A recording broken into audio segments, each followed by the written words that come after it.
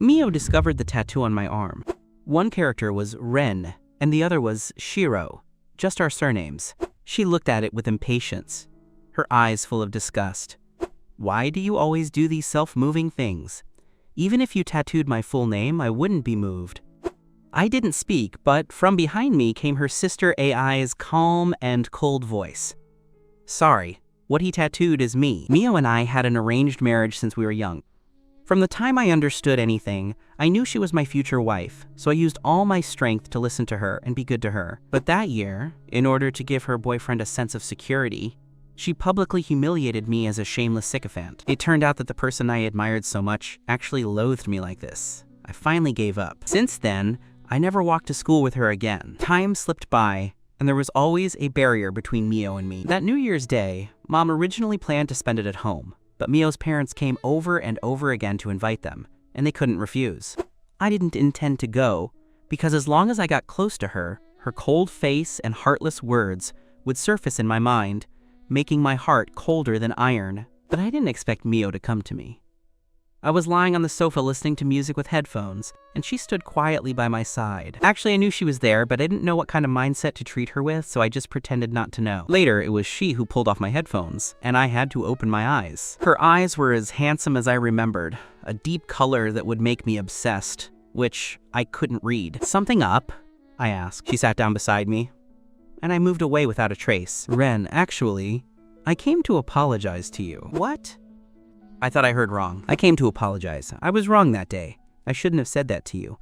Although I won't like you, I have never really hated you. From now on, no matter when, I will treat you as a younger brother. So Ren, let's walk to school together from now on. Otherwise, my parents will have to worry about us. I gritted my teeth to keep from crying. This apology was like tearing open my wounds. It would have been better not to say it.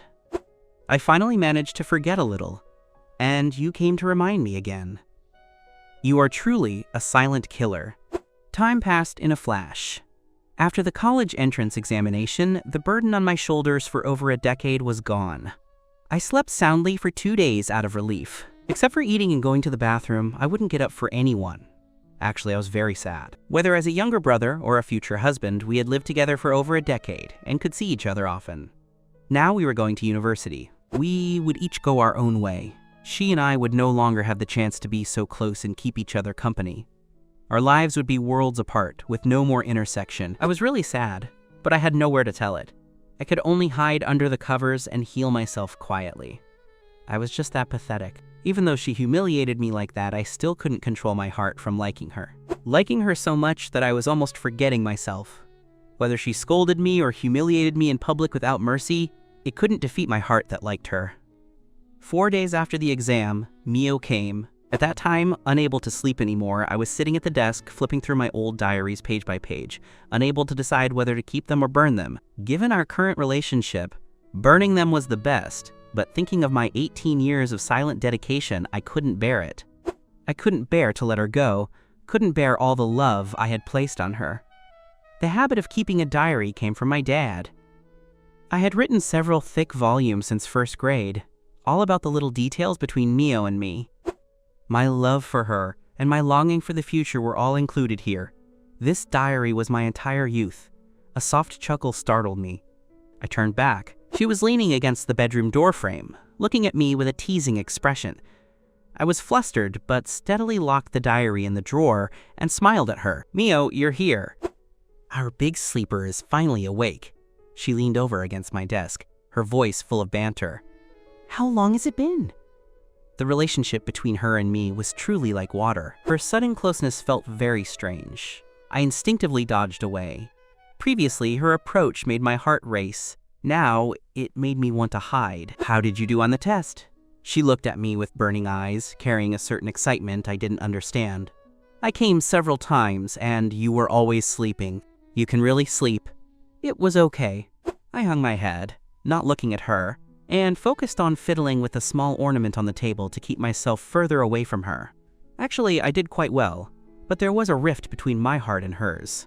I couldn't communicate with her as freely as before, and I was even afraid of making eye contact again. I was afraid I couldn't control my heart and would continue to sink for her. I was even more afraid that everything I gave would eventually just be a joke.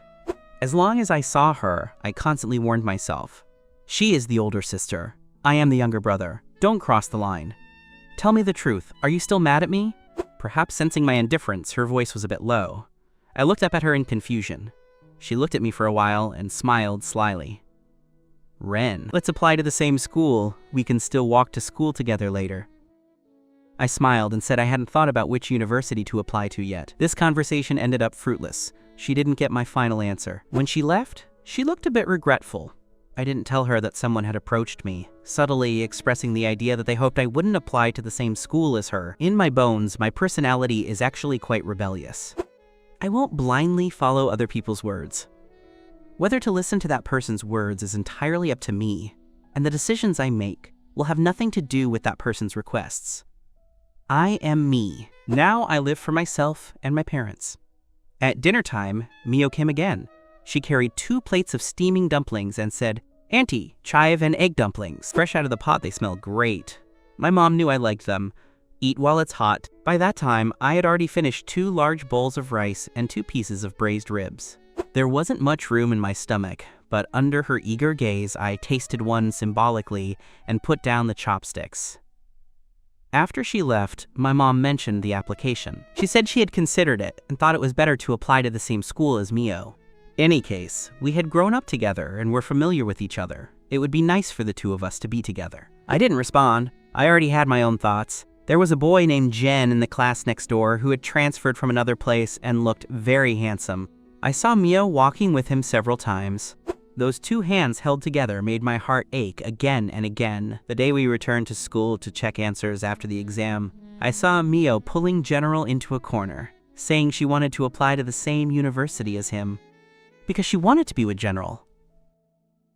At that time, my heart was aching so much I felt like I was dying. A person's energy is limited. She had already chosen someone else.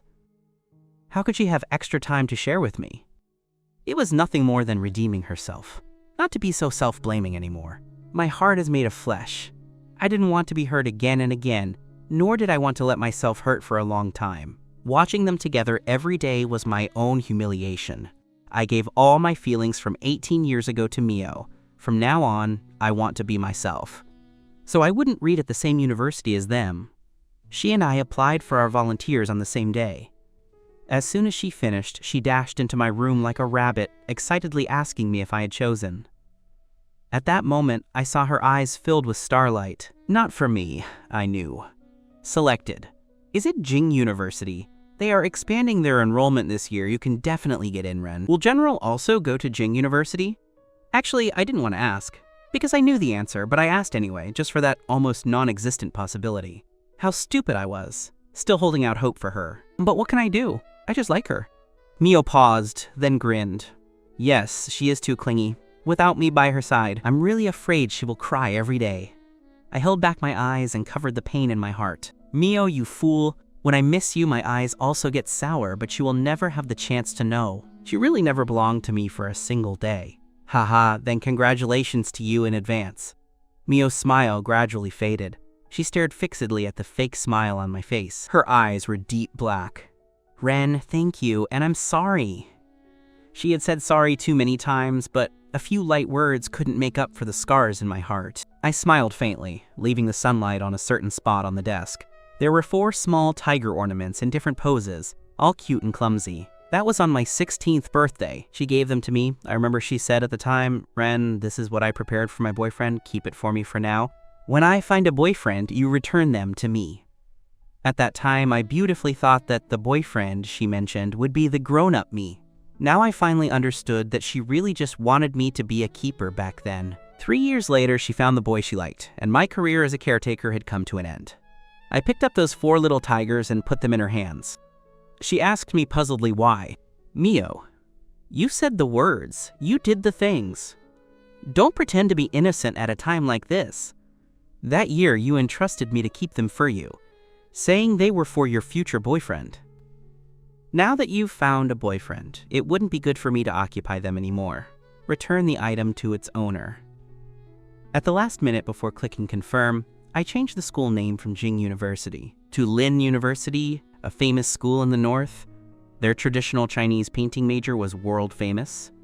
Not wanting to go to Jing University, that was my best choice. Both her parents asked me if I had chosen Jing University, but I vaguely glossed over it. The day the admission notice arrived, I couldn't recover for a long time. She and I were not in the same world after all. University was another milestone for me to draw a clear line with her. She held her admission notice. She ran to my house. "Dudu, I want to see yours. Take out your notice, let me appreciate it. This is mine, you take a look too." She laughed beautifully, just like the smile buried in my memory that kept me awake all night. I calmly handed the admission notice to her. She stared at the name of the school, her eyes widening in surprise. She was shocked and unexpected. I had always listened to her since I was young. She seemed not to expect that I would make a decision that violated her wishes in such a big matter as applying for school. She hadn't realized that I was no longer the person I used to be. She was the one who changed me. "Ren, why?" There seemed to be a trace of injury in her eyes. "Mio, I'm already sad enough without you. I can't be without myself anymore. If you don't want me and don't love me, then let me go by myself. To be honest, the Chinese painting major there is more suitable for me." I smiled faintly, not looking into her eyes anymore. I didn't look at what expression she would have after hearing this answer. "You must still be holding a grudge against me. If my mom finds out you didn't apply to the same school as me, she might beat me up." "No. If Auntie really wants to beat you, we live so close that I will definitely hear the sound. I will explain it to Auntie myself and won't let you get hurt," I answered her calmly. She suddenly approached me, very close to me, so close that I could count her eyelashes. My heart started to race uncontrollably again. I really liked her. "Ren, look at me. Are you still worrying about what I said that day? Are you still blaming me for not forgiving you?" "Ren, I was talking nonsense that day. Can you forget it?" "I couldn't forget. How could I not care? How could I easily forget when you hurt me so deeply?" Losing love was already sad enough. I couldn't lose my dignity again. Not to mention things I knew had no results. Why should I carry the weight forward? "Long forgotten," I said. She left, her expression not very good. I didn't understand what she was still dissatisfied with after I had done this much. The southern city where I lived belonged to the real south, while Lin University was in the north, more than 3,000 kilometers away, which could be called the ends of the earth. My parents couldn't bear for me to go so far away, for several years. They worried that I wouldn't adapt to the climate there, wouldn't be used to the food there, and wouldn't be used to the days without their participation. The night I received the notice, my mom cried and asked if I wanted to repeat a year and then take the exam for Jing University next year, or if applying to that normal university in the city would also be very good. In any case, it was close, convenient for taking care of things, and saved them from worrying about me day and night. I understood my mom's pains, but what about mine? I wanted to forget her and start over. My dad needed an environment suitable for forgetting. I didn't speak, just looked at my mom with eager eyes. My mom just sighed. "I checked online. Lin University is pretty good. The Chinese painting major is even more famous than the one in Beijing. You go there to study hard and strive for a master's or doctoral degree. Your dad and I will retire in a few years. If you want to stay there, your dad and I will move there to accompany you. Let your dad also experience the 4 distinct seasons and ice and snow in the north. It happens that AI is also there. I think AI is more reliable than Mio. She had always taken care of Ren. With her, our son wouldn't be lonely. My parents' thoughtfulness effectively dispelled the melancholy and reluctance buried in my heart. At that time, I was focused on wanting to escape from Mio's side. When applying for volunteers, I was completely based on my own ideas, completely forgetting that there was another daughter in Mio's family. She was studying for a master's degree at the Lin University I chose. Some things may be doomed to revolve and revolve. I still had to live around the Mio family. Fortunately, that person was no longer Mio, but I, who had always loved me like a younger brother. Mio started school a day earlier than me. I really wanted to see her off. But thinking of the words she had said, I didn't have the courage to step out of the door, and could only look at her secretly through the cat's eye on the door. She was pushing a large suitcase, wearing a straw hat, and stood at my door for a full 2 minutes. I was afraid she would find me peeking, and even my breathing was very light. It wasn't until her father urged her that she raised her feet to leave. Her tall back, soft long hair, simple white skirt. Nothing could display her youth and beauty more. On this side of the door, I watched her walk away from home step by step, walking out of my world step by step. Her back disappeared into the hallway. I staggered to the balcony and hid in a corner, watching her walk away slowly again. Until I couldn't see her anymore, I slid to the ground, crying uncontrollably. She and I were separated after all. College life was new and busy, but I always thought of the moments I spent with her over the years, thinking about what she was doing if she had thought of me. I wasn't by her side. Was she doing well? Without the tail following her around and annoying her all day, was she very happy? I had never been separated from her for such a long time since I was born, which made me very unaccustomed, and my heart was always empty. The longing for her was like a giant python coiling tightly around me, making even my breathing painful. To shift my focus, I joined several clubs and did volunteer work when I was free. I turned myself into a small top, tired like a dog every day, and would fall asleep as soon as I climbed into bed. I forced myself not to look at her moments and deleted her mobile phone number from the address book. I wanted to artificially clean up all traces belonging to her. Only in this way could I drag myself out of the crazy longing for her. After reporting separately, we also contacted each other, all through WeChat, where she asked me how I was and asked me to send some photos for her to see.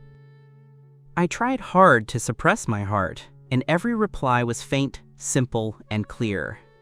As for the photos she wanted, I didn't understand if she wanted photos of me or the school. I analyzed that the latter was very likely, so I took many photos with humanistic features and sent them to her. Later, we didn't contact each other much.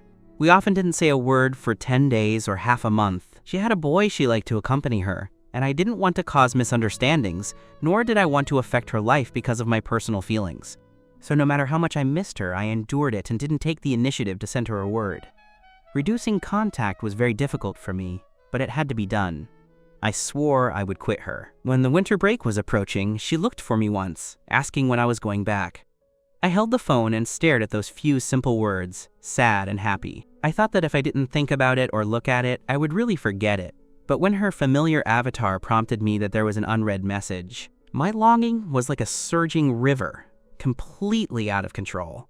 I held the phone, looked at the call page with her, and cried like a fool. It turned out that I still liked her so much. Never faded away. Yes, how could it be so easy to forget 18 years? It's just that if you don't forget, what can you do? We are not people in the same world. I have my life, she has her world, neither interfering with the other. After thinking for a long time, I replied, "Not decided yet. It's not on the way anyway. Don't worry about me." That afternoon, she posted a moment. It only wrote 5 words. "We are going home." The two pictures below, one is the booking record of 2 plane tickets. The other is 2 hands held together. My heart ached so much. I carried my suitcase across mountains and seas, embarking on the road home. The winter break in the north was relatively long, so I could comfortably stay at home for a few more days. I could also eat the food my mom made every day. This was what I dreamed of most at school. Mio came back a few days earlier than me. After knowing that I was back, she would knock on my door from time to time, sit for a while and chat with me. Every time she came, she was smiling. I didn't know if she was expressing an apology, intentionally seeking peace, or just the necessary communication between peers. Regardless of which one, the past was already the past, and what happened could not be undone. She told me about the strange stories in school, talked about how close her dormitory was to Jen's, talked about where they had been, and then showed me their group photos one by one. I told her about the goose feather heavy snow in the north, and the long, straight icicles under the eaves. I talked about those northerners who weren't afraid of the cold, breaking the thick ice and jumping in to swim. I told her the sweet and sour pork ribs there. Sweeter than what my mom made. She listened quietly most of the time, occasionally showing a faint smile. Sometimes she said I was a greedy cat. Sometimes she urged me to pay attention to keeping warm and not catch a cold. Sometimes she would say, "Ren, you should take better care of yourself when you are there alone." I attributed everything she did and said to the care between brother and sister, not daring to think too much, nor daring to really listen to it. Anyway, I still have to live my life alone. Others are all floating clouds. One day, she came in. I put my legs on the coffee table, bent my waist, and gnawed on the watermelon wildly. She stared at me twice. She went to the bathroom, took a wet towel, and threw it to me, her tone quite disgusted. "Look at you, eating watermelon everywhere. Which girl would be willing to be your girlfriend? So you trampled my love like trash. Just to insult me so terribly?" My heart ached suddenly, and the sweet and crispy watermelon immediately became tasteless. I didn't make a sound, threw the watermelon peel into the fruit plate, and silently brushed off my own mess. "Mio, is your teasing unintentional or intentional to belittle me? You are so good, how much effort should I, who have liked you, make to like someone else again? I don't know if my life will be like this, silently guarding my youthful feelings, lonely to the end of time. Mio, killing someone is punishing the heart, don't be so cruel, okay? If you don't give me your love, that's enough. Don't take away the peace of my life alone. Stay away from me, please." The spring festival was eventually spent with the two families together. Our family of 3 was dragged to their home by her father long ago. My mom and her aunt studied the menu for the New Year's Eve dinner, and my dad and her uncle were screaming playing chess. Window grills were pasted on the windows, small colored lights were hung on the balcony, and firecrackers sounded from time to time outside. All kinds of topics about the New Year played on TV, rendering the New Year atmosphere even richer. I had nothing to do. Several times I wanted to go home and nest in my small room, but I was stopped by her aunt, asking me to go to Mio's room to play with her. I didn't refuse, but I didn't go either. Instead, I curled up in the corner of the sofa and scrolled through my phone alone. Things that had happened before were like a motto, hanging above my head at all times. I didn't dare to forget even a little bit. Mio had apologized for this, but I couldn't get past that hurdle in my heart. I didn't know if I was too narrow-minded. I only knew that there was always a long scar on my heart that was bleeding and might never be able to heal. I was frantically liking her while resisting its closeness. What is wrong with me? Why are you here alone like an abandoned puppy? The phone was suddenly snatched away. I jumped. Mio held my phone in front of her eyes, looking at my phone page. "Really? Bored, I'm playing a game. Give it back to me quickly." I reached out to grab the phone. She tilted her hand back with a quick movement, glanced at me, turned around, and ran away with big strides. "Want the phone? Come to my room." I didn't want to go to her room, and I didn't want to chase her. But thinking that I still had many photos of her stored on my phone, many of which I had secretly taken and saved for a long time, she didn't know. If she saw them, she would surely think too much. I had to get up and go to her for the phone. When I went over, she was already sitting by the table, holding my phone in one hand and hooked her index finger, constantly flexing it. "Let's play together." She was smiling happily, her eyes shining with starlight. "Mio, the person you like is not me, so don't give me illusions. Can't you just let me guard my own world quietly alone? Why do you always come to disturb me? I'm not going in, you bring it out for me." "Don't dare to come in? Ha ha, Ren, how did you become so thin-skinned? When we were young, we slept together so many times. When we were 3, you even wet my bed, and now you are embarrassed." Perhaps she just wanted me to go in, so she said these words. There was no other meaning. I didn't know if I was sensitive, but I always felt that what she meant was saying that I was thick-skinned when I was young, and always stuck to her. I saw her standing there again, attacking me with cold eyes. My heart started to ache densely. My youth, my 18 years of liking, shouldn't be misunderstood and trampled by her like this. At that time, I didn't understand the difference between men and women, sorry. If you like the game, you play first. I'm going out. I lowered my eyes and said faintly. I turned around to leave. She called me back, dissatisfied. "Hey, Ren, you aren't so unable to afford to lose, are you? Can't even take a joke? You boys can't even look at a phone. Here, as if I wanted to play." She tossed the phone to me. I caught it in a flurry, glimpsing the black face, so helpless. I couldn't help but feel a headache. Suddenly, I didn't know how to get along with her. I was too close, and she loathed me. I was too far, and she said I couldn't afford to lose. No matter what I did, she could always find faults. After getting the phone, I was no longer in the mood to open it. Instead, I kept chewing on the sentence she just said, "You boys can't even look at a phone. Who are you referring to by you two?" She had a unique personality since childhood and didn't like to associate with boys. Being by her side made me unique. That who was naturally Jen. without needing to think. She never belonged to me and never belonged to me for a day, and the feelings I paid were just my own business, right? After understanding this, I opened the photo album on my phone. I deleted the photos accumulated over the years one by one. Doing this was like skinning my own muscles and bones, very painful and reluctant, but also calm. It was fine to delete them all. There would be no more ties in the future. Nearly 9 o'clock, AI made a video call and we chatted happily for a while. "Ren, come here, your sister Ai has something to tell you." I sat obediently beside her aunt. AI on the phone screen watched me quietly with a little smile in her eyes.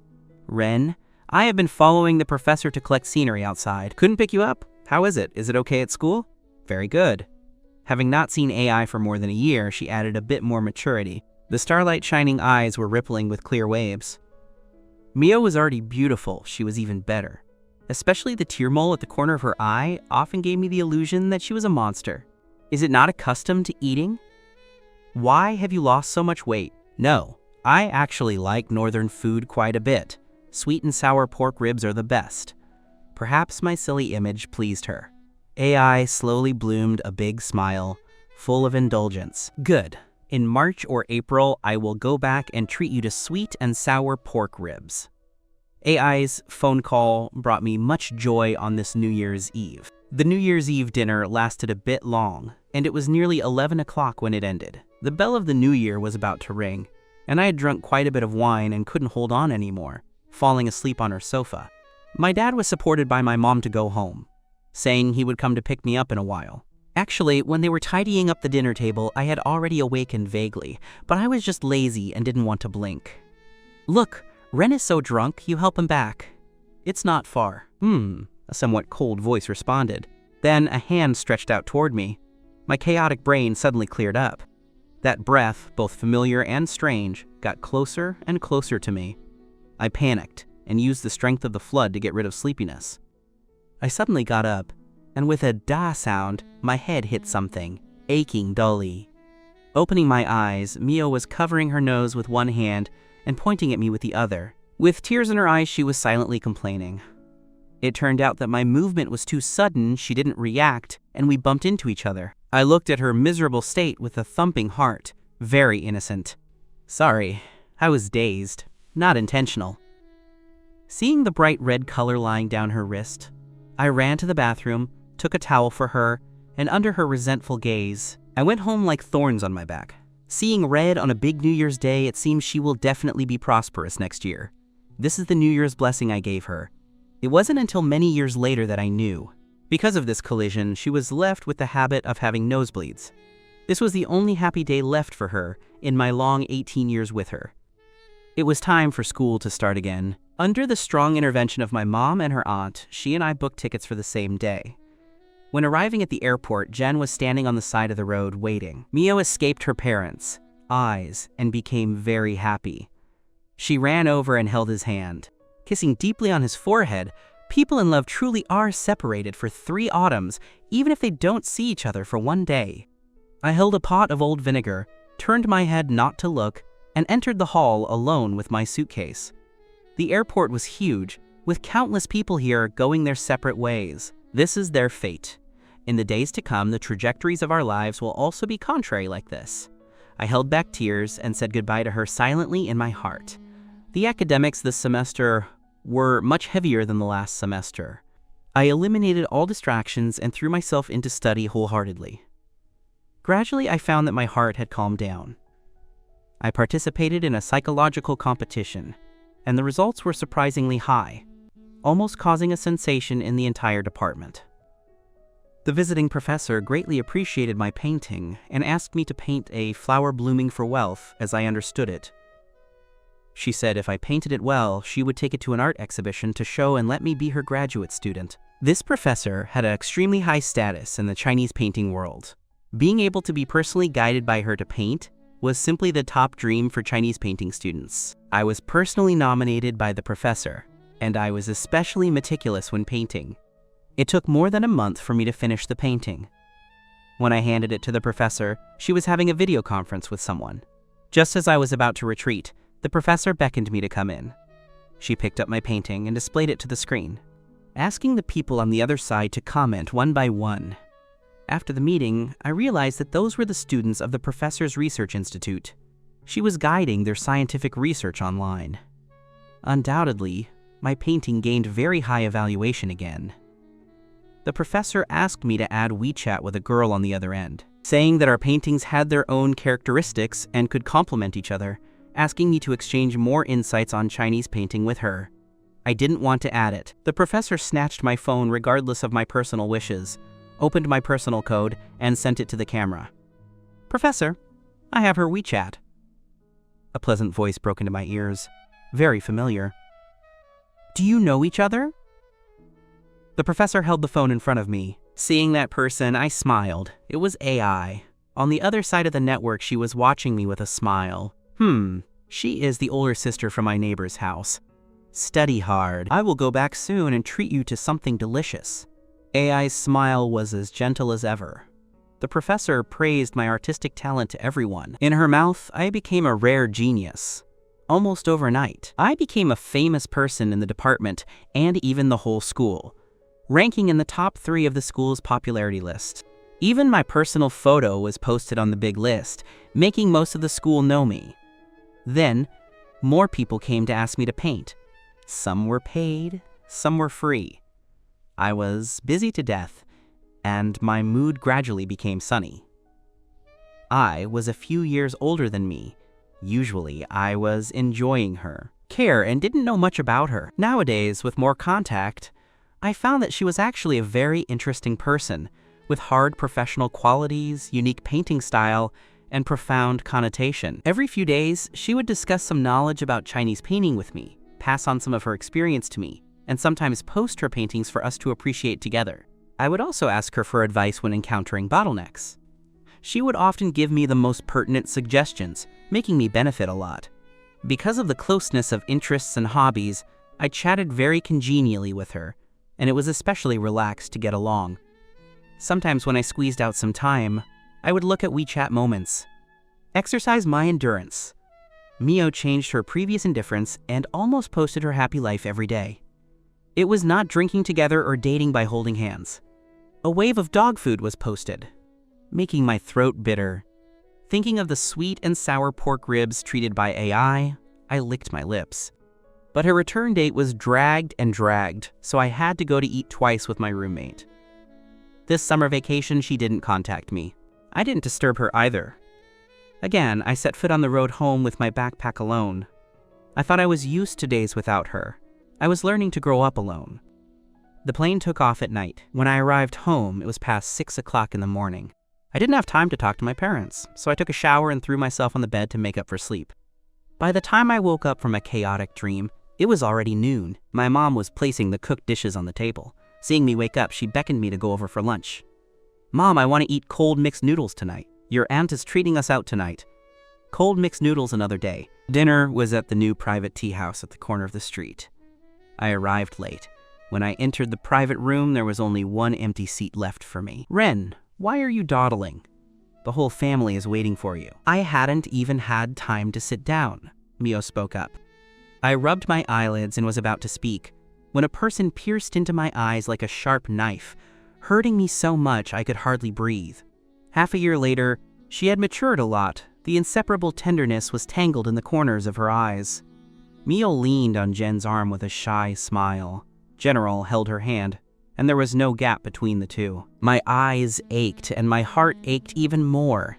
She brought him back to meet her parents. The past between Mio and me that belonged only to me stopped abruptly at this moment, no longer having any significance. For a moment, I was at a loss. "Ren, sit down. What do you like to eat? Auntie will order for you." Auntie greeted me enthusiastically. I sat down on the seat with a thump. Opposite, just in time, were those two sweet people. At this moment, I really wanted to blind myself. Not seeing is not hurting. Mio looked at General with eyes both soft and sweet. She said, "Jen, this is Ren, the neighbor's younger brother I often talk to you about. By the way, we are high school classmates. You know him, right? You don't know that he used to follow me around all day long when he was young." Almost annoyed me to death. "Ren, this is my boyfriend. Later he will be your brother-in-law. It's fine to call him now. Jen smiled embarrassedly when he heard the words. She was a classmate of the same year as us, a transfer student from another place. I heard that her dad was some official in the local area with great power. Later, I didn't know what happened. He was caught and sentenced to life imprisonment, and the family property was confiscated. In order not to struggle to live under the strange eyes of others, her mom brought her to the southern city. Jen, the person, was, as his name suggested, scholarly and talented. Just one look would make people yearn for him. Her considerate personality and my big were simply worlds apart. Women probably all like such people. From this point of view, I am indeed not as good as her. What can I say? I only had a silly smile. Ren, General has a slow-heating personality. You must get along with her well. Don't let me down. I wouldn't do anything that would disappoint her, but she really disappointed me. Having known each other for 19 years, she must know what kind of person I am. But she warned me quietly in full view of everyone, as if I were how venomous. I am not that kind of person, but I am really disappointed. I said okay. Her parents probably knew about Jen's family matters and were very unhappy. After the banquet started, they kept putting dishes in my bowl and ignored. General was a bit embarrassed. Mio kept comforting her in a low voice. My dad and mom couldn't say much because this was Mio's family matter. I had been focusing on dealing with the food since the dishes started, resolutely releasing the foodie's true character. This was the most uninteresting meal I had ever eaten. After eating almost enough, I put down the bowl and chopsticks and went to a small balcony outside to blow the wind. I didn't want to watch their affection, so I had to hide out. The balcony was small and the location was hidden. I hid myself there, and it wasn't easy for others to find me. In a short while, a burst of light and messy footsteps stopped outside the balcony. I didn't want to be found, so I moved to the inside again silently. Mio, are you crazy in the head? What is so good about that general that you are so determined? You have to take a political trial when you graduate from university to enter a state-owned enterprise. Can that family of hers work? Whether it is family or personal conditions, where can they compare to Ren? Why must it be her? My heart was shocked. It was actually her aunt and Mio. I really wanted to leave here. After all, it was their family matter. It was not good for an outsider like me to know too much, and this was blatantly eavesdropping. Although I didn't intend to, the situation still sounded bad. But the balcony was a dead end. Unless I jumped down, I couldn't leave as long as the mother and daughter were there. It was obvious Mio loved Gen to death. She desperately lowered her voice to argue with her aunt. From where I stood, I could see General standing there helplessly, watching everything that was happening with sadness. She wore a smile, but her eyes were filled with tears. There was an inexplicable sense of humbleness. For a moment, I actually felt a kind of sympathy for this boy. In fact, what was wrong with her? What did her parents' affairs have to do with her? She was just a person who met a girl she liked and wanted to have a relationship. As for the mess between Mio and me, it really had nothing to do with the two of them. Furthermore, neither Mio nor General was wrong. They just wanted to live the life they liked. Then what about me? What did I do wrong? Why could I find excuses for everyone else, yet I couldn't save myself? Maybe that saying is true. The one who falls in love first is destined to be humble, but I won't let myself be humble forever. Outside, Mio clearly couldn't control her emotions. Her voice kept rising, and every word clearly entered my ears. I don't understand why you always emphasize how good Ren is. Mom, I'm your daughter. Can you think about me? The person I like is General. Only by being with him can your daughter be happy. No matter how good Ren is, he's just a neighbor.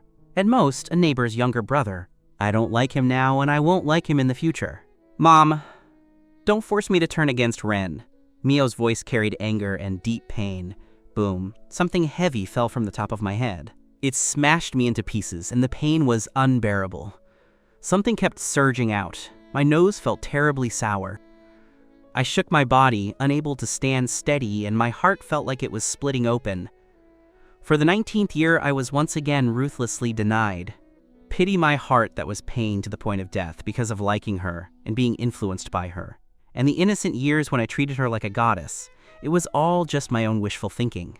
What a pity. I was so sad. He could choose not to like me, but we always had the friendship of growing up together. How could he have the heart to judge me like that? Even if just for the fact that I had loved him with all my heart, he should have shown some mercy. I didn't want to listen anymore because I didn't know what kind of heartbreaking words Mio would say if I didn't show myself. Her aunt was so angry that her face turned pale and raised her hand to strike. I stepped out of the balcony and caught her aunt's arm. Her aunt's face changed instantly. She held my hand back, her lips trembling, unable to say a word. The guilt in her eyes was like seawater about to drown me. Mio looked back at me, her gaze so cold it made my heart tremble. I didn't know where the coldness in her eyes came from or why it was directed at me. I laughed at myself. I patted her aunt's hand to soothe her emotions. "Aunt, I don't like Mio, and she doesn't like me. It's impossible for us to be together. Besides, I already have someone I like. We are doing very well right now." That night, I lay in bed for a long time, unable to fall asleep. The pain in my heart kept spreading. Near dawn, Mio sent me a WeChat message. "You really have a girlfriend? Who is she?" I stared at the phone screen for a long time without blinking, until my eyes became sour. "Anyway, it's not you, so why do you have to ask so much?" I set the phone to silent and threw it at the end of the bed without replying. The next morning, I went to climb a mountain with a few high school classmates while suffering from dark circles. After yesterday's events, I really didn't want to see Mio. But since the two houses were so close, the only way to avoid her was to hide away. This was the reason for my mountain climbing. When I finished getting ready and opened the door, Mio happened to be at her door with Jen, putting on shoes. It was really a streak of bad luck to run into them again. I gave a simple greeting, not intending to say more. "You're quite punctual. Let's go," I called the car downstairs. I was stunned. "You guys are going too? Otherwise, let you go out and drift alone?" Mio looked at me with slanted eyes, the mockery in her gaze extremely strong. I only felt my heart grow cold. "Why are you joining the fun in mountain climbing? Can't you just let me have some peace?" What to do? I organized the activity. If I withdrew halfway, those animals wouldn't let me off. If someone hadn't been there, I would have wanted to slap myself. I wanted to go out just to avoid them. But I ended up bringing them right under my nose. I was torturing myself. A few classmates gathered at the foot of the mountain. We were all very close. This was our first gathering since summer vacation started. Boys, friendships are simple and pure. We hugged each other's shoulders, laughing nonstop. They all knew the story between Mio and me. Previously, they often joked that she and I were a golden boy and girl. In everyone's eyes, I should have been with Mio, but Mio held another boy's hand right in front of me. They couldn't understand it. They kept winking at me, the fire of gossip burning intensely. What could I say? Say that I had always been in unrequited love? Say that she had always treated me as a younger brother? I couldn't say anything, I could only laugh bitterly. "Mio, why don't you introduce your boyfriend to everyone?" Mio leaned in Jin's arms and smiled shyly. "When did you get a boyfriend? It has nothing to do with numbers like 1 or 2, right?" Young Jan, straightforward and outspoken, didn't heed my hints at all. He roared at the top of his lungs. All these brothers knew clearly about my feelings for Mio. They also knew about the time I was publicly scolded by her, and they even cursed Mio back for several days. Yang Jian, this guy, was particularly protective. He must have been trying to seek justice for me in his own way. I smiled helplessly. This guy really knew how to poke at a sore spot. Mio was clearly displeased. "Aren't you too?" Liu Chang, who is closest to Yang Jian, didn't want to see me embarrassed. Relying on his height and long neck, he covered his mouth.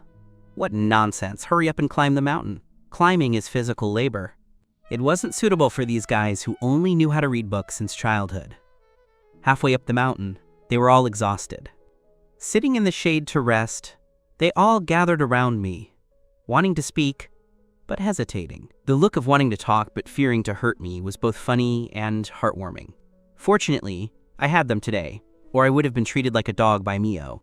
I'll say this once, no one can ask again in the future. The arranged marriage back then was just a joke by the older generation. She has always treated me as a younger brother. It was I who misunderstood. Jen is the one she likes. Then what about you, Ren? Don't tell us your feelings for her are fake. I smiled bitterly. How could it be fake? For Mio, I almost gave up on myself. But a forced melon is not sweet. She is her and I am me. If you can't bear to see me alone, you can introduce your cousins or female relatives to me. Ren, you must be heartbroken, right? I turned my head to look at a small daisy blooming in the distance. It will pass. Everyone sighed about the changing world and how people's hearts aren't what they used to be. Then they said with high spirits, when we go back, we'll cast a wide net and focus on catching a girlfriend 10,000 times better than Mio for you. I couldn't beat them, so I had to let them ramble. After finally climbing to the top, several people were clamoring to eat ice cream at the only shop. I caught a glimpse of Mio and General, who had arrived earlier, holding a box of raspberries. On a bench under a tree, they were feeding each other. The two looked at each other from time to time, eyes filled with affection. My heart tightened instantly, 10 times more sour than the raspberries. Not wanting to suffer, I turned and walked in the opposite direction. Lu Qiang followed me and couldn't help but mutter in a low voice. Mio is heartless and blind. She will definitely regret it. That general looks like trouble. You're stupid. How can your personality compete with him? He was full of righteous indignation. I didn't interrupt him until he finished his rant and told him, Mio and I are already history. Don't mention it again. He gritted his teeth and nagged me in vain. To him, I was a lost cause, hating iron for not becoming steel. I had no intention of arguing with him and just acted as a quiet listener on the side. From time to time, I handed him water to moisten his throat. Yang Jiang called, saying they had found a peach tree growing on a cliff over there, full of fruits, asking us to go over and see. Peach trees are common, but one growing on a cliff is rare. Liu Chang and I hurried over to see the wonder. On the sunny slope to the east, it really grew. A super large peach tree slanted on the cliff, full of peaches of various sizes, pressing the branches heavily to bend. I watched the peach branches were very close to me. It seemed as if I could reach them if I stretched out my hand. I climbed onto the railing, ignoring the brothers' attempts to stop me, and reached out to grab a peach branch that stretched out. I didn't know if it was my bad luck or that the railing was in disrepair. It wasn't enough to bear my weight. I only felt a burst of dizziness and fell head first. Perhaps it wasn't my time to die. At the critical moment of life and death, I timely reached out and grabbed a branch extending from a crack in the rock, which stopped my figure and left me hanging in midair. Yang Jian and the others were shouting something above. There was a buzzing in my ears, and I couldn't hear clearly. This is a scenic spot. There is a rescue team on the mountain, and people arrived soon. By the time I was rescued from the cliff by 2 rescuers, Mio was pulling Jen's hand and running towards me. Ren, why are you so careless? Are you okay? Any injuries? To facilitate climbing, I wore a short-sleeved t-shirt and shorts. My exposed armpits and legs had varying degrees of wounds, covered in blood. Even I was frightened looking at them. The wounds hurt like crazy. Fear and lingering terror occupied my emotions so much that I couldn't answer her questions for a while. General crouched between me and her, blocked the arm she stretched towards me, and gently comforted her. Mio, don't be anxious. Ren will be fine. Having just escaped death, the fear of survival surrounded me. I only felt cold, my body shaking like chaff. Not wanting to see them show off their affection in front of me, I simply closed my eyes. Partners looked at me, trembling into a ball. My face changed too, crying and asking the rescuers. When they carried me down the mountain, an ambulance had already arrived. A few brothers accompanied me in the carriage. The ambulance sped towards the hospital. From coming down the mountain to being carried onto the ambulance, Mio had been carefully holding Jen's hand, following behind us. The only ones around me were my former good brothers. At this moment, my heart was completely cold. The ambulance stopped at the hospital gate. I saw my parents rushing over like crazy, their 2 pairs of tearful eyes making my heart sour. I ran out to avoid Mio for peace, but she turned a blind eye to my injury. Yet my parents shed old tears for me. Fortunately, I still have them, not without anyone feeling sorry for me. Staying in the hospital for 4 days, my parents took care of me all the time. Her uncle and aunt came every day, carrying fruit or delivering food, suffering a lot of fatigue. I felt embarrassed and also felt sorry for them. I think I understood what they meant. They were using their own actions to make up for Mio. She knew clearly that I was injured but never came to see me. If I said I wasn't disappointed, that would be a lie. At noon on the 3rd day of hospitalization, Just after I woke up from a nap, I heard suppressed arguments at the door. The voices were very familiar, Mio and General. Just through a door panel, I couldn't hear too clearly. It seemed that Mio came to visit me, but General didn't allow it. The two stood in front of the ward door, not very happy. I would be discharged tomorrow. It was irrelevant whether she came to see me or not. If General had any thoughts because she came to see me, it would be better if she didn't come. Listening, I fell asleep again, until my mom pushed the door and came in before I woke up. This injury really scared me. The doctor kept giving me tranquilizers, which caused me to sleep a lot. In the ward, it was as usual. She didn't come after all. Mom asked me why my face was strange. I smiled and said nothing. When discharged, both families came out in full force, occupying a ward in a mess. Uncle and Aunt tidied up things. My mom put clothes on me. My dad knelt halfway on the ground to tie my shoelaces. A room full of busyness made my heart feel warm. Without love, there is still such deep and sweet family affection. I am actually very rich. Jen stood far away, a bit unhappy. Mio tried to come over to help several times, but was stopped by him, so she had to stand there and accompany him. She occasionally took the time to glance at me, her eyes more or less carrying some concern, but most of the time she was whispering something to General. Jen kept glancing at me, his eyes full of displeasure. I think it should be that her aunt insisted on Mio coming to pick me up, but General didn't want to, yet didn't dare refuse, so he was being difficult with Mio. That day, they were all superficial injuries, plus fright. When discharged, the doctor said the superficial injuries were already fine, but I still needed to rest for a few days, mainly to cultivate my spirit. The incident of falling off the cliff scared my mom out of her wits, holding my hand every day. "You will have good fortune after surviving a great disaster." She remembered the doctor's instructions to the letter, and after returning home, she resolutely implemented them, adding many of her own ideas. Taking leave to stay home and serve me closely. I couldn't beat my mom, so I had to lie in bed every day, letting my mom feed me like raising a pig. Eat, sleep, sleep, eat. It made me almost break out in acne. One afternoon, there was a call from my mom's company, saying there was something that needed her to deal with.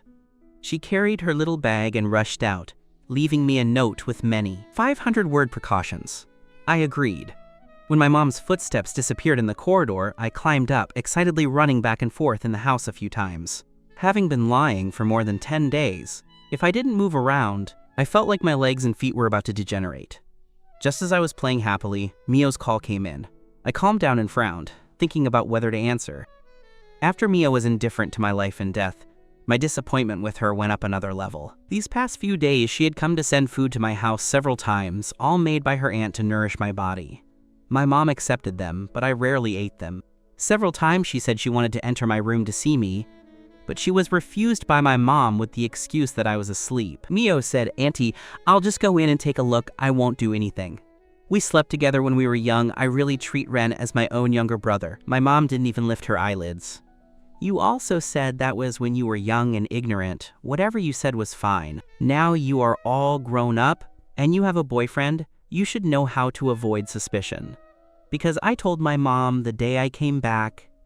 Mio went to the hospital to pick me up, and Jen wasn't happy. If she entered my room again to see me, and it was known by Jen, it was hard to say they wouldn't have a conflict. I didn't want to be the source of their conflict. I just wanted to stay away from them. Since that happened, although my mom's feelings for her aunt hadn't been affected, she still had certain views on Mio herself. In fact, my mom and dad had already looked at another house.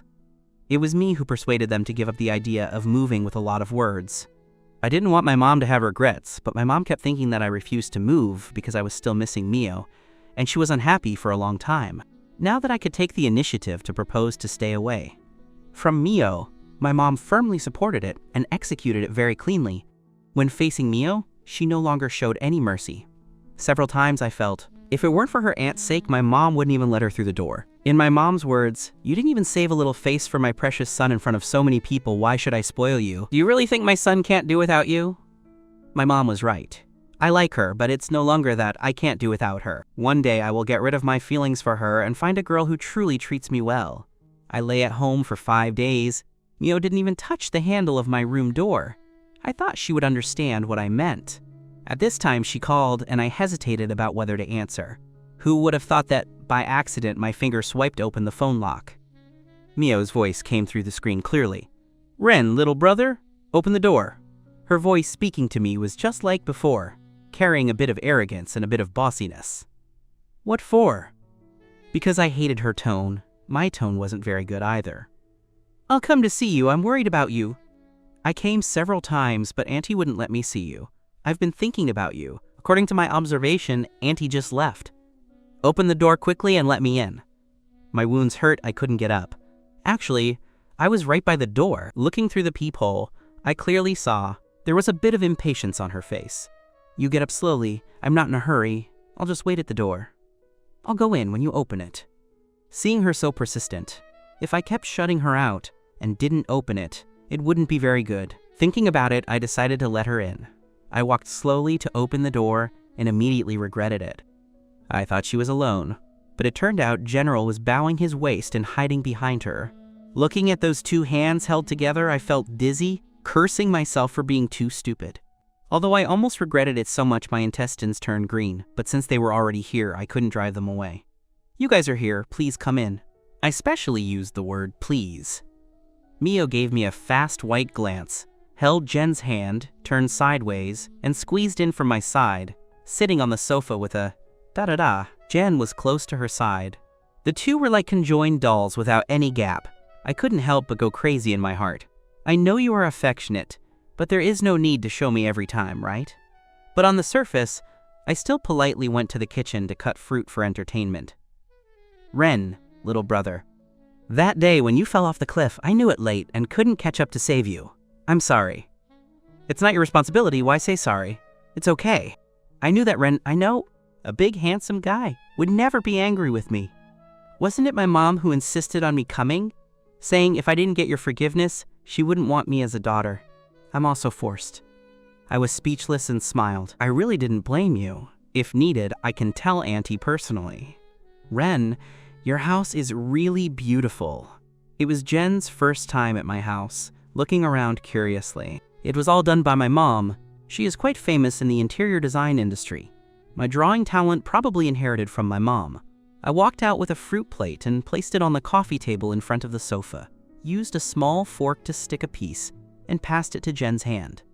Then I also stuck a piece and put it in my mouth. Chilled fruit tasted really comfortable, especially for a pig like me who was overfed by my mom, hadn't eaten something so refreshing for many days. Mio stared at me, looking up the whole time. I didn't understand what she meant, making even the fruit in my mouth not sweet. "Looking at what? Are you sick?" I asked her confusedly. "What about my fruit? Ren, is this how you treat your sister? Don't you have hands? Can't you take it yourself? Still waiting for me to feed you like before? You know where the passbook is in our house. What kind of guest are you pretending to be?" I swear that what I said was completely unintentional. I was just chatting with them purely. There was no other meaning. But Jen's face changed quickly, seeming a bit angry, a bit unwilling, and more jealous. "Ren, is your family very rich? You even tell others where the passbook is. Aren't you afraid of accidents?" I shrugged indifferently. I just used an analogy to show Mio's familiarity with our family. As for where our passbook is, I don't even know, let alone her. But the question General asked was very worth asking. While he was struggling with whether my family had money or not, he was actually questioning Mio's character in disguise. I was also convinced, this one's thinking is really strange. My dad is a middle school teacher, my mom is a designer. The income is okay, our family conditions are relatively speaking not rich, but it's fine. In my mom's words, what was it called? Better than the bottom, worse than the top? I was speaking the truth, completely without any exaggeration or rendering components. Chatting, just say whatever comes to mind. Jen's face became even uglier. He held Mio's hand, still that gentle manner. Actually, it's not bad not having money. I heard that families with better conditions are not happy. Either brothers and sisters fight for property, or the husband and wife relationship is not harmonious. Sooner or later, they will divorce. Jen, fellow student, are you implying that my mom and dad will divorce sooner or later? I wasn't happy when I heard this. Isn't this openly cursing my family? Mio also felt that what he said was unreasonable, squeezing his hand. Don't talk nonsense. Uncle and aunt's relationship is very good. Jen didn't shake off her hand, but pulled Mio into his arms, turned his head and looked at me as if excluding me. I didn't mean that. Mio, don't think too much. I watched the two acting there. I really wanted to find a broom to sweep them out. If you want to show affection, go home and close the door. Nobody cares if you love each other to death. Coming to my house and pretending to be what kind of big-tail wolf. Jen's words had a deep meaning. Even a big-hearted person like me understood it. There was no way Mio couldn't have heard it. She was just playing dumb. Just to maintain general. If you say so, Jen knew Mio was present and I couldn't do anything to him, specifically coming to my house to pick a fight. For these 2 years, I indeed didn't say much, mainly lazy to open my mouth. But this absolutely doesn't prove that I am a soft persimmon.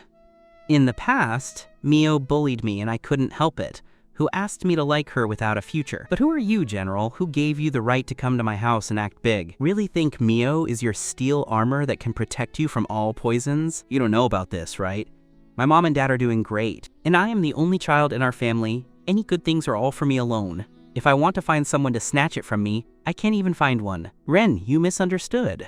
I just missed you, so I accompanied her to visit you. There is really no other meaning. You think too much. Perhaps my words hit his sore spot.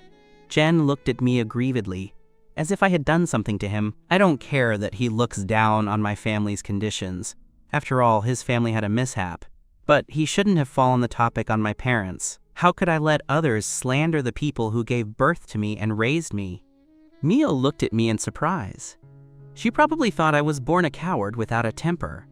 In the past, I was indeed famous for my good temper. Especially when facing Mio, I really did whatever she said. Seeing that Mio didn't help him speak, Jen acted very humiliated.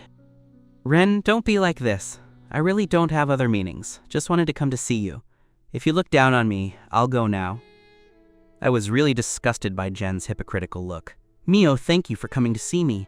Go back, I'm tired and want to rest for a while. I gave the order to expel the guests coldly. Mio's face sank, dark waves rolling at the bottom of her eyes. She stared fixedly at me, seemingly very angry that I chased her away. Ren, we came to see you with good intentions. What are you doing? If you really look down on Jen, at most we will stay far away from you in the future. The first half she said to Jen, the second half aimed at me. I couldn't help but be angry. Her performance at this time made me have a new understanding of her. From the time they came until now, Jen had been poking and digging, trying to ridicule. It was he who rejected first, okay? She is so smart, I don't believe she couldn't see it. I was just fighting back a few sentences, and in her eyes, it turned into humiliation for General.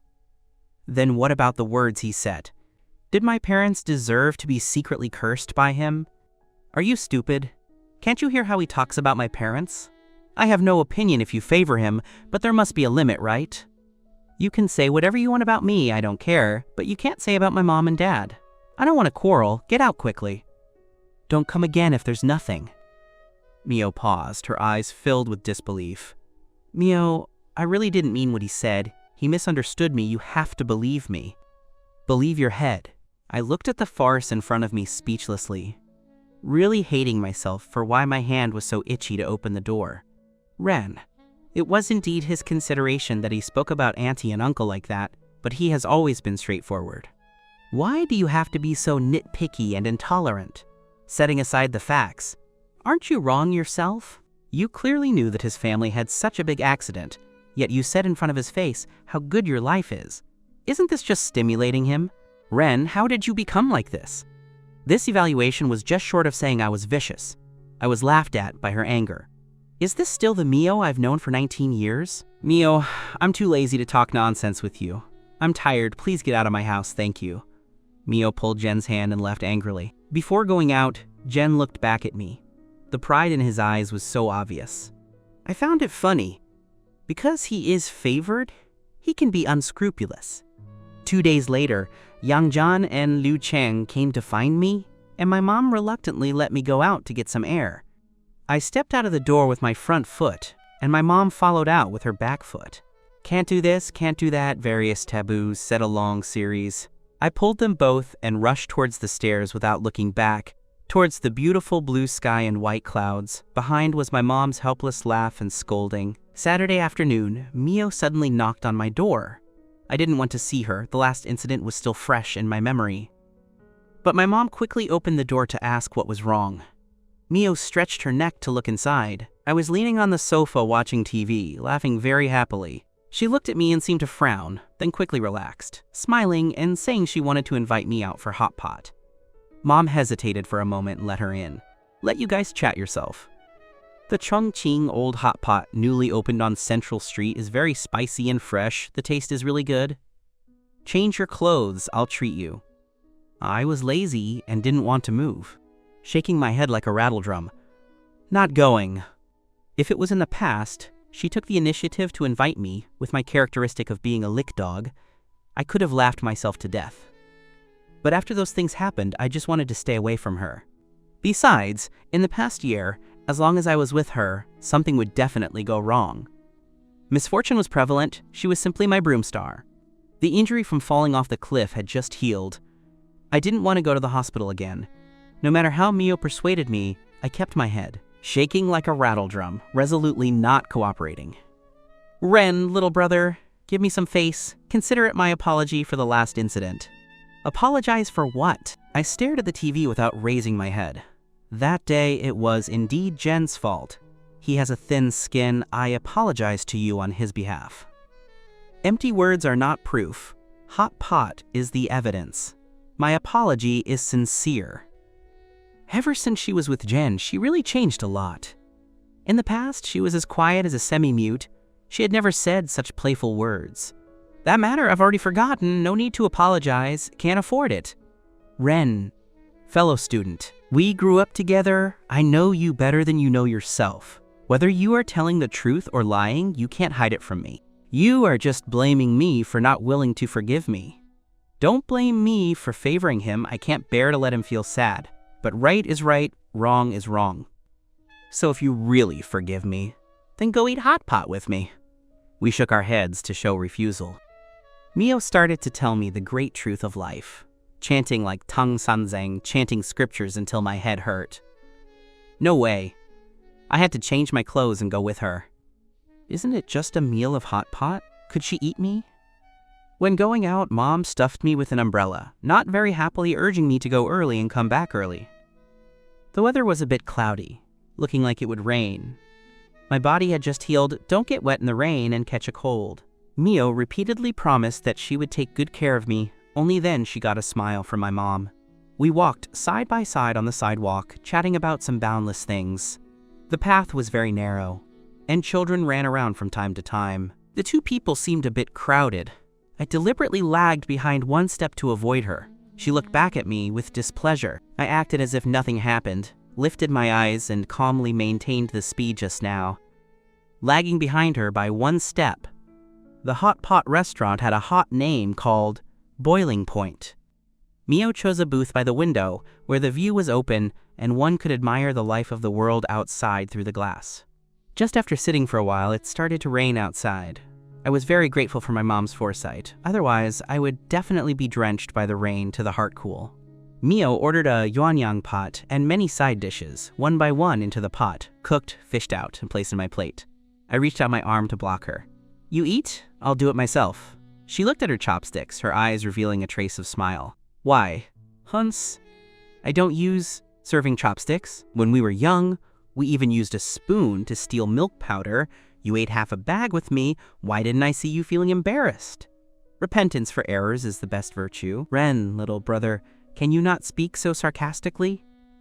Many times I am thinking, is this cold and indifferent you still the Ren I know? How did you change? Hurry and eat, it won't be good if it's cooked too old. I clamped a piece of vegetable into my mouth. The taste was indeed quite good. She retracted her chopsticks knowingly, put the vegetable into her mouth, buried her head, and ate. I had no appetite, symbolically ate a few bites of vegetables, then put down the chopsticks, waiting for her to finish so we could go back together. She ate almost enough, stopped, and looked at me. She pulled out a tissue, reached over to wipe the oil stains on the corners of my lips. Since the Mid-Autumn Festival that year, she and I had no such intimate actions. Suddenly, I dodged backward with very fast reaction. Her hand paused, smiled, and retracted. Hot pot is finished too, say what you want to say. She furrowed her brows slightly, not knowing what she remembered. The gloom in the bottom of her eyes was very complex. Ren, the last incident was Jen's fault. I apologize to you on his behalf, but you were also wrong in some places. He was deeply hit by his father's affairs, particularly sensitive and inferior. We grew up together and the feelings are deep. In the future, we will become a family. She stopped talking. I watched her, very curious what she was going to say. I want you to be a little careful when speaking for my sake. Let him be. Don't stimulate him anymore. I laughed. Saying something about expressing apology and treating me to a meal, I actually believed it. Sure enough, I am still too stupid. She treats me to a meal here. It is clearly using the opportunity of eating hot pot to negotiate with me, wanting me not to provoke her beloved to be unhappy. I can do everything, she said. I snorted coldly. That's your boyfriend, not mine. I have no obligation to help you spoil him. That day, you were present throughout the process. It was clearly he who intentionally rejected. Why couldn't I fight back? He is sensitive and inferior because of picking quarrels. Should I be treated by you to apologize and treat me to a meal, and then listen to you lecture me here just because I defend my family? Mio, are you blind? Mio's face changed rapidly. She stared at me in a daze, her eyes full of disbelief, as if she didn't expect my reaction to be so big. After all, from childhood to adulthood, I basically did whatever she said to her, arguing with her like this was the first time. She watched me silently for a long time without speaking again. I ignored her, thinking this meal was really meaningless, grabbed the umbrella, and prepared to leave. She grabbed my sleeve with quick eyes and hands, not letting me leave. Ren, little brother, sorry, don't be in such a hurry to leave. We haven't been able to talk like before for a long time. Sit down and chat for a while, okay? Mentioning the past, my heart would always soften. Mio saw my face loosen, a flash of joy in her eyes, let go of my wrist, bent her lips, and smiled. Next, there was no chatting, it was all her talking while I was listening. She told me about life in college, talked about the sweetness of being with Jen, talked about her planning for their future, talked about her longing for future life. She said a lot, talked about many people, but there was only no me. This meal was generally not very happy. When going back, it rained harder, dark clouds pressed low. Thinking of the storm warning I saw at noon, suddenly I regretted coming out. Sure enough, as long as I am with her, nothing good happens. The two people only have one umbrella, and it's a dainty lady's special umbrella. Although the umbrella is small, having one is better than nothing. Let's run quickly. I guess it won't get too wet. Mio stood at the door of the hot pot restaurant and spoke. Is it possible for me to hold the umbrella alone and you run back quickly? She snatched my umbrella. Bila opened it, pulled me into the rain curtain. The rain was really too big, the umbrella was really too small. The two of us squeezed tightly together, the wind and rain still mercilessly hitting our bodies. Half of our clothes and pants were soaked through quickly. The rain beat on the umbrella with a ping-pang sound. My nose was full of her unique smell. My heart started moving chaotically without any future. I hurriedly recited the heart-clearing mantra a few times, retreated to the outside. She squeezed towards my side, holding the umbrella, squeezed me, and controlled me under the umbrella. Don't move around, we'll be home in a while. Didn't walk far when suddenly heard someone calling Mio's name. In the huge noise brought by the wind and rain, it was not very clear, but it actually existed. Mio's breath changed immediately. She stuffed the umbrella into my hand, opened her eyes wide, and searched everywhere. Ren, I heard Jen's voice. Did I hear it wrong? No, it's really him. I spoke slowly. General was standing under a small newsstand by the road, holding a large umbrella. Mio saw him. Starlight instantly gathered at the bottom of her eyes, jumping into the heavy rain like a child. Pure white shoes stepped into the muddy water, stepping out a trail of splashes. Jen, you're back! She ran over with ecstasy. General held her into his arms and locked her tightly. Mio was smiling in his arms. I stood blankly in the heavy rain, not even realizing that the umbrella was crooked. At this moment, my heart was wetter than this sky full of heavy rain. General protected Mio and ran happily in the heavy rain, throwing me on the spot. Jen turned back and shouted at me, Ren, we're leaving first. Take care of yourself. That should count as an expression of concern, right? The wind and rain grew stronger, and the dark clouds seemed as if they would crush me under their weight at any moment. The ground churned with a thick layer of spray. Lightning cracked overhead, shattering my heart into pieces. The heavy storm caused serious flooding, which had already submerged the curbs. Besides the gray, murky water, I couldn't see where the road was, nor could I foresee what was beneath my feet. I carefully probed the water as I moved. The wind was so strong it flipped my small umbrella. I dragged the tattered umbrella, struggling despite the fact that it was only a 20-minute walk. Every step forward was met with the wind and rain pushing me back 2 steps. The umbrella became a burden, so I threw it away. The wind and rain made it impossible for me to keep my eyes open. I relied solely on my instincts to walk in the direction of home. I kept comforting myself. I'll be home soon. Just hold on a little longer. Mom will be waiting for me. And Dad, and the warm orange glow of the lights. By the time I realized something was wrong and wanted to retract my foot, it was too late. It felt like a large hand in the whirlpool was pulling me. With a dizzying spin, I fell sitting on the ground. Surrounded by filthy water, the rain poured down like a waterfall overhead. I suddenly remembered what Mom said this morning. There was an abandoned sewer manhole on this street without a cover, which was very dangerous. Recalling the location Mom mentioned, I was certain that I had unluckily fallen into the well. Not even half a month later, I was facing a life-or-death situation once again. Last time, I had Yan Yan and my brothers by my side. This time, I was all alone. The water level rose rapidly, and I had to stand up, enduring the pain while leaning against the well wall. My right leg felt numb, as if it wasn't my own anymore. The outer side of my left arm had been sliced open by a long cut, and dark red blood kept surging out. I leaned against the wall, numbly watching the rising water. I regretted it. Ren, have you never eaten hot pot before? Was it worth getting yourself into such a mess for a single meal? In the end, I didn't get to eat much hot pot, but I was about to lose my life in this damned well. I wasn't willing to give up. Is there anyone here? Help me! I screamed at the top of my lungs, hoping that some late passerby braving the wind and rain would hear my voice and pull me up. The hope was slim, but I didn't want to give up. There was nothing on the street except for the raging wind, rain, and thunder. Despair and fear engulfed me.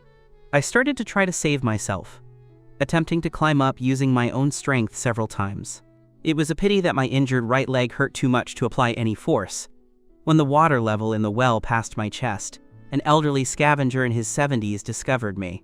Through the sleeve of his old raincoat, he held a flashlight with a dim beam. He peered into the well edge, looking at me again and again. "Grandpa, help me, I'm hurt!" I raised my head to beg for rescue. Dirty rainwater poured into my mouth, tasting fishy and bitter.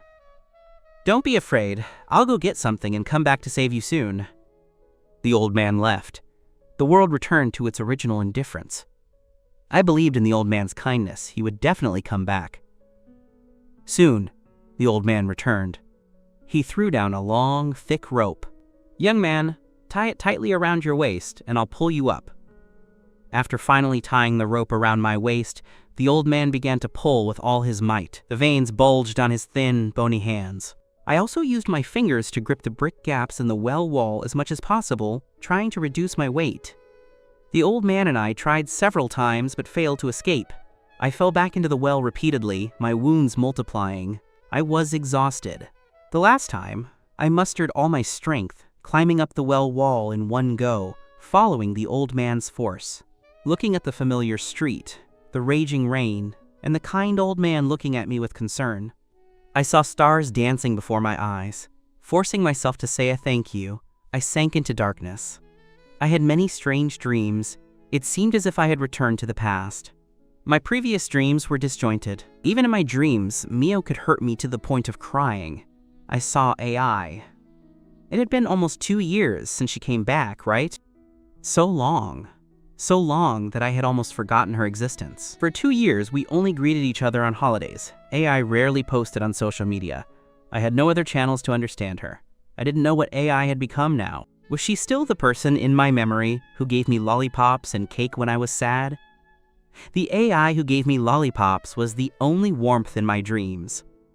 I walked along a bright path, and suddenly, a thick fog appeared ahead. "Ren, hurry back!" I heard Mom's voice. She was calling me home. I opened my eyes abruptly. The morning sunlight pierced directly into my eyes. I hurriedly raised my hand to cover them. A warm, dry, large hand pressed down on me with lightning speed. The voice was full of frantic joy. "Don't move. Be careful of blood backflow, darling." "My son is awake!" I came to my senses. My nose was filled with the pungent smell of disinfectant. In the transparent hose overhead, the medicine was dripping at a steady speed. I wasn't dead. I remembered. It was that kind old grandpa who saved me. Once again, I had truly survived a disaster. "Darling, how are you? Is there anything uncomfortable?" Mom's frightened and loving face appeared in my vision. "Mom," I called out softly, raising my hand to touch Mom's face. Mom grabbed my hand and pressed it against her cheek. Tears of surprise welled up in her eyes again. "Good baby. As long as you're okay, it's fine, it's fine." Mom's voice grew lower, finally turning into a heartfelt sob. "Mom thought I would never hear your voice again. It's good that you can still call me Mom. It's really good. Mom, don't cry, I'm fine." I comforted Mom and turned to look for Dad. "Ren, Dad is here. Don't be afraid. Dad is here, Dad is here." On the other side of the hospital bed, I looked at Dad's face and wanted to cry from heartache. Was this still my elegant, handsome Dad? His hair was messy, his face was swollen, and stubble covered the lower half of his face. Only those eyes carried the familiar light of love. Mom said that when they saw me, my whole body was as cold as ice, motionless, and even my breathing was barely perceptible. She was so scared that she lost her soul. Dad said, "We thought we would never see you blink again." We cried until our tears were dry. I looked at the parents watching over me, at their terrified faces, and understood that I had really scared them this time. "Dad, Mom, I'm sorry. It's my fault this time. It won't happen again." I asked Mom, "Where is the old grandpa who saved my life? Can we still find him?" That day, I fainted as soon as I came up. It was the old grandpa who shambled to the front of the shop to borrow a phone and call for emergency services, then accompanied me in the wind and rain, waiting for the ambulance to arrive, sent me to the hospital, and paid for my emergency medicine fees, with the only few wet bills he had on him. Thanks to the old man, otherwise my son. Mom couldn't finish her words without weeping. Dad patted Mom's shoulder to comfort her, constantly saying, "Son is watching. Don't make him sad with you. When I get better, I will go to thank the old grandpa personally. If it weren't for him, I might be dead. He saved my life." "Good. When you get better, we'll go thank the old man together." "Dad, how did you know I was in the hospital?" Recalling the events of that day, Mom and Dad's expressions darkened simultaneously. Mom, who usually had a cheerful personality, clenched her jaw. Her eyes filled with undeniable anger. That night, Mom saw the time was almost 9 o'clock, and you hadn't come back yet. I called your phone and found it on the living room sofa. Mio's phone was off. Mom said the storm was too big, and she was so worried that she had to knock on the aunt's door to ask about the situation. When she saw this, Mom was anxious on the spot. Mio, who had called me away from home, was sitting on the sofa. General was holding her with one hand and feeding her water with the other. When Mom asked her where I was, she was actually full of blankness. "Ren hasn't come back yet?" We parted ways on the street. After Dad and Mom figured out where we parted ways, they rushed out to find me without even opening an umbrella. Later, the owner of a pet store said, "Not long ago, an ambulance had been there. It seemed like someone had fallen into a well. They just didn't know if it was the person they were looking for." When Mom and Dad ran to the hospital, I was already lying on the hospital bed in the emergency room, starting an IV drip. Beside me was that kind old grandpa. After hearing Mom and Dad's account, I smiled faintly. Just as I was about to say something, someone knocked on the ward door. Unsurprisingly, Uncle and Aunt came in carrying large and small bags. Mio followed closely, looking nervous. General didn't come. Is Ren awake? This time it's Mio's fault. I brought her here to be dealt with by Ren. Beat her, scold her. I have no objections. I wouldn't agree, even if you beat her lightly. Seeing me wake up, Aunt touched my face with heartache, her eyes full of guilt and self-blame. Aunt put the things on the windowsill and took them out one by one. Mom walked over and stopped Aunt's movements, putting the things that had already been taken out back one by one. "No need. We lack nothing here. You worked hard to make this trip. We can take care of Ren, you guys should go back. Aunt noticed Mom's indifference. She sadly reddened her eyes. Don't be like this. She put down the things in her hand and pulled Mio in front of me. Apologized to Ren quickly. Mio's complexion was very bad. Her gaze at me was evasive. Even after being pushed by her aunt, she didn't say anything. I'm sorry, I didn't know. No need, you didn't do anything wrong. I'm fine, you should go back. If I hadn't met the kind old grandpa, I would already be a cold corpse now. Could a single, I'm sorry, make up for that? Mio seemed to sense my coldness and leaned closer, stretching out her hand to test the temperature of my forehead. Her lips moved as if she wanted to say something more. I turned my head to avoid her hand and also stopped the words she hadn't yet spoken. I'm tired. I want to rest. You should go, don't come again. Perhaps my indifference made her uncomfortable. A trace of injury surfaced in the depths of her guilty eyes. Ren, you wouldn't be like this to me before. I turned my head and closed my eyes, no longer looking at anyone. The ward was quiet, with only the breathing sounds of a few people. This time, Ren suffered such a serious injury and almost lost his life. The fault lies entirely with Mio. We came to sincerely apologize. Dad, who was always elegant and gentle, rudely interrupted Uncle. His voice was a bit cold and carried a rare anger. Ren said he doesn't blame Mio, so you don't need to take it to heart. Ren's life is tough. We are content that he didn't die in the well. The doctor just said Ren needs quiet rest, so I won't see you off. We will take care of our son ourselves. We can't accept Mio's apology. We won't be sticking to you guys anymore. Ren needs to sleep, you guys go back. No need to come again. Mom had never been so cold to Aunt. Ren? Aunt stood at the corner of my bed and called me softly. I opened my eyes and looked at her with a smile. Aunt, I'm fine, really. Uncle also knew that my parents were angry and that more words would be useless. He glanced at Mio and took the lead in turning to leave. Aunt urged me to take good care of my health and said she would come to see me again, which was refused by me and Mom. Mio was the last to leave. She stood by the door and looked back at me for a long time, as if she had many words to say. I pretended not to see it and asked Mom to peel a peach for me. The intersection between Mio and me in this life will be completely terminated from the moment I fell into the well. While drinking porridge, I mentioned moving again. Dad said that they had already found a house and the deposit had been paid.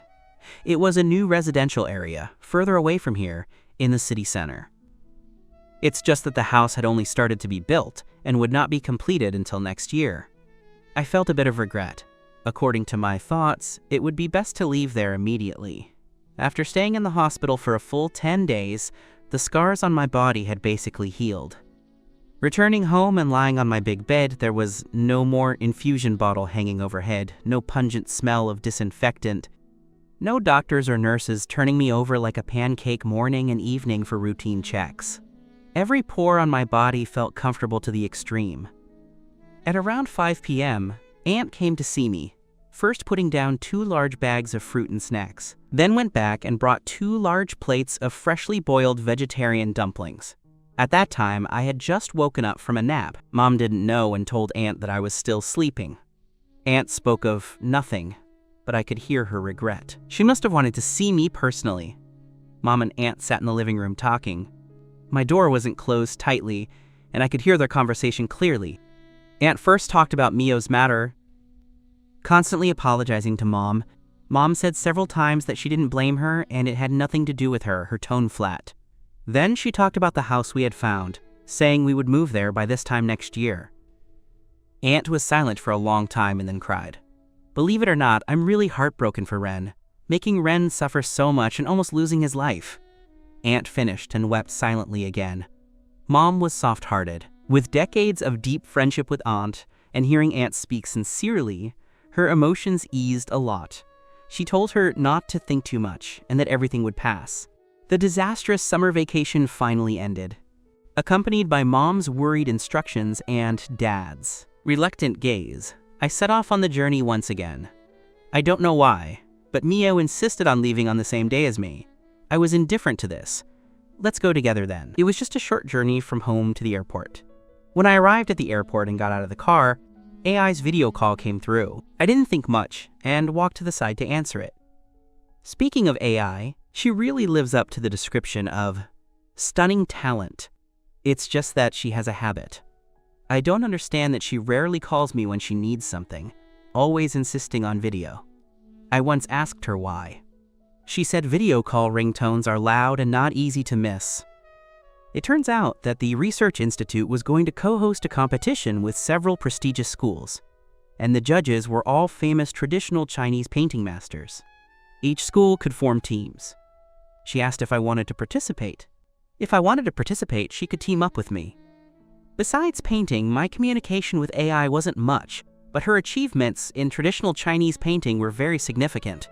Her soft and graceful painting style complemented mine perfectly, and I learned a lot from her. She was like a teacher and friend to me. Traditional Chinese painting is what I love, and being able to form a team with her to compete was something I really longed for. Before hanging up, AI said she would pick me up at the airport when I returned to school.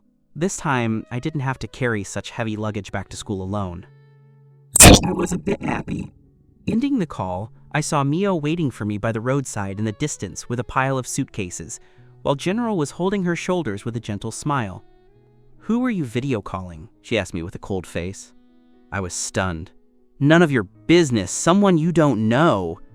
Mio looked a bit displeased. "Still need to ask? You can chat so long and be so happy it must be a girlfriend, right?" Jen suddenly spoke up. "This girlfriend of yours is too unqualified, right? For a whole summer vacation, you were so seriously injured. Why?" "Look, Mio accompanies me whenever she has time. That's what you call a girlfriend." Sure enough, if he says nothing, it's fine, but when he speaks, it's mean and nasty. How disgusting. I couldn't be bothered to pay attention to him, pretending not to hear, and going to grab my luggage. The plane landed in the evening. I opened my phone, and several messages came in. Ding ding! All from Mio. "Have you landed? Ren, little brother, you have a lot of luggage. Is anyone picking you up? Ren, little brother, stay away from other girls. You are so stubborn, I'm afraid you'll get hurt." This kind of indecisive Mio was quite mean. I deleted the messages one by one and replied with 4 words. "Already arrived, don't worry." The other party replied almost in seconds and continuously sent several long WeChat voice messages. I didn't even listen to them and deleted them directly, putting the phone back into my backpack. AI stood in front of a black SUV, waiting for me, smiling like a flower, standing gracefully. When she saw me come out, her eyes lit up. She ran over and rubbed the top of my head. "Long time no see. Ren has grown taller, eh?" I shrunk my neck shyly, tilting my head and raising my eyes to look at her. AI has also become better looking. To be praised by Ren, I'm truly honored. "Why are you so thin? Did you not eat well?" AI turned her face to ask me. I didn't find the right words to answer her for a while. I suffered 2 injuries and was hospitalized twice in one summer vacation. Plus my low mood, my appetite was bad. I had indeed lost quite a bit of weight. 2 years no see, do you still remember what I looked like before?" I touched my cheek with a dry smile. AI slanted a glance at me. "You've lost all the color in your eyes from dieting.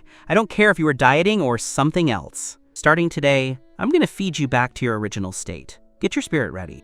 The dormitory that had not been visited by anyone for a vacation was covered in a layer of dust. My roommates would only arrive tomorrow. I rolled up my sleeves to clean. After settling everything, it was almost 7 o'clock in the evening. I was so tired that my waist and legs ached. Just as I wanted to lie on the bed for a while to rest, AI sent me 2 documents first, then called via video. She said the documents were what she had prepared for the competition. The ideas were a bit hurried and just a big framework. The details still needed to be pondered. She wanted me to see if there were any new ideas to integrate into them. We 2 strong sides joined hands, striving to win the crown in one fell swoop. "Can we look at it later? I just finished cleaning the dorm and I'm so tired I want to rest." I was really a bit tired. My voice was listless. She raised her eyebrows. "The feeding plan starts with this meal. I'll pick you up downstairs. We'll rest after eating." To be honest, I was too tired and really didn't want to move. But my stomach was also really hungry. I couldn't go against my stomach, right? Thinking about it, I agreed. "Oh right, do you mind if my classmates go too?" "Don't mind, it's better with more people." It would save us the awkwardness of having nothing to say and staring at each other. She wanted to pick me up, but I refused. I told her to give me the location when she arrived, and I would go there myself. I arrived at the agreed location and found it was another hot pot restaurant. Once bitten, twice shy. Now, as soon as I see the words hot pot, my heart starts to panic. As soon as I entered the restaurant door, deep in the lobby by the window, stood several tall girls. She said something to the people at the table and walked towards me. AI really is very tall. I hadn't noticed it before. I was just about to settle them and go fetch you. AI said to me with a smile. Did you grow taller again? So tall. As soon as I said it, I regretted it. All the blood in my body rushed to my face and I was instantly embarrassed and sweating. AI is over 20. How could she still be growing taller? How idiotic was this remark? AI must not have expected me to come up with such a nonsensical sentence. After a slight pause, she slowly smiled, like a rose blooming in the dark night, beautiful and dangerous. I stared blankly. I always knew she was good-looking, but she was unexpectedly this beautiful when smiling, to the point of being heaven-defyingly beautiful. Is it good-looking? AI asked me softly. Good-looking. AI is the best-looking. I subconsciously nodded. Only today did I realize that I was actually a total looks dog. She was finally amused by my silly appearance and laughed out loud. Hurry and bring the handsome little brother over. The hot pot is boiling. She led me over and introduced those people to me one by one. Wow, Lynn University actually has such a handsome junior? Why didn't I know? AI is really stingy, not introducing us to the handsome little brother sooner. May I ask, do you have any brothers or something? No biological ones. Cousins are fine too. AI, I don't want to be your sister anymore. How about being your younger sister-in-law? Facing this kind teasing, I was so nervous that my palms were sweating. Although my personality tended to be outgoing, I don't refuse friendly friends. But after all, this was our first meeting, and it was a group of girls. I was really uncomfortable. From childhood to adulthood, the woman closest to me. Besides Mom, it was Mio. Of course, it's not that there were no other girls. In high school, my school bag would be stuffed with love letters. But at that time, Mio was all in my heart and eyes. No matter how good others were, I never took them to heart. Naturally, I couldn't appreciate their different charm. Because of Mio, I missed a lot of scenery. No talking nonsense. If you scare him away, you are responsible for finding him back. When saying this, AI was lowering her head and peeling shrimp for me. After peeling one, she placed it in my small saucer. Seeing me eat them one by one, AI would show a gentle smile. AI has always protected me so gently. From the time I was young, she has been like this, always paying attention to my emotions. Once a situation appeared that might make me awkward, she would speak up in time to stop it. She knows what I like and don't like. When picking food for me, she picked the things that I super liked, but was too embarrassed to eat recklessly like at home. And those classmates of hers, jokes aside, all took great care of me. Laughter continued at the dinner table. The relaxed atmosphere effectively dispelled my nervousness. As long as I am with AI, I am very relaxed and at ease. In short, I enjoyed this meal very much. When returning, it was raining outside. The weather in the north in September has already turned cool. One must wear long-sleeve jackets morning and night. When I came out, because I had just finished manual labor, I was sweaty, so I came out wearing a short t-shirt. It was 9:30 p.m. after eating, and it was raining, so the outdoor temperature dropped extremely low. As soon as I stepped out of the restaurant door, the coolness of autumn rushed at me. I subconsciously hugged my arms and shivered. "Are you cold?" I turned her head and asked me. I rubbed my goosebumps and nodded honestly. Soon, a jacket with body heat was placed on my shoulders. A faint perfume scent lingered in my nose. Wearing AI's jacket, it felt like being held in AI's arms. My face turned red, hot as hell. I really wanted to return the jacket. This was overly intimate. AI had long since seen through my thoughts, gently pressing on my shoulders. "Wear it. It's not the first time. The cold will delay the competition." This was a big hat. I was helplessly and successfully threatened by her. AI said we were playing a team competition.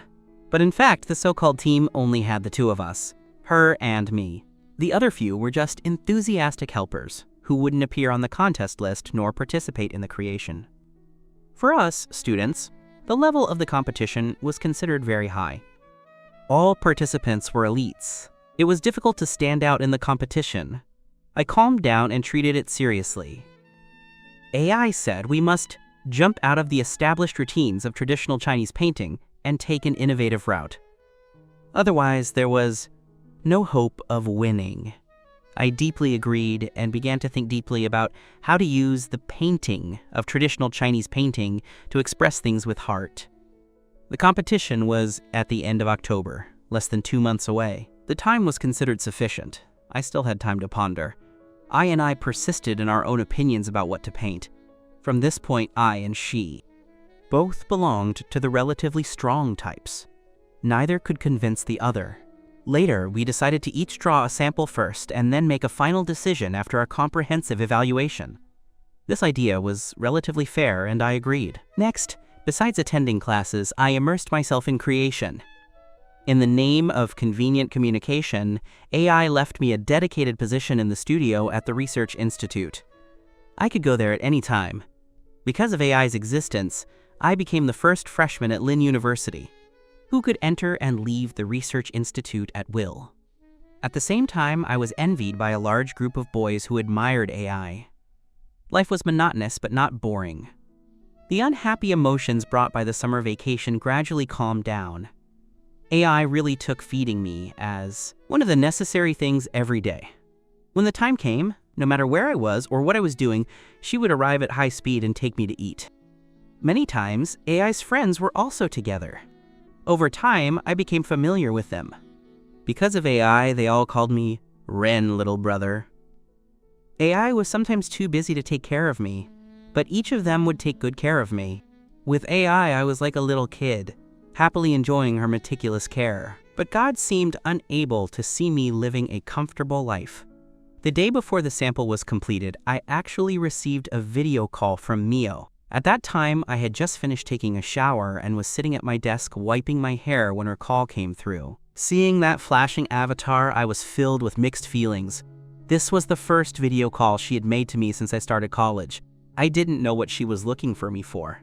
I wanted not to answer. After hanging up once, she called again. I reluctantly swiped the answer button. Her face appeared clearly before my eyes. "Ren, what are you doing?" She smiled happily, her eyebrows and eyes full of full smiles. "Just finished showering, wiping my hair. Anything? Can't I call you if there's nothing?" Her lips curved high, her eyes gentle and lingering. Unfortunately, it had nothing to do with me. I laughed, hee, and didn't pick up her thread. This kind of teasing is not suitable for her and me. Even when I was most infatuated with her, I had never joked with her like this. Now it was even more impossible. "I have something to ask of you." She spoke again. "What is it?" My brow jumped. I had a bad premonition. Since birth, this was the first time she used the word ask with me. I wasn't happy. In my heart, since this life is destined to be without fate, it should be like two parallel lines that never intersect, unrelated and without intersection. Jen's department is organizing an exchange with Lynn University, and he is coming over to your side the day after tomorrow. He has never been far away, and his personality is introverted. I'm afraid he can't handle it alone. So General was coming to my side, and I had to take care of him? Does he have no hands or no feet? Is his brain sick, or is he dim-witted? Honestly, I didn't want to agree. General looked like a weak scholar. I always felt he was full of heart, good at calculating and digging holes. I worried that one day I would be accidentally kicked into a pit by him. Another thing was that I was busy with the competition, tired like a dog every day. If it weren't for AI, I might not even eat well. "Ren, little brother, I beg you." She followed with an expectant smile and asked me again. "Hello, Ren. I was honestly absolutely not going to cause you trouble." General was truly unwilling to be lonely, always looking for a sense of existence in front of me. I looked at the bright, smiling face in the lens. The pride in her eyes was simply not too obvious. "My head hurts. Why don't you ask I? II is definitely better at taking care of him than me." Mio coughed uncomfortably. "She's so busy, where would she have time to take care of him?" I pursed my lips. I didn't believe her claim at all. Uncle and aunt didn't agree with her and General being together, regarding her younger sister's lifelong happiness. AI couldn't possibly not know such a big deal. Mio was afraid that AI would not favor General just like uncle and aunt, so she came to find me. How long is the exchange? I asked Mio. At most a month. When Mio heard me ask, her eyes lit up immediately. I'll say it first. I have many things recently. I can only try my best. You tell him to find me if there's something. Don't always come to bother me if there is nothing. That's enough. Thank you, Ren, little brother. Mio saw that I finally agreed, happily spitting out a mouthful of white teeth. The next morning, I took me to eat xiaolongbao with my favorite chive and egg dumplings and cornmeal porridge. But as soon as I thought of Jen coming, my heart was extremely annoyed, and even my appetite dropped a lot. I only ate 2.5 steamers and couldn't eat anymore. I sat opposite me and asked gently, "What's wrong? Eating so little?" "Jen is coming. I hate him very much." "Who is General? She comes and goes. What does it have to do with you?" I was confused.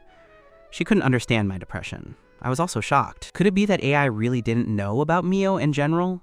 Then did she also not know about the mess between Mio and me? No wonder AI hadn't mentioned it once since we met, nor tried to comfort my injured little heart. "He is your sister's boyfriend. He will be family with you in the future. Don't tell me you don't know." I pursed my lips. I didn't believe it. AI picked up a napkin, wiped her lips, and put it down, a mysterious light flashing in her eyes. "Don't make this kind of joke. The arranged marriage between you and Mio, she could never have another boyfriend in her life." "Jen, what a crappy name, so vulgar." I looked at AI's innocent face, suddenly a bit unsure where to start. AI disdained to lie. She really didn't know about Mio in general. The matter that Mio and I would be together for life had already been deeply implanted in the hearts of everyone who knew us. Just like the year in high school when I clarified on the podium that Mio and I were just neighbors. No one would believe it. In fact, Mio and my road had already come to an end, or more precisely, Mio and I had never started. But as Mio's biological sister, to be completely ignorant of all this fact was quite a blow to me. I thought AI felt guilty and thought I was innocent, and treated me so well to atone for her younger sister. In that case, AI treated me well, and Mio had nothing to do with it? This point made me quite happy. I didn't lie. Mio and I never started at all. Jen is our classmate from the same grade. He was with Mio in the 3rd year of high school. They are both studying at Jing University now. Mio likes him quite a bit. AI put down her chopsticks and looked at my eyes incredibly. It seemed as if she was confirming the truth of what I said. Perhaps in AI's eyes, what I said were all fairy tales, impossible to happen. Maybe in AI's eyes, what I said was a fantasy. Such a thing couldn't happen. I really didn't want to say it, because as soon as it was said, I had to recall it. I didn't want to recall that Mid-Autumn Festival anymore. Let's not talk about this anymore, okay? I just smiled gently. Okay, as long as you are happy, it's fine. Let's go, it's almost time for class. Just Ren, you have to remember, no matter what happens, I will accompany you. I was really touched. She could always sensitively capture the fluctuations of my emotions. Why are you so good to me? AI's movements paused upon hearing this, and unknown emotions surged in the depths of her eyes, but were quickly suppressed, returning to being that gentle and reliable AI. Our Ren is so smart and handsome, of course. You deserve to be treated well. That morning, AI accompanied me all the way to the classroom door, waiting until she saw me find a seat to sit down before she turned and left. Seeing me being sent to the classroom by the goddess admired by everyone, several familiar boys came over and asked about the relationship between me and the goddess. When they knew I was the goddess's younger brother, one by one they looked as if they had seen a little boy, and even asked me if they were the type the goddess liked. If they took the initiative. Is there a possibility of winning the goddess's heart? I looked at these boys carefully with the eyes of a responsible little man. This one's eyes were too small to see whether they were squinting or closed. That center-parting hairstyle was too out of step with the times. That coquettish movement looked like a sissy. Another one was too countrified, wearing a black t-shirt and suspenders. As for the one next to him, the basketball never left his hand, looking bewitched. After a look around, I announced in public that not one was qualified. None of them were AI's type.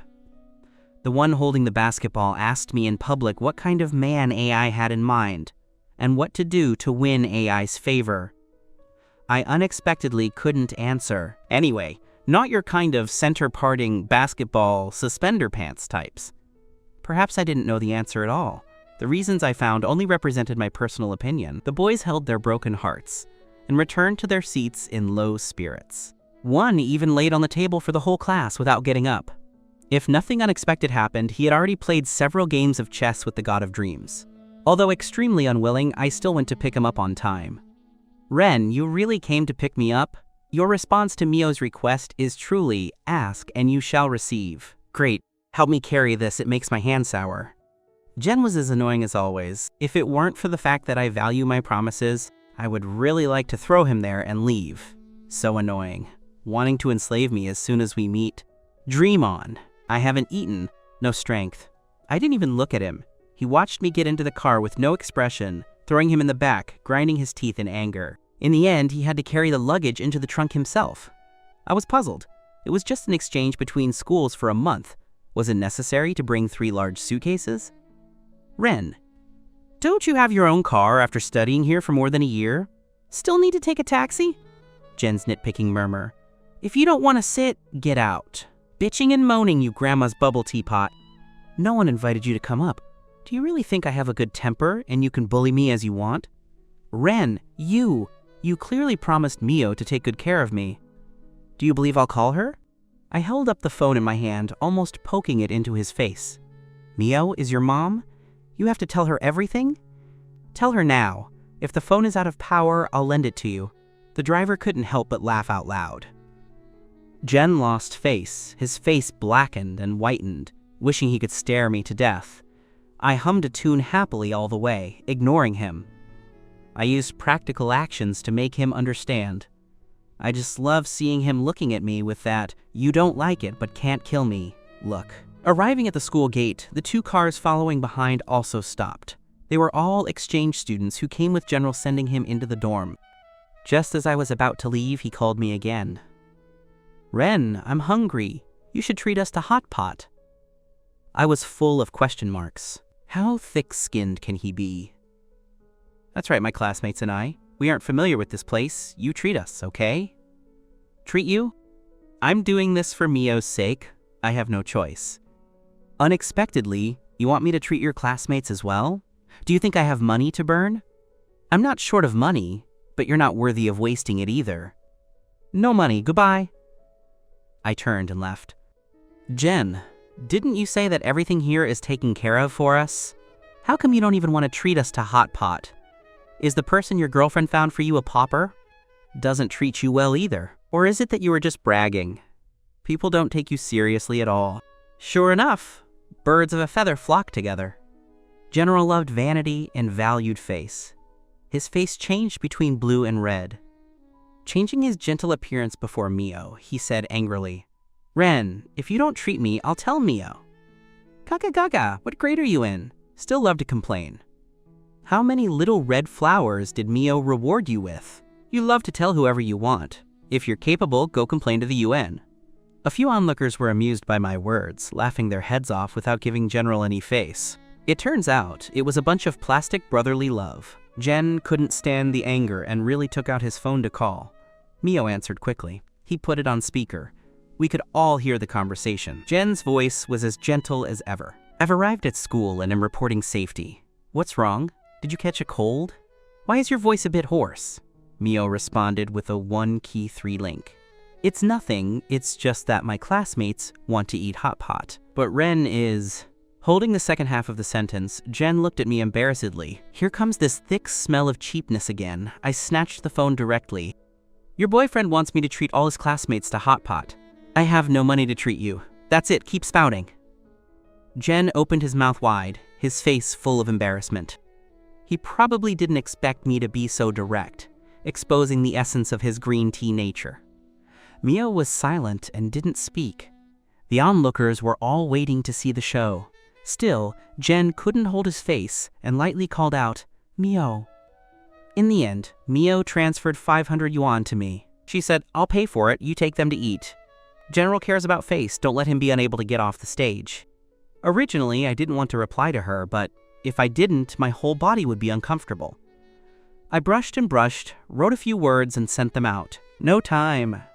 Mio's action triggered my rebellious spirit very well. I refunded the money, let her transfer it to General herself, simultaneously sent the location of the hot pot restaurant to him, then clapped my hands and walked away dashingly.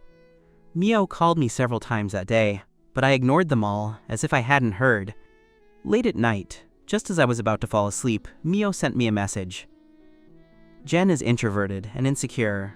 Please go easy on him." Mio sending me this message in the middle of the night was definitely not to explain anything to me, but to remind me once again not to upset him. I didn't reply to her message. I just treated it like passing clouds and brushed it aside. I continued living my own quiet and peaceful life. I don't know what got into Jen or if I had hurt him, but he didn't harass me for several days in a row. This actually came as a pleasant and unexpected surprise. The draft for the competition was finally finished, and it was even better than I expected. I was quite satisfied with it. Just as I was preparing to take it to show AI, her call came in first. I was just about to call you. The draft is ready. Do you want to see it? Do you want to take on a project? It's a really great, huge gig. AI's gentle voice came from the other side of the phone. Tell me about it, though I might not be able to handle it. A grandfather of one of my classmates is celebrating his golden wedding anniversary at the end of the year. He wants to make a painting album, capturing all the decades of ups and downs the elderly couple has experienced with a brush, to give to them on that day. Because the specifications required are quite high. And time is tight, so they are offering a high price. How high? Since coming to the north, I had deeply felt the straightforwardness and conciseness of the northern people, and I had also learned from them how to use the fewest words to express the most accurate meaning. 150,000. AI smiled slightly. Wow, 150,000? That classmate of hers is really wealthy. But I am just an unknown, currently enrolled university student. Can I really reach the required specifications? I didn't have much confidence. AI seemed like a worm in my stomach, quickly cheering me on. You have to believe in yourself. I'm sure you can complete it brilliantly. She really had a lot of confidence in me. But with such generous terms, why didn't she take it herself? If you don't speak, I'll say yes for you. You concentrate fully on the competition first. After October ends, you can focus exclusively on this. The deadline for submitting the paintings is after New Year's, so it's not that urgent. Before hanging up, she called out to me again. Weren't you going to show me the draft? Thus, in the cool, breezy night, I carried my draft to find AI at the Institute. AI was waiting for me in the art studio on the first floor. When I came over, I was wearing the sneakers that students generally like, which are especially comfortable. No matter how far you walk, you won't get tired. More importantly, these shoes make no sound when walking. The rose wall on the side of the Institute is as beautiful as ever. Walking here, my mood is especially relaxed. Halfway through, I vaguely heard a faint, discordant sound from the side. The voice was actually very familiar. I'm not a gossipy person, but that familiar voice made it impossible for me to restrain my curiosity. I really wanted to confirm if that person was who I thought it was. Following the sound, I quietly crept closer. In the middle section of the rose wall on the right, there is a small, recessed flower gallery about 10 meters deep. At the end is a small, abandoned hut that I heard was a storage room.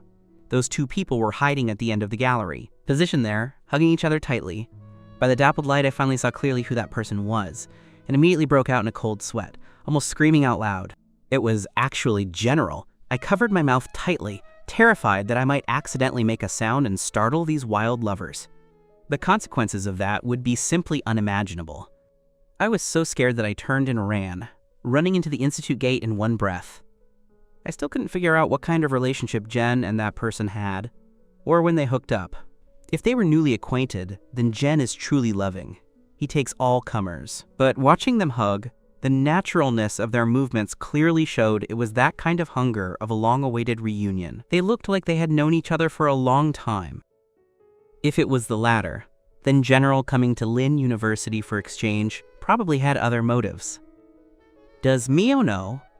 My mood was very heavy. I couldn't help but think of how much Mio liked him. Thinking of the struggles Mio went through with uncle and aunt just to be with him, thinking of Mio's firm vows that she would marry no one else. If it wasn't me who saw this scene today, but Mio who trusts him so much, Mio would go crazy, right? Jen is too greedy. Having Mio and still wanting to ride two boats at once. People's hearts are truly unfathomable. What are you doing? Acting so sneakily? AI's voice suddenly appeared behind me. I jumped and covered her mouth, pushing her back into the building with force. AI didn't know what had happened and honestly followed my force, letting me push her. To prevent me from falling, she even used one hand to pull my arm. Her eyes, however, kept looking around, observing. Until we entered the art studio, I finally let go of the hand I had been covering her mouth with. My AI actually blushed. In the depths of those pitch-black eyes, flames were faintly dancing. Only then did I realize how ambiguous the action I just had with her was. The studio was large, and I stood at the door like a fool. Fortunately, AI's friend went to the bathroom and came back to save me from the awkwardness. I forced myself to forget everything that just happened, carefully laid my drawings on the table, and explained to them my design concept for this painting and the best effect I wanted to achieve.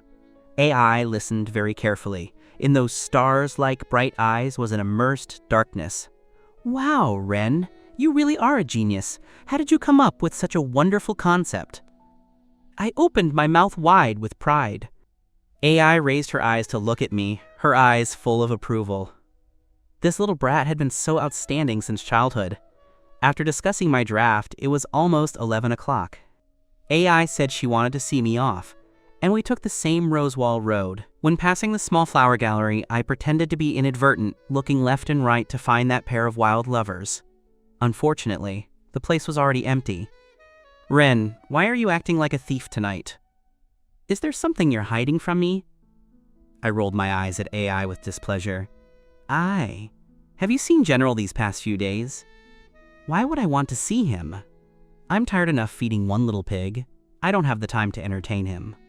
AI's words were too cool, I was willing to listen. "He's your future brother-in-law anyway, right? Do you want me to bring him over and introduce him to you?" "I'll just manage my future husband. I'm not interested in other people's husbands." Where is your future husband?" I smiled. "He's very, very familiar." Then tell me, who is the person you like?" "Is it my classmate?" I was energized, using all means along the way to force AI to say the name of the person she liked. Adhering to the spirit of, quote, "rather die than surrender," no matter how I pestered her, only had one sentence. "You'll know in the future." Fine, knowing in the future is also quite good. At least I can have AI to myself for a while longer. After returning, I lay on the bed tossing and turning, unable to sleep. The scene I just peeked at made me feel like I was lying on needles. I wasn't sure if I should pretend I hadn't seen it and let Mio continue living her beautiful love dream, or tell her to let her eradicate the green meadow on her head as soon as possible. I thought for a long time but couldn't come up with an answer, and instead, I fell asleep. Until I woke up the next morning, we still hadn't made a decision. This matter made me restless for 2 days, to the point that I didn't even notice AI standing in front of me for a long time. "Ren, what are you thinking about so intently?" I looked up, startled. AI was raising her eyebrows, looking at me. The smile in the corner of her mouth carried a playful tone. She was backlighting, and the soft facial contours and the shadows were like the most perfect sculpture. Mesmerizing. AI's arrival suddenly caused a flash of inspiration in my mind. Seeing the light in my eyes, AI stepped back half a step with a strong sense of self-protection, making a defensive posture. "What are you doing?" I gave her a grimace in annoyance. Do you know any private detectives? Introduce one to me, will you?" I leaned over to her side and whispered to her. AI grabbed my clothes and fixed me in front of her, staring into my eyes for a long while. Only after confirming I wasn't joking did she open her mouth. "Who do you want to investigate?" I thought for a while. "It's like this, last week a few Jing University exchange students came to our school, and there's a boy among them who I find familiar. I want to check who he is." "Really that simple?" AI blinked and asked me. I was speechless. Of course, it wasn't that simple. Otherwise, what else? I asked her back. Otherwise I won't help you. Tell the truth. What exactly are you trying to do? I don't do things muddled." She had an attitude that if I didn't say, she wouldn't care, but I couldn't find anyone else to help me. After thinking and thinking, I finally had to surrender and tell her the truth. Who let me only know such a capable person here? Besides, isn't this also for her sister's head? "That, I want to investigate General. I suspect he has problems." After finishing, I looked at her with eager expectations. After AI looked at me steadily for a while, she said, "Ren, you care so much about Mio's affairs, huh?" "Shouldn't I care?" "Aye, this concerns your sister's lifelong event. Tell me the truth. What is going on?" Ai's momentum was astonishingly strong. Even though I have always been pampered by her, I was a bit scared. I timidly told her what I saw that night, and told her about it. After AI finished listening, the face that always carried a gentle smile became overcast with clouds. "So this is why you want to catch Jen's mistakes to make her break up with him?" I opened her mouth, the depths of her eyes black, as if they were a bottomless abyss. "No, what are you thinking? Even if she broke up now, I wouldn't have any involvement with her anymore." I hurriedly shook my head to deny it. Not to mention that AI's face was dark and terrifying. Just based on Mio's few actions that disappointed me, it was impossible for me to have any thoughts about her for the rest of my life. I admit I wanted to know the ins and outs, but this really had nothing to do with the reason AI said. "I'm wronged." The agreement back then was just a joke. It can't be taken seriously. I used to follow her everywhere, and Mio said I was pestering her, causing her distress. I reflected on it later. I was indeed too self-righteous. I apologized to Mio in front of everyone. I won't pester her anymore, and of course, I won't intentionally ruin the relationship between her and General. My mom said the matter back then was a joke and it had passed long ago. Whether she breaks up or not has nothing to do with me. AI observed me seriously for a while, confirming that what I said was all true, and her face eased. "Then why do you care so much? Are you afraid that you haven't been hurt deeply enough?" Mio and I grew up together after all. Even if we can't be boyfriend and girlfriend, I don't want her to be deceived. You are her own sister. Are you really willing to see your own sister wear a green hat? I can help you, but you have to promise me that you will never care so much about Mio's affairs again in the future. Last time, I held up one finger. Ren is so good. AI couldn't resist my soft and hard pestering and agreed. I began to wait anxiously, hoping to get concrete news within a week. I didn't expect that AI would be so swift and resolute. By the next evening, she gave me a reply saying it was found. The speed of it made me admire her to the point of being prostrate. AI and I sat in a corner of a rice noodle shop, like spies on the street. She put the file bag in her hand in front of me and whispered, "Take a look. It's a dog blood drama. You've seen it?" I couldn't help but ask. She nodded. That beautiful, heaven-defying face was frank and open, without any atmosphere of having just seen her own biological sister be cheated on. This AI's breadth of mind is not generally wide. I took it, opened it, and read it page by page. It turned out that the female classmate was named Kokoro, from a high-ranking cadre family in North City. She and General were classmates from childhood, true childhood sweethearts. Both from the upper-class celebrities of North City, the two families were considered well-matched. The parents of both families were happy to see their intimacy. The two grew up together, loved each other, and had long agreed to get into the same university and get married after graduation. Unfortunately, Jen's father had an accident and was arrested. The building collapsed. The Jen family was removed from the high society of North City, and the Kokoro family immediately backtracked, strictly ordering Kokoro to break off contact with Jen. Kokoro truly liked Jen and would rather go against her family than give him up. The Kokoro parents were helpless and had to use some means to force Jen and his mother to have no foothold in North City, and they moved to South City to make a living. A pair of lovers was forcibly separated. How could they not have regrets? Since then, all contact between the two had been cut off. They thought that was it for this life, but unexpectedly, during a Jing University exchange activity, this pair of star-crossed lovers joyfully met in the vast sea of people. The two were not voluntarily separated back then, leaving many regrets. After not seeing each other for many years, meeting again in one day, after just a few words, they hugged each other, hard, and staged an 18 send-offs. The thin 2 pages of paper only had the affairs between Kokoro and General, without a single word mentioning Mio, but every word was telling. The fact that Mio had been cheated on. The file was read quickly, making me sigh with emotion. After General could meet Kokoro again and have late-night trysts, it showed that his feelings for Kokoro were very deep. Even with a girlfriend as beautiful as Mio, the new girlfriend couldn't be forgotten at all. Everyone says that the first heart is the hardest to come by.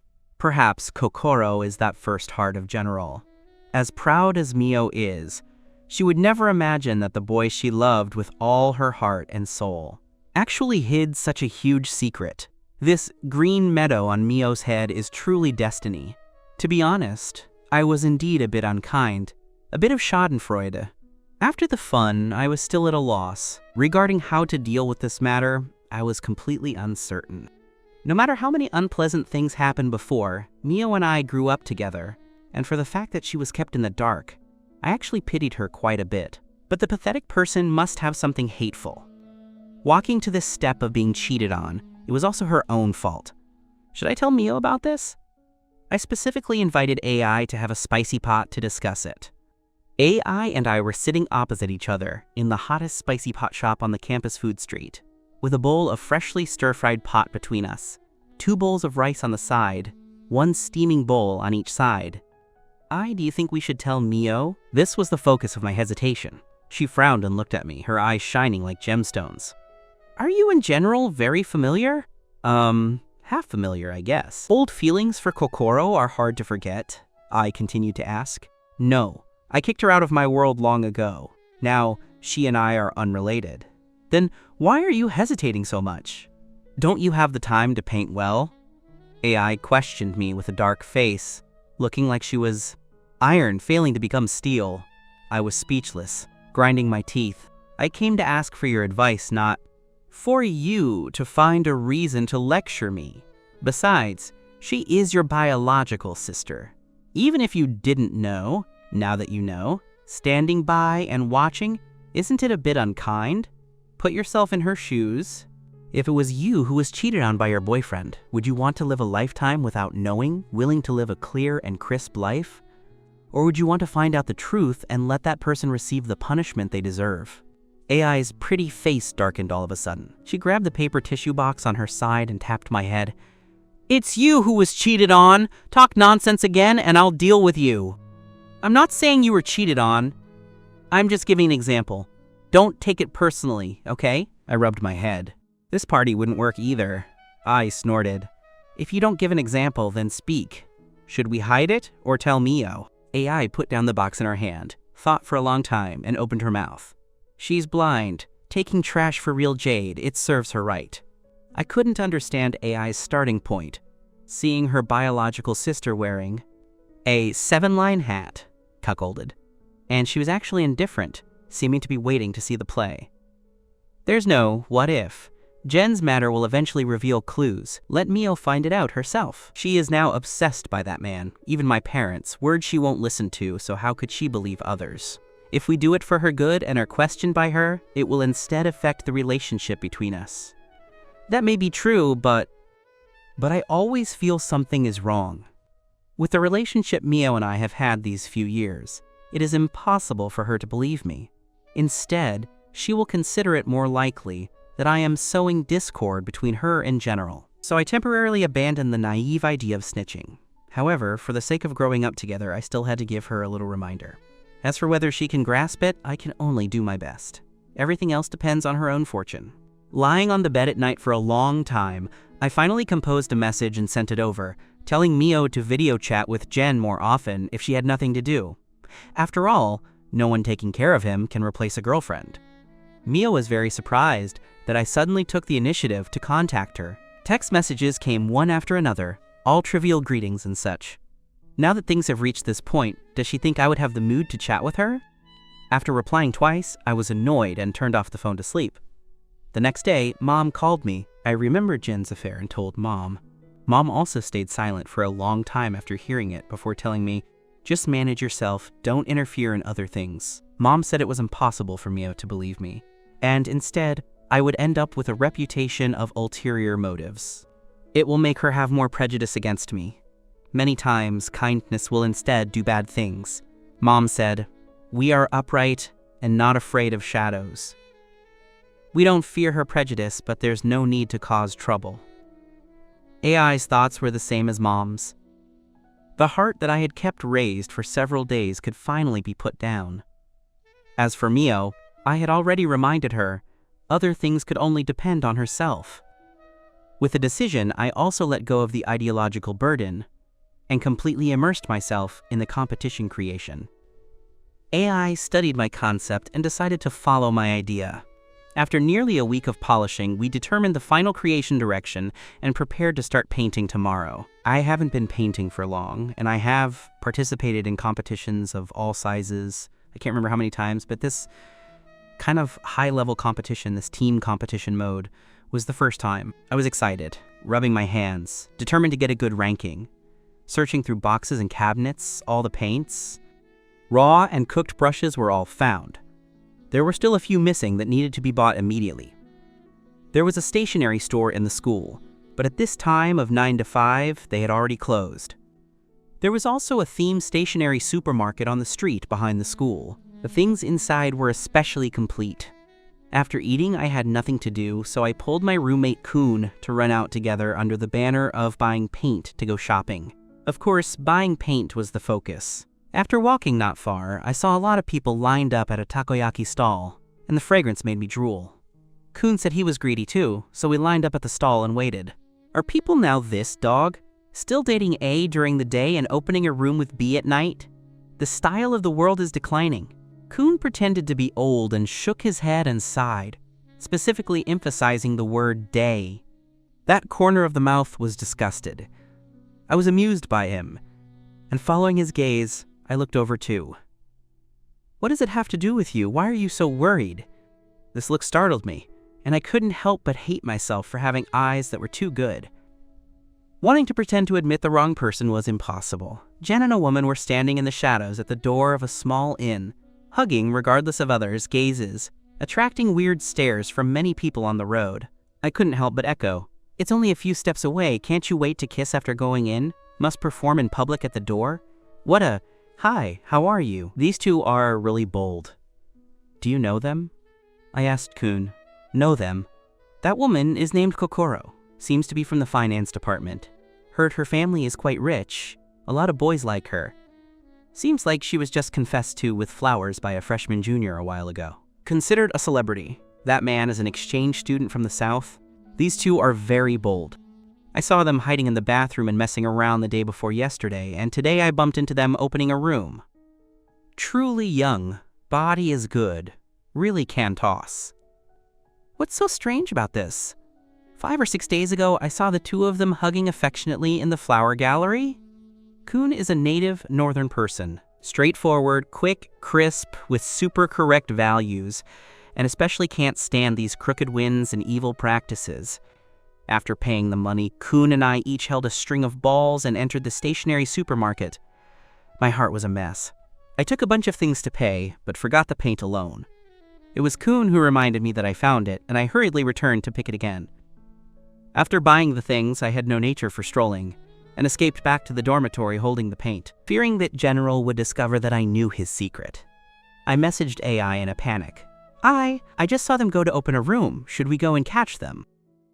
AI replied to me almost in seconds. Traditional Chinese painting major is not suitable for you. Change your career to the police academy. If she didn't mention it, why let me change my career? AI is really insulting people without spitting dirty words. I threw the phone in silence and slept resentfully.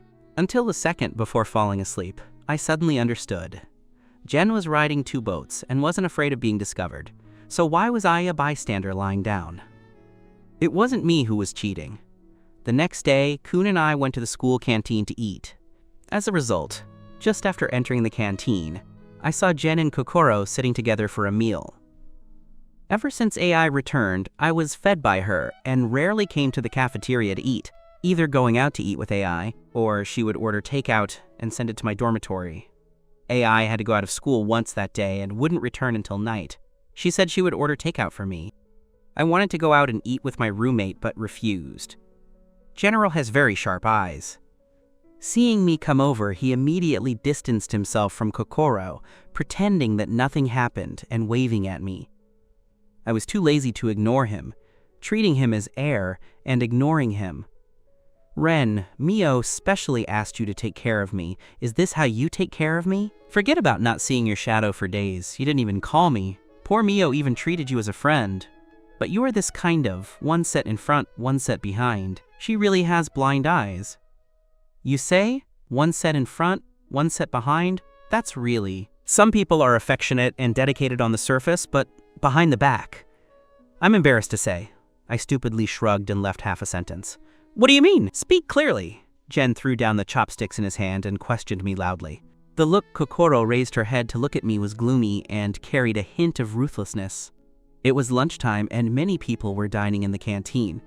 Hearing the voice here, they looked over one after another. How much these two wanted to become the focus of public opinion. Don't understand the literal meaning? I originally wanted to endure it and walk away, but just as I took a step, I stepped back and added a cut in front of Jen.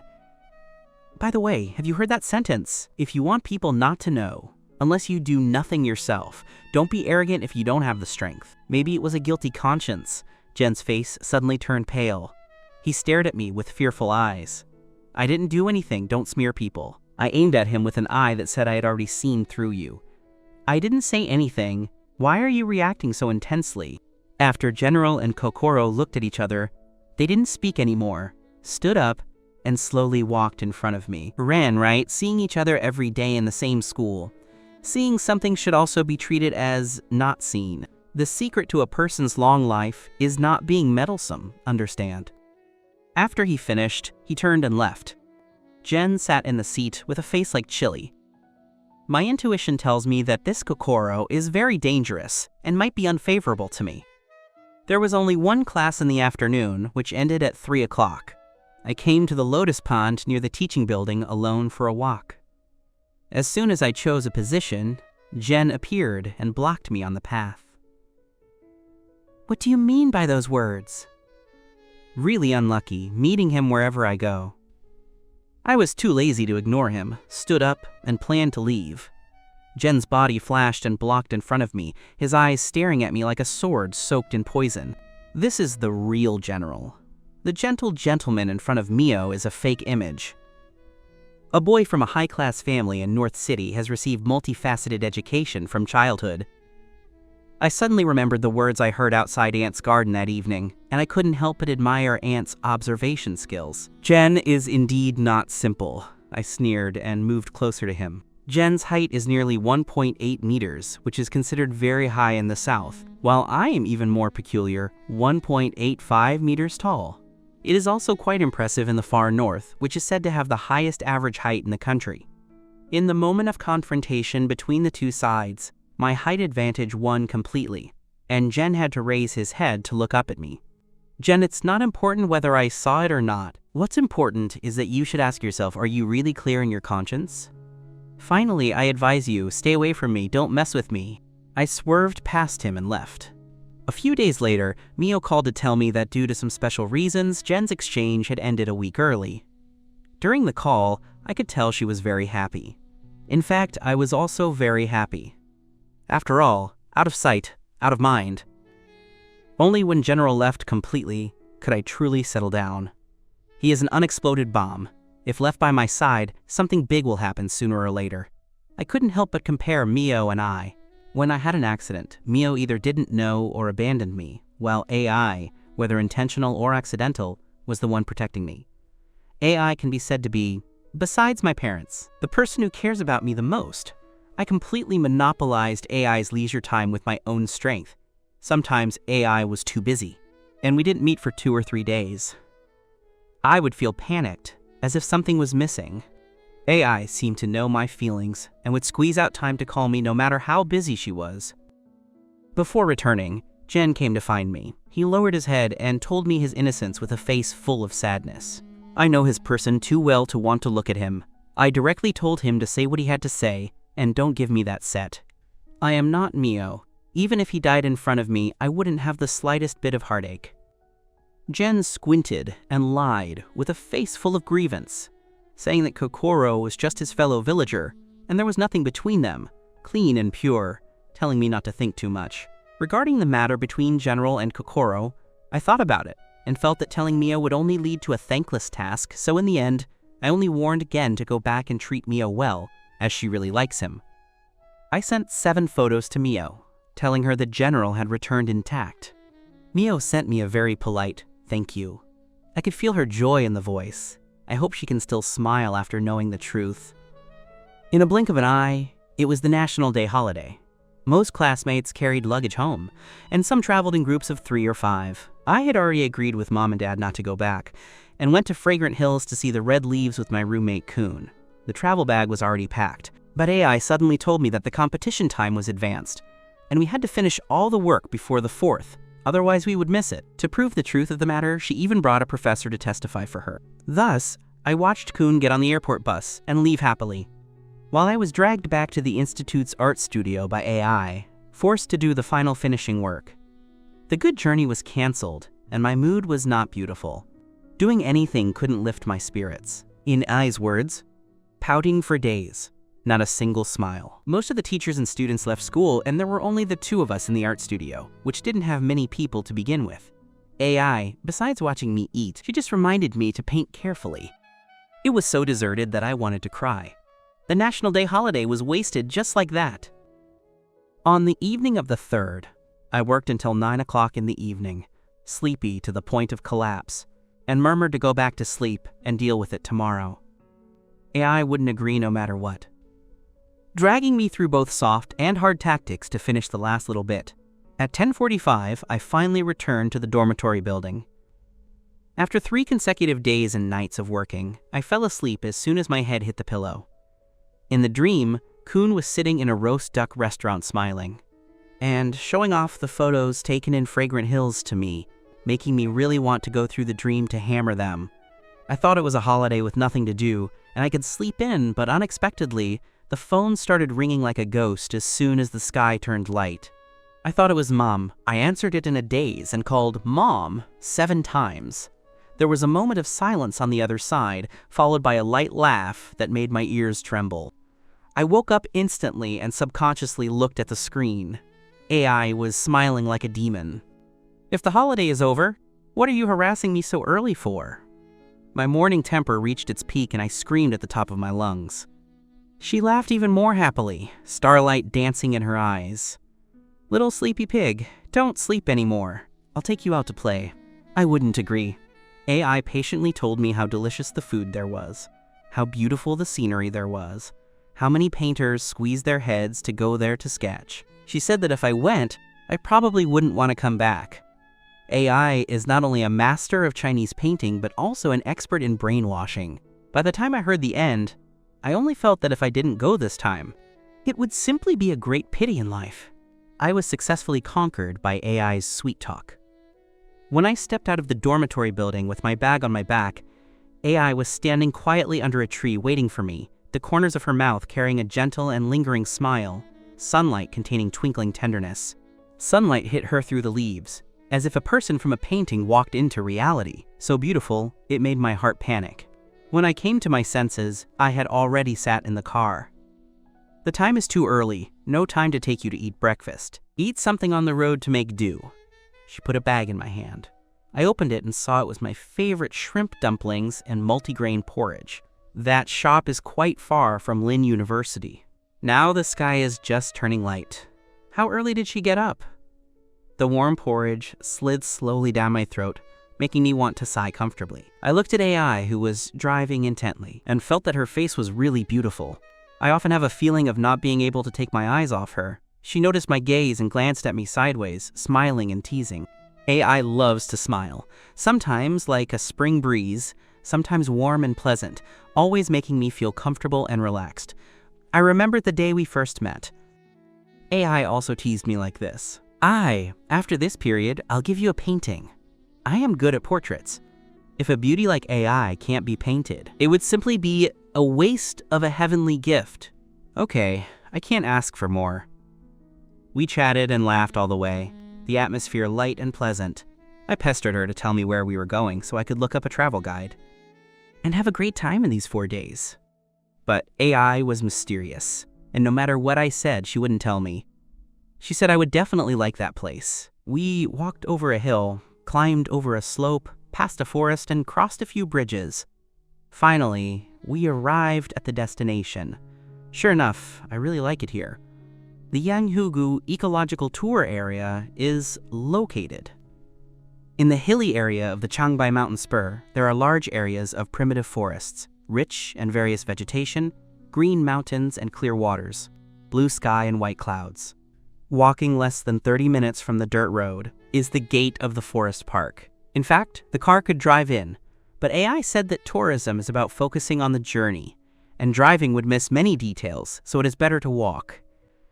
AI bought the tickets, and I was like a little follower following her in. There are no fun game projects here. It is purely appreciating the scenery. Along the way, I was happy to jump and hop while watching the mountains and water. AI said I was like a restless monkey. It is the peak tourist season, and there are many tourists. Many people are discussing that the maple leaves here are the most beautiful. AI turned her head and smiled at me. Missing is no fate. What is in front of you is the scenery that belongs to you. AI's words are a bit philosophical. I half understood. Is this rewarding me in advance? She walked 2 steps faster, passing me, yes and no. After walking tiredly, the two of us sat on the ground side by side. She personally opened the photo album, and let me look at the photos she took for me. Ren, look at how handsome you are. AI, your photography technique is really good as your painting. I couldn't help but sigh. Is there anything else AI is not good at? AI pulled me like she did when I was a child. My hand strolling on the mountain path, she told me about the folk painting masters I hadn't heard of, about her different understandings of Chinese painting, about those paths she led me through when we were children, blue sky and white clouds overhead, both sides of the scenery like a painting. Located in this landscape, traveling with countless strangers, my heart was unexpectedly calm. It's so beautiful here. How did you find it? Is this beautiful? There is more beautiful scenery ahead. Do you want to see it? AI's voice was soft and moving, like a cello playing in this magnificent landscape. When the car stopped in front of a small village, I was once again dumbfounded. If I hadn't seen it with my own eyes, I wouldn't believe there was such a beautiful sight in this world. If what I saw just now was a fairyland on Earth, then what is in front of me now is the fireworks of people. Where is this? I whispered in surprise. This place is called Yanghugu Village, also called Painter's Village. Painter's Village? Do all painters live here? No, here. The beautiful scenery attracts painters to sketch. There are many painters living in the village now. It is a pity that, no matter how beautiful the brush is, I can't finish painting the strange mountains and clear waters here. So I want to take you to see it personally and keep them all in your mind. Perhaps at some point, it will suddenly trigger your inspiration. I stared blankly at everything in front of me, feeling my hands a bit itchy. Want to paint? Eat first, we will paint the sunset in a while. AI familiarly found a homestay. The owner heard the sound of the car and welcomed her enthusiastically, chatting familiarly with AI, as if they were old friends for years. You haven't been here for a long time. Finally found a boyfriend, great. This time I don't have to worry about you anymore. Uncle, hello, my name is Ren, I am AI's younger brother. Being mistaken for AI's boyfriend, I was a bit embarrassed, and before AI could speak, I answered the uncle's words first. The boss laughed boldly and told us to play as we please. She went back to prepare dinner for us. We ate typical northern farmhouse dishes in the evening. The taste was surprisingly good, so full that I found it difficult to even walk. AI accompanied me strolling around the village to digest. Is there a lake here? Why is it called Yanghugu? I heard that it was occupied by Huzi bandits here before, and it was called Yanghugu, Lake Raising Gully, earlier. I don't know when it evolved into Yanghugu, Sheep Lake Gully. Huzi? Is it a kind of snake? I grew up in the South and didn't know what Huzi was. I only heard AI say I thought Huzi was a soft-bodied animal. AI laughed again and patted my head. Huzi is a bandit. I laughed embarrassedly. I didn't even know this, I was really ignorant. No wonder AI had to laugh at me. That evening, when AI opened the trunk, the completeness of the equipment shocked me. She actually brought a full set of scrolls, settled them, and then pressed me to sit in front of the easel, putting a pen in my palm. I'll accompany you to paint. I painted for 4 hours without moving. The sunset fell and the moon rose. The lights in the 4 corners of the homestay courtyard were all turned on for us to illuminate. 4 hours passed. and I only aimed at a rough outline and color. I had to slowly find it after going back. For 2 consecutive days, AI and I traveled all over, every corner here. I remembered these flourishing beauties in my mind and took a lot of photos. I want to, after going back, draw these beauties that I can't admire enough with my brush one by one, make them eternal. Beautiful times are always easy to pass. The way back seemed much shorter. AI sent me downstairs to the dormitory and instructed me to rest well. She would pick me up for dinner in the evening. Submitting the final manuscript to the competition organizer, I felt the burden on my shoulders was much lighter. Began to focus on creating the painting album of the golden wedding couple. At first, I thought I should use the Chinese painting method. After inquiring carefully, I learned that what they wanted was color-led. To tell you the truth, I have specialized in Chinese painting since I was young. And I have also contacted some sketching, but didn't practice very seriously. I have never painted color-led. But I have a spirit of not admitting defeat since I was young. AI recommended a course for me. I learned while painting, and gradually I was happily enjoying it. They all say you are her younger brother. Could you pass this letter to her for me? I was stunned. The senior likes AI, but AI is so hard to pursue. I know that, of course. Ren, you just need to help me pass the letter to her. I'll figure out the rest myself. I have confidence I can make her fall in love with me. I gripped that delicately folded love letter, feeling as if my arm was weighed down by 1,000 jin heavy object, aching and sore. Fearing that refusing would disappoint the senior, I had to agree reluctantly. Kun saw me holding my right hand in, and, thinking something was wrong, asked directly, "Your posture looks a bit like an Indian ascetic. Have you lived a good life for too long, and want to stay away from the mortal world?" I rolled my eyes at him, ignored him, and placed the love letter on the table. "Yo, handsome Ren, got a love letter? Come on, let me help you see which beauty is so affectionate." "Don't touch it," I slapped his hand away. "This is a letter from Senior Yu to AI." Kun opened his mouth in disbelief. "Have you lost your mind? You're actually collecting love letters for my goddess? Good women are pursued by many. Whoever has the ability wins." Kun looked at me like I was an idiot. Finally, defeated by my clear-eyed gaze, he mumbled to me, "You, Ren, you're ruthless. I won't say anything more.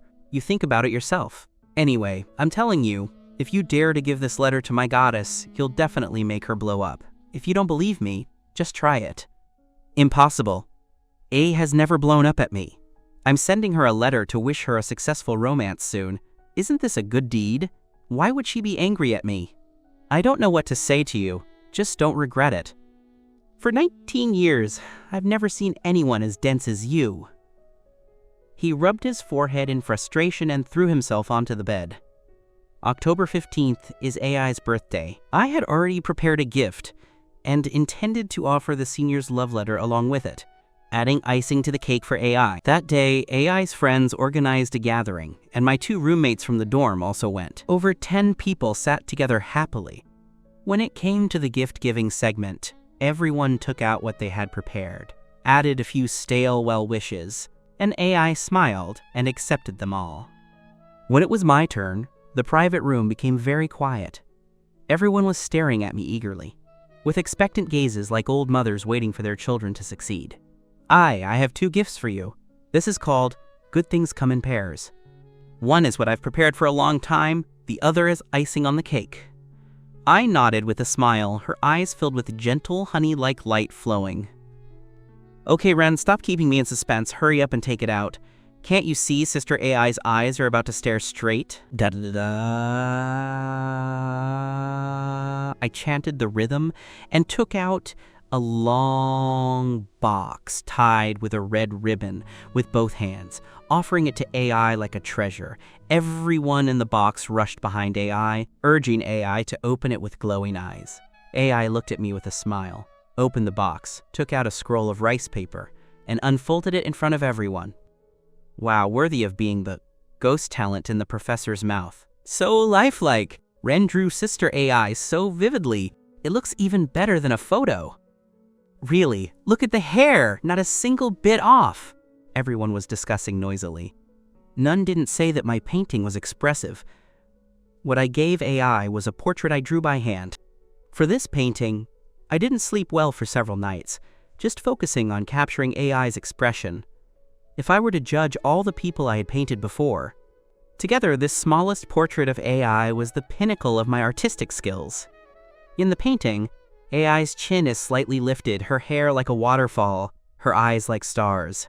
The gaze looking into the distance is deep and long, and the slightly lifted corners of her lips give the whole painting temperature. Do you like it?" I asked I proudly. I was confident AI would definitely like it.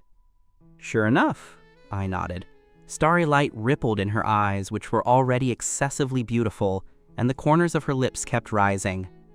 "I love it! Ren's gift is my favorite." I cheered loudly upon hearing this and handed the love letter to AI with both hands. "I knew you'd like it. AI, this is the second gift I got for you." Everyone applauded to celebrate that AI was about to be off the market. When that thin piece of paper was placed in AI's hands, I saw an unmistakable, ecstatic joy in her eyes, so much so that the hand holding the love letter was trembling slightly. Be a bit more subtle, okay? At least take care of your brother Ren's feelings, won't you? Does Senior U's love letter make you that happy? Ren, is this what you bought for me? Don't you want to open it and take a look? I asked with a smile. AI put the love letter into her pocket like a treasure. No hurry, I'll read it when I get back. Everyone started teasing again, all saying AI was keeping the letter to enjoy alone when she got back, not wanting others to know what was written. AI didn't refute, just looked at me sideways with a smile, starlight flickering in her eyes. This smile was so beautiful it made me dizzy. Everyone was having a great time, except for a mood killer. Coon gave a long sigh and shook his head like a fool. I honestly advise you to read it now. You might vomit blood if you read it later. Standing beside AI, I suddenly remembered what Coon had said that night. I inexplicably felt that choosing this moment to give her the love letter wasn't a good idea. Unfortunately, it was too late for regrets. I seemed to have perceived my anxiety, or thought of something. She took out the love letter and read it line by line. AI's face suddenly changed. When she saw the signature on the last page, her face was as black as an inkstone after calligraphy without washing. A kind of cold atmosphere seeped out from AI. She looked at me coldly sideways. I retreated 2 steps in fear, away from the radiation range of AI's cold air. AI folded the love letter as it was and put it back into her pocket, then turned her head to ask me, Ren, is this your wish? AA's gaze was a bit cold and a bit distant. I suddenly started to panic, feeling like I had done something stupid. Just as I wanted to shake my head and deny it, Aya had already returned to her seat, picked up the wine-filled glass and downed it in one gulp. I was stunned at the time. How did a love letter passed on for someone else become my wish? For a moment, I couldn't understand where AI's point of anger was. I looked at Coon for help, wanting him to help me analyze it. This guy turned his head as soon as he met my gaze, pretending he didn't know me. I returned to my seat in a daze, looking at the table full of good food, feeling tasteless. AI kept a straight face and didn't speak. Everyone acted like snakes and birds, burying their heads and eating wildly. The atmosphere at the dining table suddenly became dull and weird. For that meal, AI didn't look at me once until the end. I knew AI was angry with me. This was the first time she was angry with me. The birthday banquet ended, and it was originally set to go to a karaoke hall to have fun, but with one sentence from AI, I'm tired, the party was over. I felt quite regretful. For AI's birthday, I had practiced 2 songs hard, wanting to present them to her on her birthday. As a result, I practiced in vain. She didn't give me a chance to present them at all. The dining place was not far from school, and we didn't drive there. A group of people walked back in 2s and 3s. I habitually went to look for AI. The weather that night was good, and the stars were many and bright. I walked while admiring the starry sky, wanting AI to see it with me, but AI ignored me, just walking coldly all the way, not even giving me a glance. After Coon and I returned to the dormitory, I, based on the studious spirit of, if you don't understand, ask, launched a discussion on the reason for AI's anger. I thought that as a good roommate, since I was humbly asking for advice, he would definitely be able to tell me the reason. As a result, Coon finished washing, threw me a side-eye, and lay down, leaving me alone in a mess. When I packed up and lay on the bed, AI's cold face kept appearing in my mind, and I couldn't sleep at all. I took out my phone, found AI's WeChat, and started bombing her with messages. I sent more than a dozen in a row, all like mud cows into the sea. AI didn't return a single one. Not replying, huh? Then I'll call. As a result, when the call was dialed out, it directly prompted that it was turned off. I had to give up helplessly. I told myself everything would be fine tomorrow, and then fell asleep in a daze.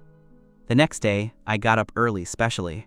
Taking the textbooks I needed for class, happily ran downstairs under the hopeless gaze of my 2 roommates to meet AI. According to the practice, as long as AI is at school, she will definitely come to pick me up for dinner. I ran to the entrance of the dormitory building and looked everywhere for AI's figure. There was nothing blocking the view in front of the dormitory, but I couldn't see AI even though my eyes were sore.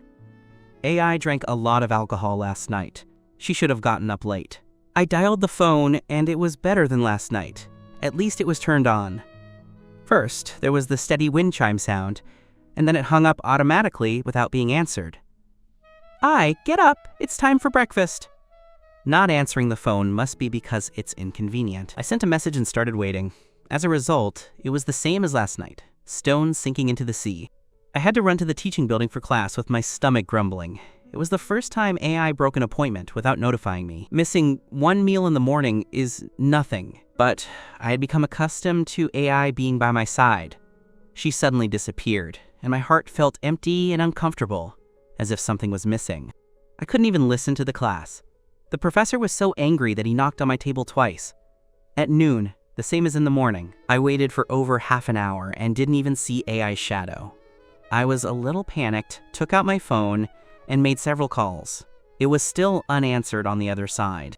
Nothing happened, right? I ran in a panic, ran through the Roseflower corridor, ran to the Research Institute in one breath, and rushed to the art studio, but found the door closed tightly. No matter how I knocked, no one opened it. It's over, I can't find AI. I returned to the dormitory in despair, without any heart to eat. Until it was dark at night. I had sent dozens of WeChat messages and made dozens of calls, but AI was still silent. Am I abandoned again? After the lights went out at night, I lay on the bed with a chaotic mind. AI had also thrown me away. From now on, it would be me alone again. I remembered that after the Mid-Autumn Festival in my 3rd year of high school, I, who followed Mio everywhere, became one who goes alone. During that time, my heart was empty every day, as if abandoned by the whole world. Now I seem to have returned to that time. The next day, I woke up very early. I thought I had to learn to adapt to a life alone, so I went straight to the cafeteria after washing up. Lynn University has 4 student cafeterias, and there is no shortage of food in all major cuisines. However, there are many students at Lynn University. Long queues form in front of the stalls at peak hours every day. Many desirable dishes can usually not be grabbed if you don't come early. When I reached the cafeteria, it was already bustling with people everywhere. There were 20 or 30 people queuing in front of the xiaolongbao stall. There were even more people queuing at the dumpling window than at the xiaolongbao stall. I obediently lined up behind the xiaolongbao queue. It took me about 15 minutes to take my turn. I carried the tray and sat down at an empty seat nearby. Shangya began to eat seriously with a bun and a mouthful of porridge. Biyu Kui, are you Ren? I was eating intently when the person opposite me asked tentatively. Looking up, it was actually Senior Yu. My heart stopped. Truly, where in life do we not meet? What a shitty cafeteria. I can't see the people I want to see, and can't avoid the people I want to avoid. How is it, Ren? Did you give my letter to AI? Did she say anything? The senior put down the tray and sat directly opposite me. I looked up and managed to smile reluctantly. Senior, I gave the letter to AI, but she didn't say anything. If you want to know the result, go ask her yourself. I've had full classes these days and haven't had a chance to meet her. I finished a serving of buns and a bowl of porridge. When sending the tray, a familiar, gentle, and beautiful figure swept into my eyes from the corner of my sorrow. When I looked carefully, I saw nothing. For 3 consecutive days, AI and her friends seemed to have evaporated from the world. I didn't see any shadow, nor did I call her again, but tried hard to adapt to the life of taking care of myself again, because I was afraid of being called shameless again. on the afternoon of the 4th day after class. I saw AI on campus. She was walking side by side with Senior U. I don't know what the senior said, but the smile on AI's face was so gentle. I really wanted to go over and ask her where she had been these days and why she didn't return my calls or WeChat messages. But AI and the senior were chatting so happily they must not want to be disturbed, so I turned and left. On the 5th day, I bumped into AI in the sunshine corridor.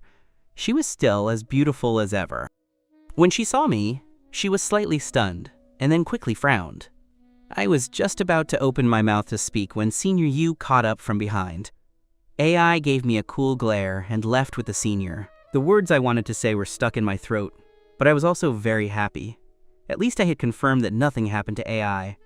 Then I was relieved. I didn't eat dinner that day, sat outside until it was almost time for the dormitory to turn off the lights, and then went back. I don't know what's wrong with me. Seeing AI and Senior U together makes me feel very uncomfortable, but I knew this would happen a long time ago, right? After all, I am their matchmaker.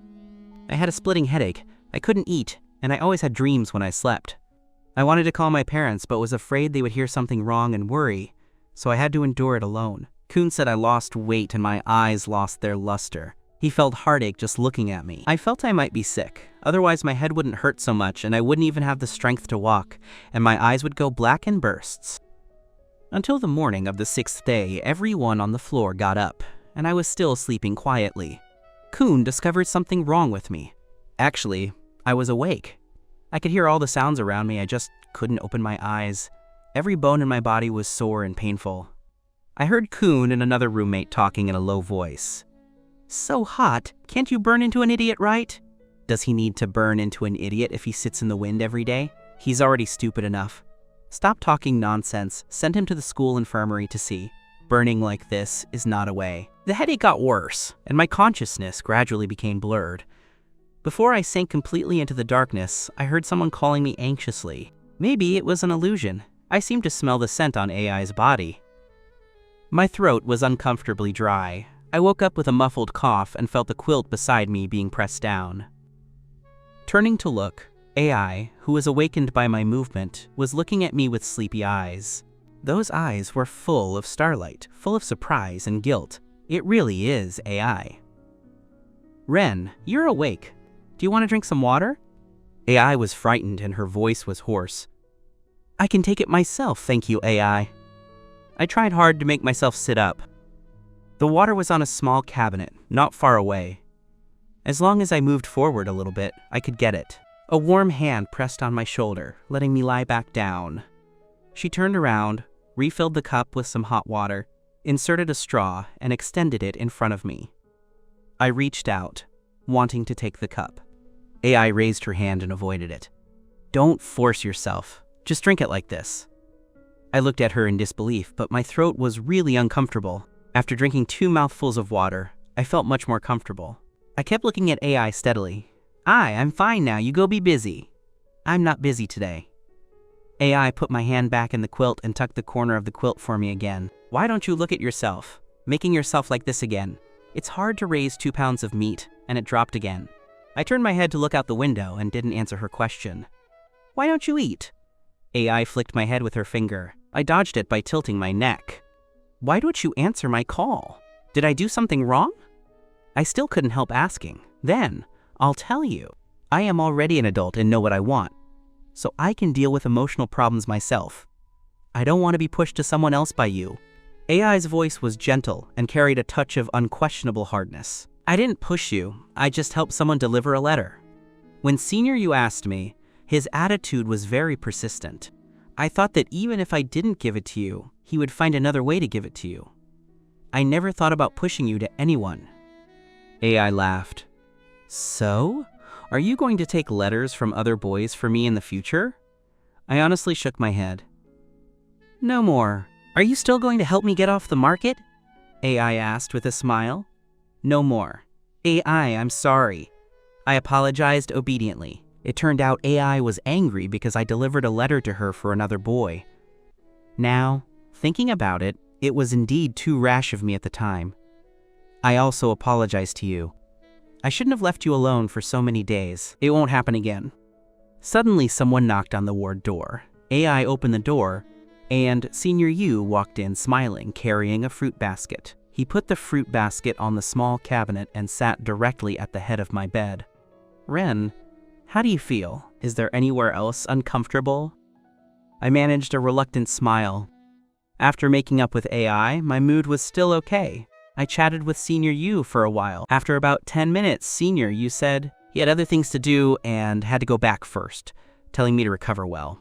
AI tucked me in and went out to see Senior Yu off. The ward was an ordinary 6-person ward, without an indoor bathroom, and I was the only one living there. Just after finishing the infusion, I wanted to go to the restroom and could only go to the public restroom outside. This was the first time I entered this hospital, and I was not familiar with the path, bypassing most of the ward area before finding the restroom. Just as I was about to pull the door and go in, I heard someone talking in the smoking room next door. Their voices were not small, enough for me to hear clearly. "Why stop pretending? Feel heartache, right?" It was Senior Yu. Humph, reluctant to let go. Ai's voice was as gentle as ever. "I really didn't expect someone like you. I won't say more. You take good care of Ren. If there's anything you can help with, you can find me at any time. I don't have a chance as a lover. You always have to leave a seat for me as a friend, right?" I smiled and stood up. "Of course I'll trouble you this time." After returning to the ward, after going to the restroom, I sulked and left the hospital. AI took me to the doctor to inquire. As a result, the doctor said I was not lightly ill and my throat was inflamed, so I had to observe for 2 more days before I could leave the hospital after stabilization. I was hospitalized for 3 days, and AI took careful care of me. On the day of discharge, AI personally sent me back to the dormitory, attracting the onlookers of the whole building of male students. Ever since we made up, AI has been more attentive and gentle to me. I greedily enjoyed it, always wanting such days to last longer. AI's things at the Research Institute have suddenly increased recently. Busy all day long, but she will always find a way to squeeze out time to accompany me. When she is too busy, she will order takeout for me. I became that happy, mindless monkey again. Time soon came to November, and it became very cold outside. The students all put on slightly thicker cotton clothes. I remember it was an evening, and the sunset in the sky was particularly beautiful. AI sent a WeChat message asking me to go downstairs, saying she had something important to tell me.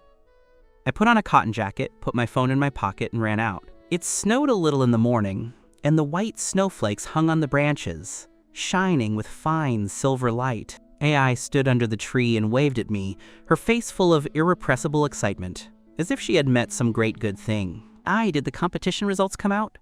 I rushed over like a cannonball and asked excitedly. She nodded, starlight shimmering in her eyes. "Ren, guess what place we got?" I tentatively stated my guess. AI laughed loudly and threw herself into my arms. "Of course it's first place. Our Ren is the best in the world." That evening, AI and I were in the early snow. Happy jumping on campus, she climbed onto my back and let me carry her, sprinting on campus, attracting many envious gazes. Before, I wanted to share everything with Mio, but that day I got the first place in the competition, but didn't think of her. To celebrate winning first place in the competition, AI invited my whole dorm and her girlfriends to dinner together. When it ended, my roommates and I were a bit drunk, hooking shoulders and backs, singing off-key songs in the quiet night. AI was still very sober and sent me to the dormitory building, watching me go in before turning and leaving. "I see that AI of yours, all day. Treating you like an ancestor, the look in her eyes is not right. What exactly is your mind? If it works or not, don't keep her hanging. I tell you, that is the goddess in the hearts of all the boys at Lynn University. Don't miss out." Here we go again. I don't know what happened to these people. Since AI and I made up, they always have to pull AI and me together from time to time. I've explained 100 times that she is my older sister. Since childhood, the sister who loves me most. The positioning that she is my older sister has long been deeply rooted, too lazy to explain again. Others haven't listened enough, I'm tired of saying it. I rolled my eyes and pretended not to hear, making Kun twist me with his elbow in anger. "You were just slow to react. With this emotional intelligence of yours, I really worry for the goddess." Chatting and laughing, I just went up to the 4th floor and met Jiang Qing, who didn't know when he returned. Jiang Qing and I followed Jiang Qing's footsteps into the dorm, but Jiang Qing joined Kun to bring the topic back to me again. Those two guys agreed that AI likes me and asked me to cherish it and take her in quickly. I was powerless to explain, so I had to play dead and sleep. I thought the winter vacation would still be me alone. But I didn't want to step out of the dormitory building on the morning of departure, and AI was waiting for me under the tree pulling her suitcase. She said she hadn't gone back for almost 2 years. Her family called her back for the new year.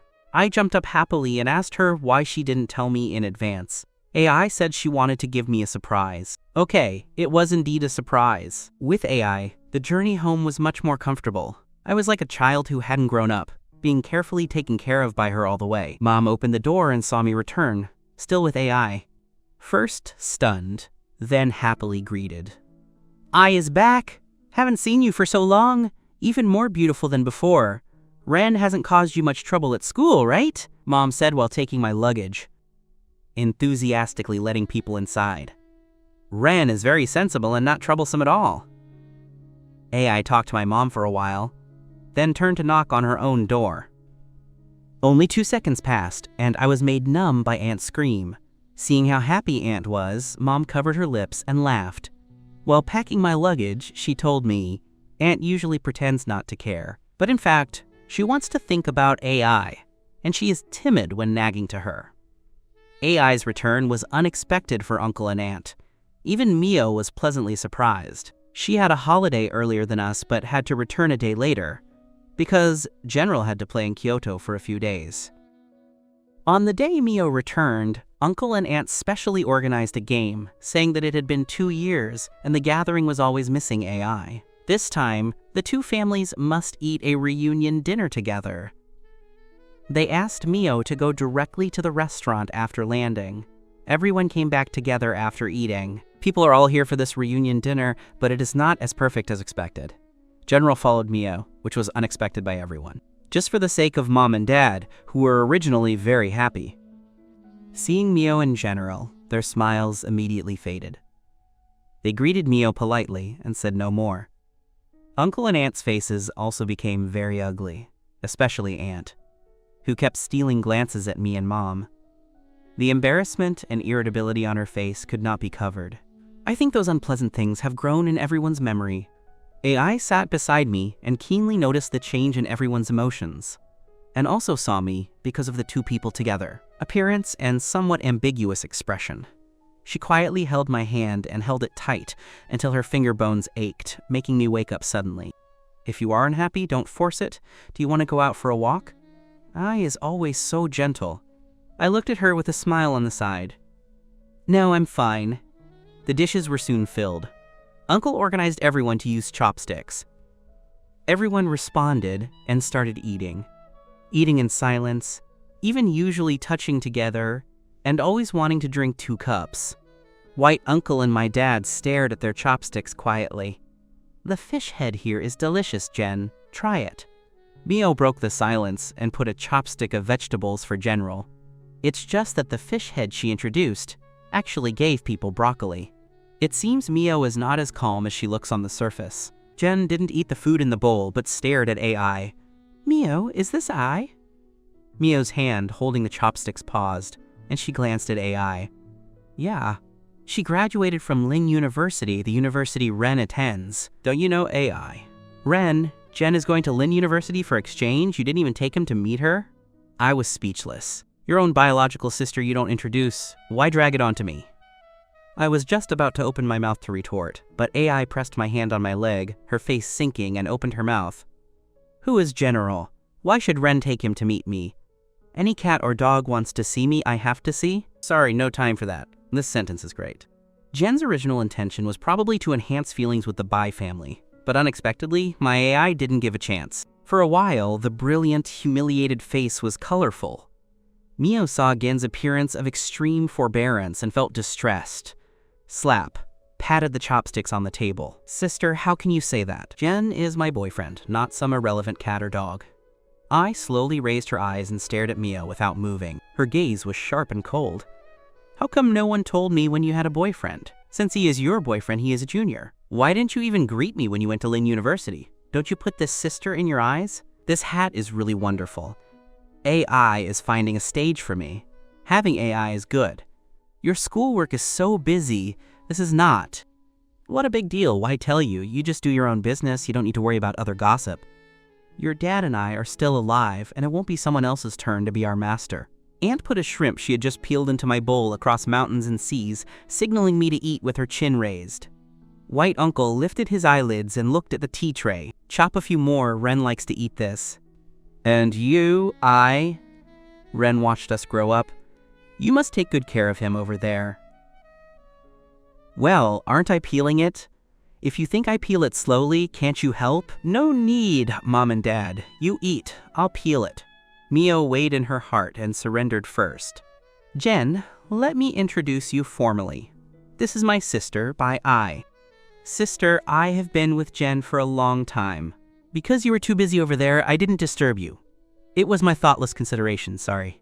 Mio could still surrender, which was unexpected to me. General saw that the situation was very unfavorable for him, and squeezed a smile forcibly, honestly followed and called out, Sister. I looked at General from the corner of her eye, threw the napkin in her hand, and said, I heard there is a young master named Jen in North City. I don't know if it's you. Sister, you even know this? It's just that something happened at Gen's family, and he moved here with his mother long ago. Mio explained for General in a rush. AI looked at Mio and General, who were leaning together. The look changed, and she said, Did I remember wrong? Didn't the North City General family and the Kokoro family have plans for marriage long ago? Why did you come to South City? Is it because the Kokoro family saw the General family fell and repented? When General heard AI mention the North City Kokoro family, his expression changed. His body was stiff like a stone, and his expression kept changing. Mom and Dad pretended not to hear the conversation here, discussing Xiaorong in a low voice. Should I put red pepper circles on broccoli? White uncle and aunt kept silent with gloomy faces. I and Mio looked at each other silently. This meal was truly tiring. I was thinking wildly when General suddenly looked at me. His gaze was as sharp as a knife, with heavy hatred. As long as you think about it a little, you can understand. He must have thought that I told AI about his leg. However, it is reasonable for Jen to suspect me. After all, he was the only one present at Lin University who knew the whole process. The atmosphere at the dining table was abnormally dull and uncomfortable. After greeting Uncle and Aunt, I went out. Let General think whatever he wants. I won't carry this pot, let him misunderstand. The restaurant is a style similar to private houses. There is actually a not-so-small backyard. A small blue stone path divides the courtyard into two sides. Vegetables are planted on the left, and a bamboo tea table and a few rattan chairs are placed on the right. I sat on the rattan chair, bored, and swiped my phone, away from the right and wrong on the dining table. I don't know how long it has been. You're still good at finding places. I raised my head. It was Mio. I turned the phone upside down on the table and smiled. Why aren't you accompanying General? He went back. I didn't ask why she didn't take the initiative to mention it, just sat quietly like that, as if the other party did not exist. Mio, are you and General okay? I asked tentatively. She turned her head and looked at me, a hint of warmth floating in her beautiful eyes. Mio's smile only exists when she thinks of Jen. Okay, we are quite good. What is the North City and Kokoro family? I said. Jen, he and you. Ren, shut up. When did you also become someone who speaks of others, gossip with an open mouth? What happened to North City? What happened to Kokoro? Who doesn't have a past? You and I have been arranged by two families for 18 years. Do I have to carry it for a lifetime? Mio suddenly blew up. I smiled, really. Sure enough, good words are hard to persuade damned ghosts. Then let her wear that forgiveness hat forever. I took what she said as a deaf ear and ignored it, and got up directly and left the backyard. Where did you run off to? Why are you angry? Did someone offend you? In front of the restroom door, I met AI, bitten by a mad dog. I complained calmly. AI's eyes sank. Mio offended you again? I shook my head. No, it's my love to meddle in other people's business. AI's eyeballs turned, and she quickly understood what I meant, gently patted my back soothingly. Isn't it early to know that this will be the result? Why do you still have to say it? Heard of? No good deed goes unpunished, right? I don't know what happened after I left the table. How did General leave? Why did Mio sit in the backyard for so long alone? In short, this reunion dinner ended unhappily in the end. One afternoon, I ran into General in a drink shop. His expression was a little haggard, saying he wanted to talk to me. I thought of the look he gave me at the dinner table that day, didn't want to be misunderstood by him, and some things should be said clearly. "If you have anything to say, hurry up. I don't have much time to waste." Jen raised his head. "Did you tell Mio about my affairs at Lynn University?" I sneered at him. "Is there anything you've done at Lynn University?" Jen choked, as if he didn't expect me to say that.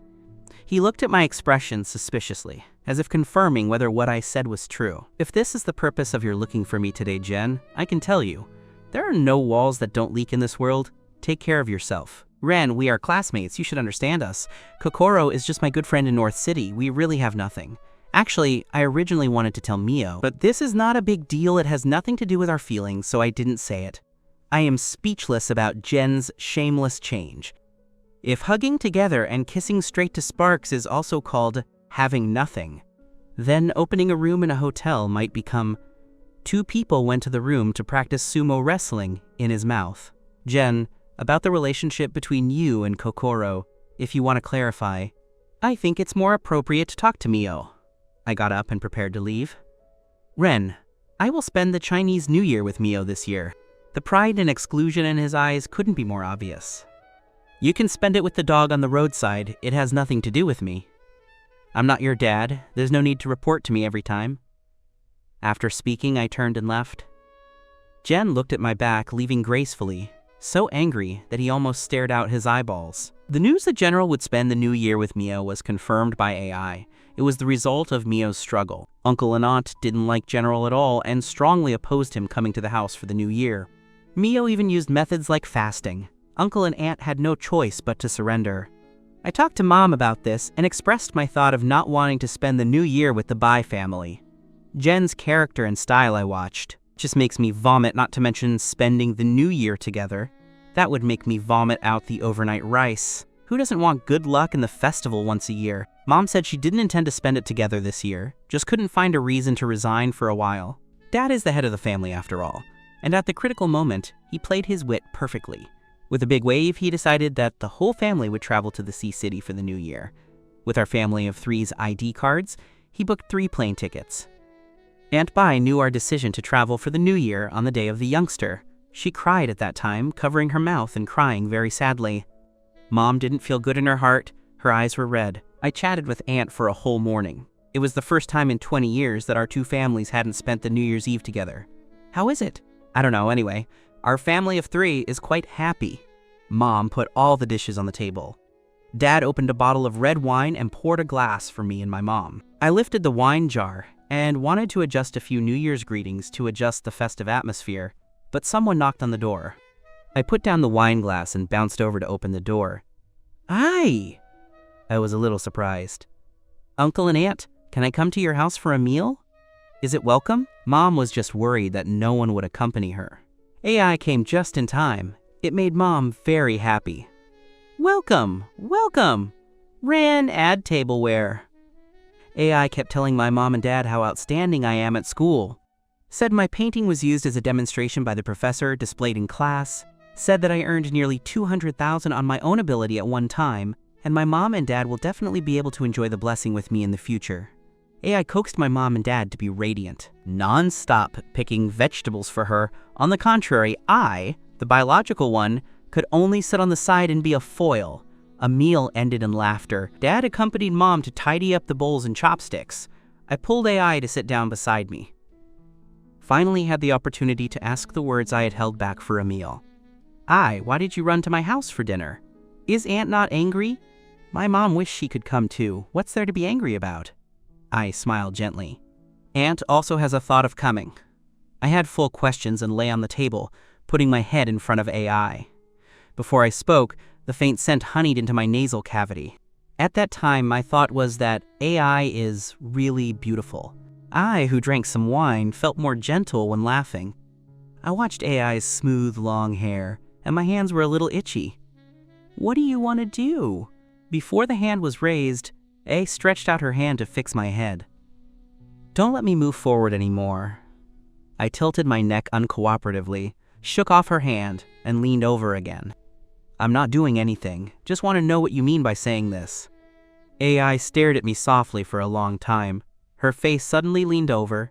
The distance between us was already less than 2.5 centimeters. I clearly saw her eyelashes trembling lightly and her lips slightly roots. Seemed to be trying hard to suppress something. I have never been so close to any heterosexual person. Mio also did not have. I couldn't help but thump my heart, panicked, had to try hard to move my head backward. As a result, the force was too strong, and the back of my head bumped into the bookshelf, hurting me into a ouch. I sat back as if nothing had happened. Hitting yourself so hard? I glared at her, annoyed. Why are you scaring me by leaning over so suddenly? She stared at my hot face playfully and said, I just want to see if the foreign object in the corner of your eye is eye boogers. It's you who have eye boogers. I subconsciously used my hand to scrape the corner of my eye. It really was eye boogers. AI laughed ungracefully. Later, AI told me their food was also ready. They were just about to eat when they saw General standing outside the window. Since he was already there and it was the little New Year, could we not let him in? Uncle and Aunt were unhappy, but their youngest daughter was pleased. It was a big holiday, so they couldn't say much and just accepted it. To be honest, I actually admire you. Your future brother-in-law came for the holiday, and you, the elder sister, just ran off. How awkward that would be. I covered her mouth and laughed. Me? I can't handle that much. Sitting at a table with someone like that makes me cringe. Our family arrived after the 28th day of the 12th lunar month. AI, with a dark face, sent us to the airport and ignored me the whole time. It took all my persuasion to get her to say, come back early. Celebrating the new year away from home for the first time felt quite novel. On New Year's Eve, we ate reunion dinner in the hotel lobby with many people from all over the country. The hotel had specially purchased new sound equipment, and everyone was singing and dancing. It was exceptionally lively. It was already 9 p.m. when we returned to the room, still feeling unfulfilled. I stood in front of the floor-to-ceiling windows of the hotel, looking at the thousands of lights outside and the sky. From time to time, gorgeous fireworks rose up, and my mood was exceptionally peaceful. A video call suddenly rang. Without guessing, I knew it must be AI. In the video, AI was curled up in her own room, looking not very happy. She said she wished me a Happy New Year, and asked what my New Year's wishes were. I said I wanted everyone to be happy, wanted to listen to a live concert once, and wanted AI to become more and more beautiful. I wanted to earn more money through my own skills to make my parents happy. AI chuckled, teased me, and told me to hurry back. She said General went there every day and was driving her crazy. If her family didn't open the door again, she would have to go out and wander the streets. Of course, it was impossible for her to wander the streets. She was just trying to amuse me. I cooperated very well, laughing until my stomach hurt. AI said the New Year's Eve dinner was boring, and added that Jen's performance at the table was particularly unlikable. Except for Mio. No one in the family could stand him. She said it was so hard for her to come back for the new year, but we went on a trip, leaving the house cold and deserted. If she had known this would happen, she wouldn't have come back. In short, she chatted about everything for a full hour, and only when I promised to go back as soon as possible did she hang up. I don't know if I saw it wrong, but I always felt that the look in AI's eyes before she hung up was lingering, still carrying a bit of resentment for being neglected. Under AI's daily urging, Mom and Dad took me back home on the 8th day of the first lunar month, still feeling unfulfilled. Aunt was organizing a reunion dinner again, saying she wouldn't go to the restaurant this time, but would prepare everything at home herself. We should just rest and wait to eat what's ready. Mom was too tired and wanted a good rest, so she politely declined. Every gathering in the last few years has had incidents. We really have a shadow over eating out together. When I woke up, it was already completely dark. There was constant laughter outside the bedroom. When I went out, I saw AI helping my mom wash vegetables. The two were chatting happily. Not seeing her for over 10 days, AI was still the same, beautiful beyond description. Seeing me go out, AI's eyes became brighter. After she went home, my mom whispered to my dad with a sly look. I was a bit distracted before, but her eyes shone bright the moment she saw our son. I'm afraid she has other thoughts about our boy. My dad has always indulged my mom. What my mom says is always right. After hearing this, he nodded solemnly and whispered something. I didn't hear it clearly. That night, AI ate at our house. Strictly speaking, it was AI who cooked the meal, and then she ate with our family. This was the first time I ate a meal personally cooked by AI, and the taste was actually quite good, watching AI working in the kitchen wearing an apron. Under the dim yellow light above, water danced on her slender fingers. No matter how you look at it, it was a feast for the eyes. After dinner, AI accompanied me out to see the night scenery. It happened that a performance was being held in front of a large shopping mall. The music was deafening. We arrived a bit late and stood on the outermost edge, unable to see clearly what exactly was being performed on stage, but this was enough to be happy. A casual turn, and I bumped into AI's gentle and deep eyes. She was looking at me gently, the tenderness in the bottom of her eyes like a vast ocean, completely surrounding me. Obviously, the square was crowded with thousands of people. Obviously, the moonlight and lights were so dazzling. But at that moment, in AI's eyes, I only saw myself, small and foolishly stunned. AI didn't say anything, just gazed at me like that, but it seemed as if she had said everything. I understood every word she implied. My heart suddenly started beating wildly, and my face automatically began to heat up slowly. It was past 10 o'clock when we went back. I was still excitedly telling AI about the performance we had just seen. She listened patiently, responding to me from time to time. Other than that, her gaze remained on me. I don't know if it's my illusion, but the look in AI's eyes looking at me is getting hotter and hotter. Sometimes I would mistakenly think that the meaning contained in that kind of look is like. But every time this happened, I would recall the year Mio scolded me for being shameless. Only then did I know that she just regarded me as a neighbor's younger brother. It was precisely because I misunderstood her feelings that I was scolded so miserably. So I dared not guess and dared not believe it. If being a neighbor's younger brother is the only way for me not to be hurt forever, I think I am willing. When I reached the entrance of the unit, a small figure caught my attention. It was Mio. Why did you come back so late? Don't you know Aunt would worry?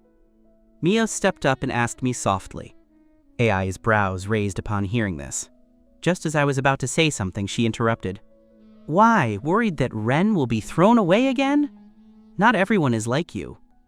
Mio looked at her sister and then at me, but finally, she turned around and went back without saying anything. After washing up and lying on the bed at night, it was almost midnight. Mio sent me a message. It was still a short few words. Are you having fun? She had just seen whether I was having fun or not. Why ask again? I only replied to her with 2 words, happy. The other party replied in seconds. Ren, you and my sister. The simple few words made my heart go cold. I couldn't understand the standpoint and phrasing of her asking this. I replied, what do you want to say? She sent me a voice message. It wasn't long, about 10 seconds, but I didn't listen and deleted it directly. I then blocked her WeChat. On the 10th day of the first lunar month, Mio came to my house to find me. She said AI went out for an appointment with a classmate and she was bored and wanted to chat with me. She didn't mention the WeChat matter, meaning that after that night she hadn't sent me any more messages. If you're bored, go find General. Why come to my house? You'd better come to me less. I was a bit impatient. Mio slumped on the sofa, her head resting on the back of the sofa. He went back to North City. I stared at Mio, my mind full of thoughts. General went back to North City at this time.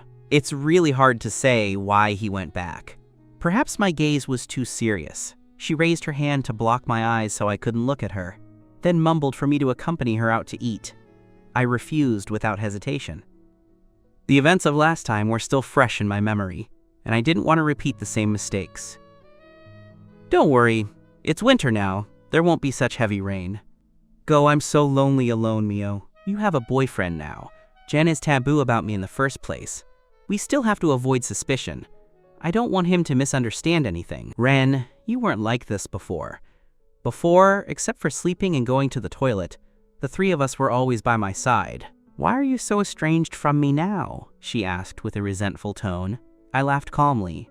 This is your choice. We don't have the before anymore. She was stunned and didn't speak again. A long, long time later, she opened the door herself and left my house.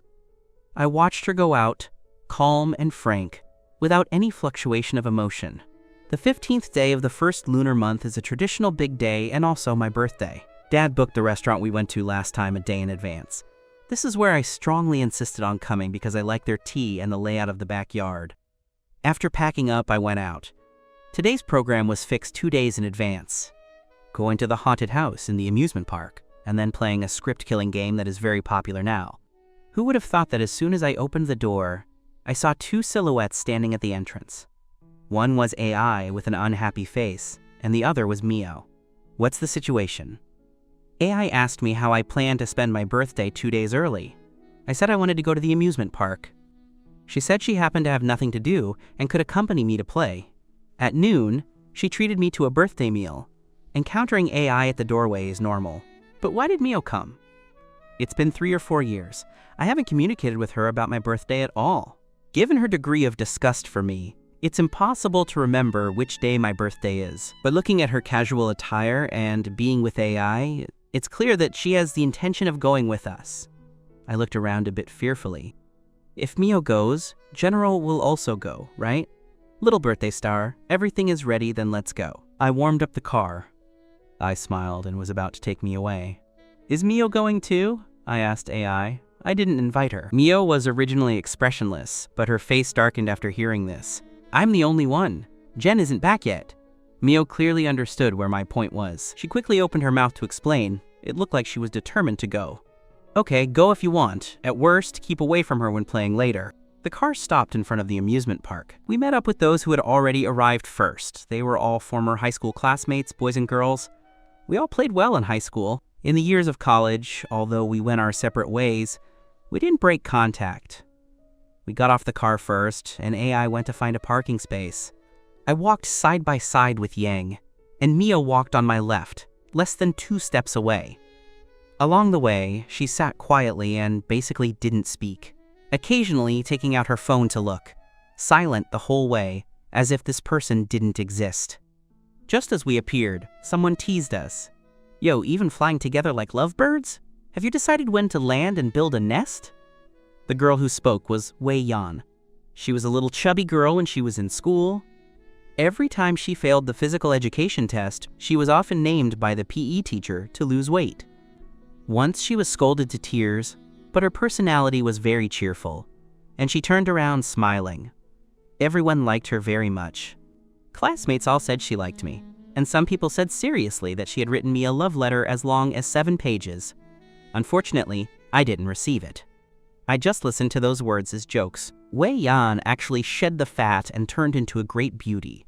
Judging from the appearance alone, it was definitely not inferior to Mio. None of your business. Mio glanced at Wei Yan. Yo, Mio is playing cold? The love letter I spent a lot of effort writing to Ren back then, I heard you hid it all privately. If there is no appreciation value, can you return it to me? Mio's face changed color instantly. Wei Yan dared to say it in public, which shows that she really wrote me a letter back then. At that time, someone really told me about Wei Yan writing to me. No wonder I didn't receive it. It was intercepted by Mio. Everyone was a bit embarrassed. The weather was cold, but Mio's face seemed to be bleeding red. Her gaze swept over Wei Yan and paused on me, turned her face away to avoid everyone, and said, I was afraid that messy things would affect your studies, so I didn't give it to you. If you want it back, I will return it all to you. Wei Yan blew up when she heard this. Mio, you look like a human being. Why can't you say human words? You can't vomit ivory out of a dog's mouth. Mio didn't show weakness and argued with Wei Yan with a cold face. The two quarreled more and more intensely. The other 2 girls persuaded them earnestly, but the more I listened, the more wrong I felt. Mio actually hid love letters given to me by others. Why would she hide that thing if she doesn't like me? Wouldn't it be for training reading comprehension? So you didn't intercept 1 or 2? Mio, on what grounds did you take my things? Are you sick? I roared angrily. In an instant, my anger reached its peak. It was so infuriating. I was staring angrily at Mio when AI parked the car and hurried over, standing by my side and asking me what happened and why I was so excited. I took a deep breath and told AI about what had just happened. AI gave Mio a look of disappointment, then laughed and said to me, Okay, Little birthday star, today is your birthday. Don't be angry about things that have passed. Let's talk about anything later, okay? So many people are waiting for you. AI was right. Ren, let's go in and play. Don't be angry for the scum girl. Yang came to hug my shoulder. Wei Yan also knew she was wrong and kept saying sorry with full apology. Talk about it when you go back. Everyone is here to celebrate your birthday. Be happy, Ren. I put her hand on my shoulder and comforted me gently. I didn't want to sweep AI's face, nor did I want to make everyone unhappy. Had to agree against my will. As for the old account with Mio, I would settle it with her properly after going back. We were all young people in our 20s, soon forgetting the current unpleasantness and immersing ourselves in the game. The entrance to the haunted house was under an old locust tree, where there was a very deep well. A sign was set up at the wellhead with the 4 characters. You came too. The staff explained the game rules carefully and emphasized that playing is for the atmosphere. The ghosts inside were all disguised by staff. It might be a bit scary, but it wouldn't really take us away. Everyone listened and giggled, going down to the bottom of the well one by one. When I went down, only Mio and I were left on the ground. The 2 followed me. Don't be afraid. AI held my hand and accompanied me into the passage in the middle. This was my first time in a haunted house. Cold winds blew in the air, and the gloomy and terrifying ghostly crying was very close, as if it was in the ear, making my scalp numb. Who was that screaming "ah" in the front, followed by loud crying and shouting, "Go away, don't come over, get away!" It made me very nervous. I was carefully observing the surrounding environment when suddenly something fell from above. With a "dah," it landed less than half a meter away from my face. The ghost fire that just happened to light up allowed me to see that thing. It was actually a hanged ghost with a tongue dripping blood. The 2 black holes on the eyes seemed to have something crawling. Terrible and disgusting. The ghost appeared too suddenly. I couldn't control shouting out loud and wanted to run as soon as I lifted my legs. AI pulled me and whispered in my ear. Fake, don't be afraid. The staff said it. What are you afraid of? I plucked up my courage and continued to follow AI forward. But I don't know why. I always felt that something was following behind me. No matter how I walked, I couldn't shake it off. I looked back several times. The light was too dark. Even if 2 people faced each other, they couldn't see. I don't know how long it had been when a light appeared in front and we arrived at the exit. So everyone came out. After turning around, I saw Mio standing behind AI with a livid face, looking like she had just come out. If so, the dog that followed me and couldn't shake off was her. She insisted on following despite not being invited. Others were playing games, and she followed as a hanger-on. She was really sick. After everyone rested for a while, we went to the script-killing game field. We went a bit late, and all the good scripts were picked away, leaving only saving the prince. Everyone was disgusting. We all came for suspense or horror scripts. Several people were stunned at that time. I was also quite disappointed. Looking at the phone, it was already past 10 o'clock. Why not just go out and find a place to eat? Since we're here, why not play? Besides, isn't being a prince our childhood dream? Raise your hand if you play. Young raised his hand first. With him starting, everyone seemed to remember their childhood prince dreams, and all became interested. Next was drawing rolls. I took the last one after everyone had drawn. When I opened it, it was actually the prince. The funniest part is Mio. She actually drew the little maid who gets beaten. It cracked me up. AI was standing in front of the floor-to-ceiling window, looking at me with a soft smile. After all, she was a few years older than us. If it weren't for celebrating my birthday, she wouldn't have been crazy with our little brats, let alone play these deceptive tricks. Who did you draw? I wanted to see AI's roll. Mio stood in front of me as if to say something. I ignored her and ran directly to I. I unfolded the paper ball in her palm and wanted me to look at it. My face flushed instantly. On that small piece of paper, the word princess was written neatly. The ending of this fairy tale is the princess kissing the prince awake and living a happy life from then on. That is to say, AI and I are going to film a kissing scene. A kiss scene? This is too outrageous. This is a game we don't have to really kiss, right? I discussed with her in a low voice. This is my first kiss. Can't lose it for a game, right? AI looked at my flushed face with a smile at the bottom of her eyes. Ren, Do you wish to really kiss?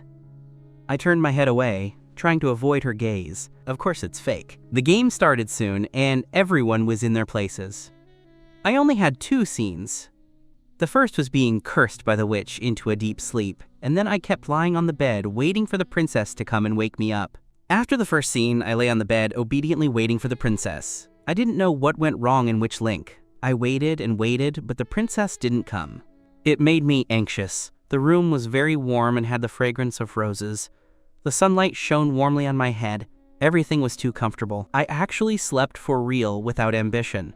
Suddenly, smelling a familiar fragrance in my nose, I opened my blurry, sleepy eyes and saw a face in front of me.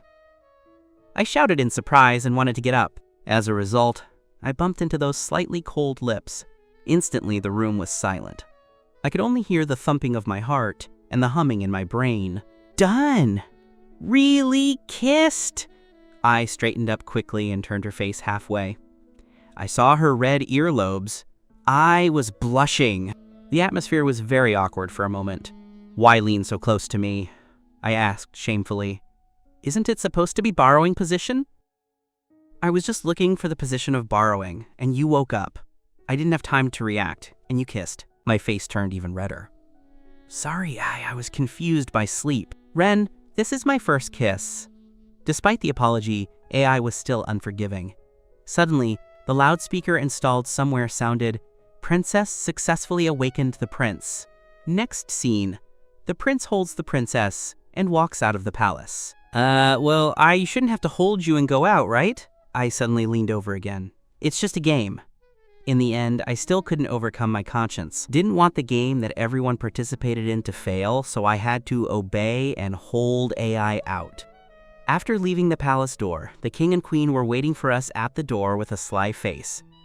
Over there, in the open space, the housekeeper, Wei Yan, was raising her hand, ready to slap the maid, Mio. Although the game tries to restore the plot, slapping someone's face involves a person's dignity after all. It's better not to hit if possible. AI also saw their deadlock. The expression on her face was dark and indistinguishable. Princess successfully awakened the prince. Game over. Everyone jumped up and cheered in unison. Wei Yan's hand never raised. Looking at the watch, 11:30 was already lunchtime. There is a Sichuan tea house opposite the amusement park. I said the taste was quite good. Before the game started, the location was already set. After the end, our group went over to eat aggressively. Sichuan food is the favorite of our group. Everyone ate happily. The gift Yang gave me is a music box that can be voice-controlled. What Wei Yang gave me is a self-made paperweight. I don't know what material it is, carrying a faint fragrance. When it was Mio's turn, she took out a red box with some weight. Open in front of everyone, it was a portrait of me. In the painting, I am holding a big school bag, sitting on the steps, looking up at something, my eyes filled with happiness. She drew me in high school, looking at her, probably at her on the badminton court. The classmates who didn't know the truth laughed, saying she drew it vividly, making them see me in childhood again. A irritability grew in the bottom of my heart. What is Mio doing? She hasn't been right these days. Is she crazy about General? I was thinking about whether to return the painting to her. AI reached out to take the painting, repacked it, and put it in her bag. Good painting, I'll hold it for you. This is the birthday gift I gave you. Open and see if you like it. What AI gave me was a purple box, a square shape. Gently lifting the lid, a black obsidian bracelet lay quietly inside. Exquisite workmanship, beautiful and generous style. The style was designed by myself. Like it? I really like it and am also moved. This was actually designed by AI specifically for me. This should be the birthday gift I received today that was most to my liking. As long as you like it, AI smiled, with lingering tenderness in her eyes. It was already past 2 o'clock in the afternoon after the lively meal. Everyone dispersed, still feeling unfulfilled. Everyone left. Only Wei Yan was still standing in place, apparently waiting for me. What are you looking at? Get in the car. AI stood beside me, staring at Wei Yan unhappily. I smiled and said wait for me for a while, she might have something to say to me. Bad intentions. AI muttered unhappily, like a child who hadn't eaten candy. Quite cute. I let AI get in the car first and wait for me. then turned and walked towards Wei Yan. "Ren, classmate!" As a result, seeing that piece of Mio seemed out of control. "Sorry for ruining your birthday." Wei Yan's face was full of guilt. "It's nothing, it's all past. Everyone is classmates, why be so polite?" Her expression changed, and she actually called my full name. She had many complex emotions under her eyes that I didn't understand. "I'm leaving, and I won't come back in the future. I've liked you for so many years and couldn't even make you look at me properly. Can only say we have no destiny. In the 3 years of high school, I wrote you 71 letters. Each one is my heart, but each one has sunk into the sea. In those 3 years, you were good to me. Others disliked me for being fat and didn't want to play with me. Only you were always smiling and never disliked me. I let Mio bring the letters to you, but you never gave me any response, not even a rejection. At that time, I was quite grateful to you. I thought you were worried that it would make me sad, so you didn't reject me. Until I returned this winter vacation and accidentally learned that those letters were intercepted by Mio. She told others that I didn't deserve to write to you. Classmates all know your feelings for Mio. But I like you too much, that's why I mustered the courage to write to you letter after letter. I was a bit startled. She actually liked me for so many years. Maybe it was my astonishment that pleased her. Wei Yan twitched the corners of her mouth and smiled. After knowing the reason, I was very angry and wanted to reason with her several times. But it has been so many years, and it's boring to mention it again. I haven't been back these years until yesterday when I knew that you and Mio were not together. Wei Yan, I really don't know about the past. It's really sorry to waste your heart. I stayed specifically to explain all this to you, not to make you feel guilty. Mio is not worth it, but you will definitely be able to find someone who loves you the most. Wei Yan, you too. You will definitely find that boy who belongs only to you. She stopped a taxi and sat in. The afternoon sun shone on her face. Not so intense, but I saw 2 crystals in the corner of her eyes. Those clear eyes were full of sadness. Will we see each other again? I barely squeezed a smile.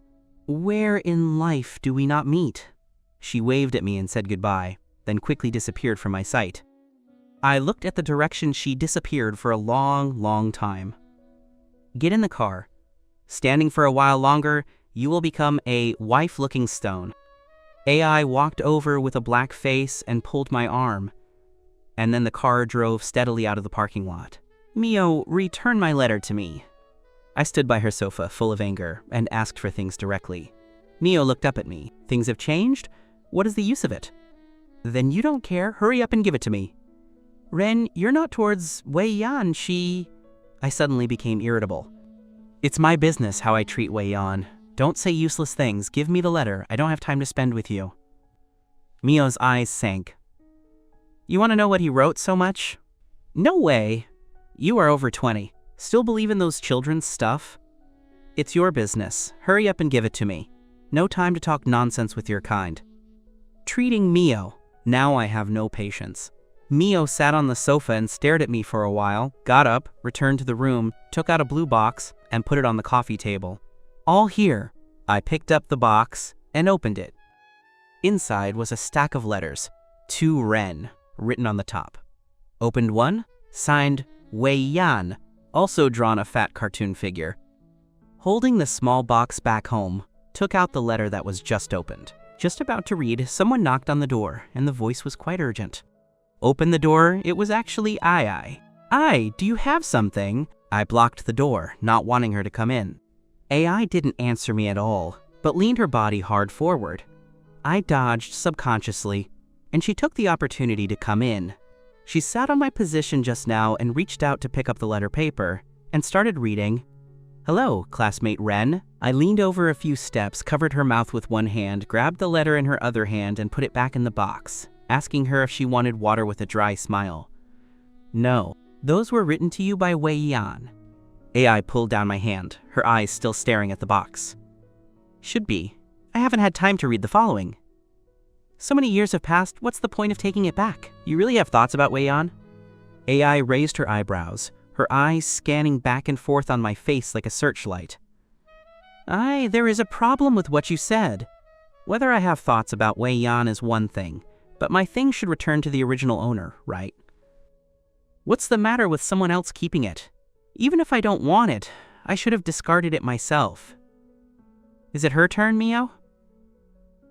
I'll go out directly and carry it for you. Save you from going out again. That's it, without asking for my opinion. AI grabbed the box and took away those letters I hadn't read yet. In the first semester of my senior year, my father's heart had a small problem. Stayed in the hospital for almost a month.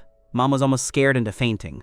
That was when I was the busiest before the internship, had no time to go back to see Dad, and could only watch through video calls every day. The way he lay on the hospital bed, he didn't even have the strength to walk. Mom suffered at home, and I was exhausted at school. Called a few times a day to pay attention to Dad's condition. During that time, I was like a little lunatic, and my mood was particularly bad. I wanted to go back to see Dad, but Mom wouldn't let me at all. She said let me study at ease here, and going back would increase Dad's psychological burden. AI has always accompanied me. Until Dad was discharged from the hospital and made a video call to me personally telling me he was completely well, did I completely let go. That day, I was particularly happy. Took AI out to eat barbecue to celebrate my father's recovery. Classmates all started their internships. Separated from the North and South. 4 years of college life ended soon. My grades were excellent, and I was recommended for postgraduate studies by the school. Because I was worried about my father's health, I chose to go to Jing University, which is closer to home, for postgraduate studies. In this way, if something happens at home, I can rush home faster. In the winter vacation of my senior year, our family finally moved to the new house. The Lee family and the Bai family officially ended the situation of being neighbors for more than 20 years. Became independent. It's just that my mom still likes the small garden of the original house and didn't sell the old house. Occasionally, she will go over and stay for a day or two. In Dad's words, keeping both houses and taking turns living is just like traveling. The car stopped slowly at the doorway, and 4 empty-nest elderly people stood at the unit entrance. Dad, Mom, Uncle, Aunt, we are back. I was the first to jump off the car. Son, come in quickly. Your mom, busy working early in the morning to make food for you. Aunt Bai pulled my hand happily. Isn't it heard that you are coming back for the holiday made us all happy? We are having a happy conversation here, and Mio and General are pushing luggage at the unit entrance. Aunt Bai's smile faded a lot when she saw General. Jen greeted her, she responded politely, and there was no communication afterwards. Obviously, the situation was so embarrassing, but General still gritted his teeth and insisted, the thickness of this person's face is really thick. All right, get in the house quickly. The pot has been boiling for a long time. Mom pushed me with her left hand and AI with her right. Under Jen's instruction, Mio also wanted to follow, but I smacked her lips. Back to your house. Back to your mom. Don't go to the wrong door. After speaking, she followed my mom into our house. At the moment of closing the door, I saw Uncle and Aunt's puzzled gazes. Is this daughter of mine stupid? How can she even go into the wrong door? Why did you come to my house? Isn't it back to your house, back to your mom? Did you go into the wrong door? I asked her, twisting my neck and threw the coat I took off into the laundry basket in the restroom. AI washed her hands clean and went directly into the kitchen, picked out a box from somewhere, took out the bottles and jars inside, and placed them on the seasoning table. Isn't it that you want to eat the sauce I seasoned? Then are you going back to eat after seasoning? Your sister brought her son-in-law back. This is a happy reunion day for your family. I leaned on the doorframe of the kitchen and admired AI's movements of seasoning hot pot sauce. This person is beautiful, even seasoning sesame sauce is so pleasing to the eye. AI's movements didn't stop, still maintaining a half-lowered head posture, just raised her eyes and rolled them at me. Mom raised her hand and patted my forehead. What nonsense! Your AI not only bought things, but also boiled soup. Busy all morning, and has to pick you up and season the sauce for you. Why are you so unconscionable? AI's movements were nimble and soon prepared. The 4 of us sat at the table and started. Just when it was lively, Mio came to knock on the door. Our house is that kind of open concept, living room and kitchen. The home door is diagonally opposite to the dining room. That is to say, standing at our door, you can fully see the panoramic view of the dining room. I opened the door. Mio said she came to find AI to go back to eat. General stood behind Mio, looking towards the dining room. Something? I asked angrily, expressing that I didn't want to pay attention to them. I came to find my sister. The food at home is ready. Why isn't she back yet? After speaking, Mio wanted to walk into the room directly. You saw it with your own eyes. Why ask this nonsense? eyes are bad or spirit is bad? I blocked her, resolutely not letting her enter the door. A good hot pot. I have been looking forward to it for a long time. Lee Ren, what are you doing? We really came to find AI. Aunt also prepared your meal. You don't come to eat, okay? But don't let us find AI. Isn't this bad? The true color of tea, wanting to eat but dare not tell the truth, and also wanting to lead the disaster to me. Your sister and her boyfriend came to pick you up to go home for dinner. I defended the door tightly and roared towards the dining room. AI actually heard it long ago, she just pretended not to hear it. At this time, she was named by me, wiped her lips with a napkin, and walked over leisurely, stopping half a step away behind me. The tone is a bit impatient. I already told Mom and Dad to eat here. You go back. Don't come and disturb me if there is nothing important. Even if there is something important, don't come to call. When it is time to go home, I will go home, won't get lost. After speaking, AI closed the door with a PA with selfless justice, isolating that pair of cheap people outside our world. Dad drank a lot of alcohol and was a bit drunk, so he was helped back to the room by Mom. Leaving me to clean up the kitchen, I was heartbroken looking at the messy situation in the kitchen, not knowing where to start. Finally, AI made a righteous move, demonstrating step by step, helping me solve this big problem. Looking at the clean kitchen, I couldn't help but sigh. My good AI, really don't know which man is so lucky to have your lifetime company. The next day, I was awakened by the ringtone of the phone and found that the high school classmate group had already exploded. The monitor rarely came back, proposed that the classmates in South City come out to gather at noon. AI sent Mio and me to the door of the restaurant and then left, wanting us to notify her to pick us back when it ended. Gatherings between classmates should be simple and happy. Everyone talks about each other's situation. That's enough to express the classmate feelings of the year. But there will always be a few mouse turds who keep showing how excellent they are, how much money they have earned, and insist on turning the classmate gathering into a comparison meeting. If I had known earlier that the party could be like this, I don't think I would have come.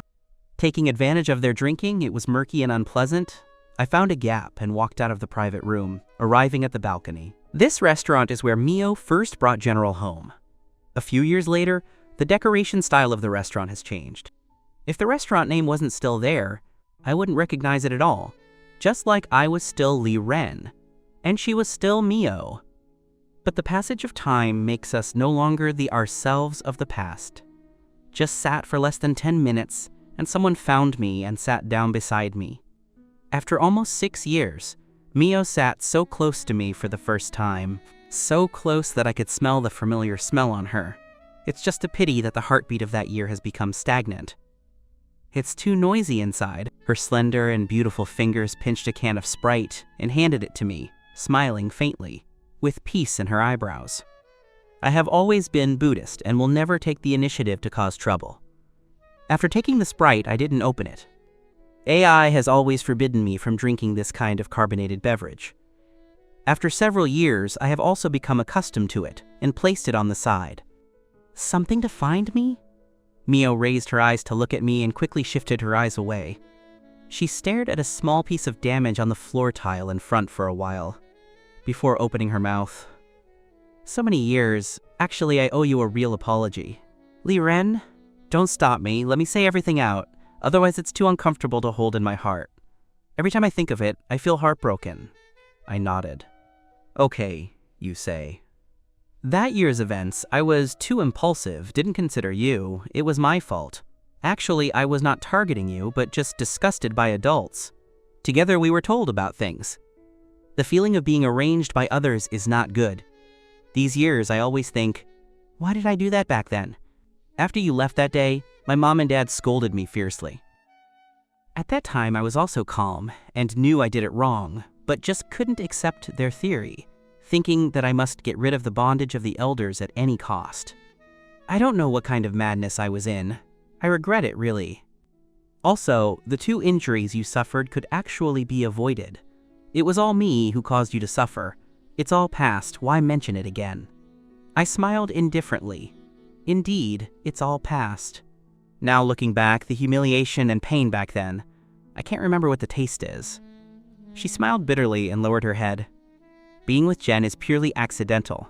It seems like it was raining heavily, he didn't have an umbrella, and also injured his leg. He sat alone in the heavy rain, completely wet.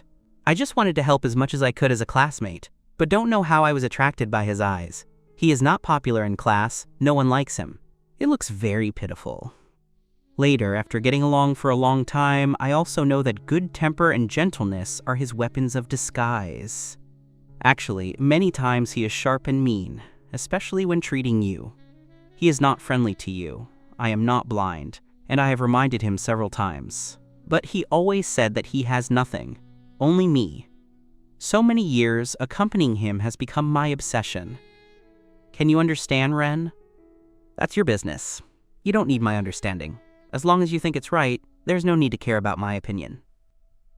Mio stared straight into the depths of my eyes, seemingly trying to see through to the real thoughts hidden behind my words. Her softened voice was a tenderness and lingering affection I had never heard before. How could it be lingering? It must have been that I heard it wrong. It had been too long. I forgot. I really forgot. Mio froze, then smiled miserably and said nothing more. Mio, since you've already decided to give your life to General, then love him well. After sitting for a while, I left first. That was all that needed to be said. By the time I sat in AI's car, her expression hadn't softened. AI asked me with her eyes what happened. I shrugged and silently said I didn't know. I truly didn't know the source of her emotions. It certainly wasn't from our conversation. One afternoon, the weather was gloomy and began to drizzle again. I sat by the table coloring a draft. My phone suddenly rang. I picked it up and couldn't help but smile. It was a video call from AI, who had been missing for several days. AI, you didn't answer my calls or messages for days. I thought you had gone missing and was about to report it to the police. AI's laughter entered my eardrums, so gentle that my heart trembled. Ren, come downstairs. I looked at the gloomy sky. The rain had stopped at some point, and the sky was clear and blue. I have a surprise for you downstairs. I grabbed my coat, threw it on haphazardly, and rushed down the stairs. The air after the rain was exceptionally fresh. Under the dark green tree, a figure lit up my eyes. Ai, why are you here? Seeing AI suddenly, I was almost ecstatic. Really, I never knew that true happiness could feel like this. It had been almost 3 months since I last saw AI. For me, who had depended on AI for survival at Lynn University for 3 years, this was hard to endure. I had long been accustomed to her messages asking me to go downstairs for breakfast in the blink of an eye, accustomed to her accompanying me every day. I was afraid you'd miss me, so I came. How about it? Did you miss me? I missed you to death. Why did you only just come? I chatted with her happily all the way. I told her Professor Jin had come and taken me to participate in a competition. The draft was finished, and she could help me check it. AI just smiled and tilted her head, listening to me chatter endlessly like a fool. In those eyes, bright as a galaxy, the tenderness was like the sea. I was already 22, an adult in the practical sense. Usually, in front of classmates and teachers, the impression I gave them was gentle and easygoing. I heard some lower-class students even specifically followed me just to learn my quiet temperament. They would never have guessed. In front of AI, I was actually a spoiled fool. What I didn't expect was that we ran into Mio on the way. Her gaze fell on the hand AI and I were holding together. I subconsciously wanted to pull my hand away, but AI wouldn't let me. She squeezed my hand tighter and walked past her calmly. Sister, Mio said faintly. Have you eaten? Do you want to join us? I smiled and said. Mio hesitated for a moment, then quickly took out her phone and sent a message, following behind us. The prosperity of Kyoto is incomparable to the South City. High-end restaurants could be seen everywhere here. AI chose a Hunan restaurant. We sat in a 4-person booth, AI and I on one side, and Mio sitting alone on the other. Soft music flowed overhead. The air conditioning was set to a comfortable level.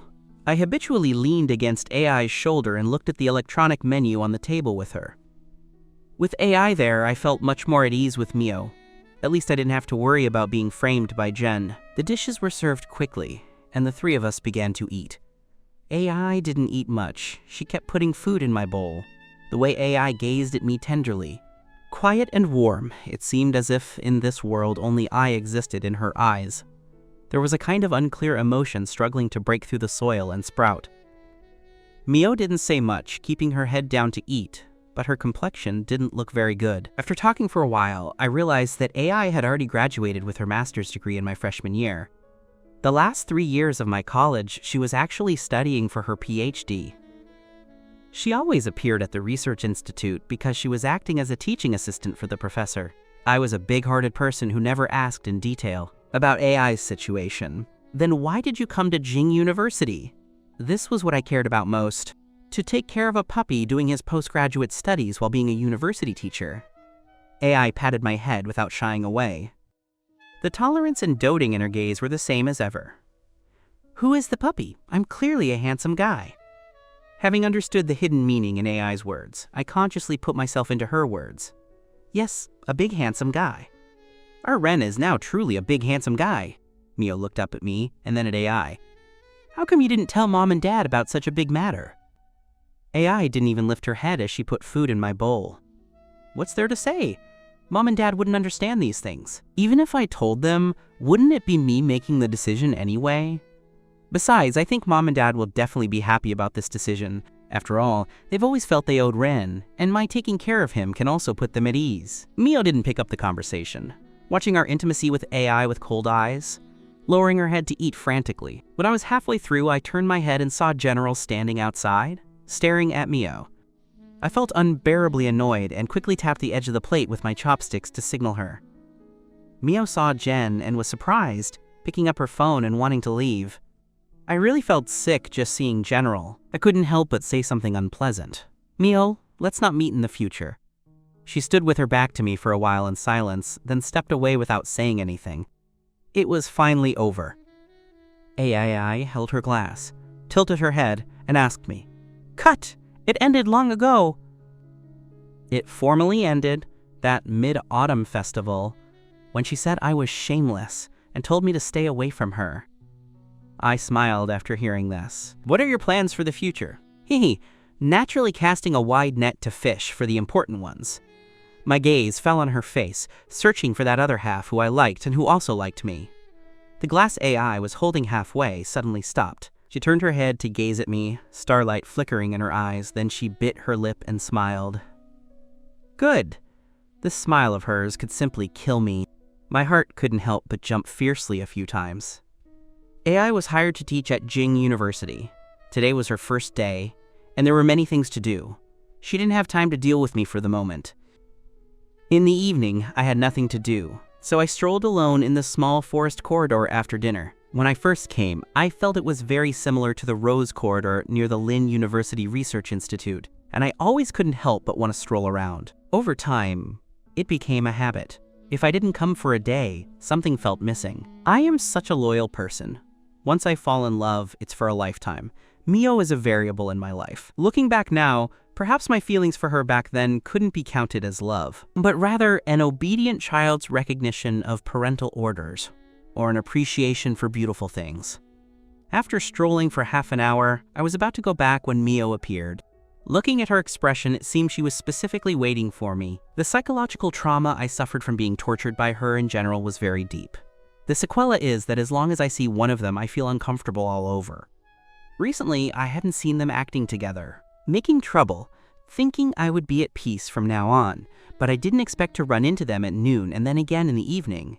I turned and walked back. Mio ran a few steps quickly to get in front of me and stopped me. Ren, you are lying to me. Mio, I've said many times, let's not meet again. Even if we meet on the road, please pretend not to know me, okay? Why? Weren't you the one who liked following behind me most before? How come you have to hide from me now? You said that was before. For the sake of that, before, I have already solemnly apologized to you in front of our elders.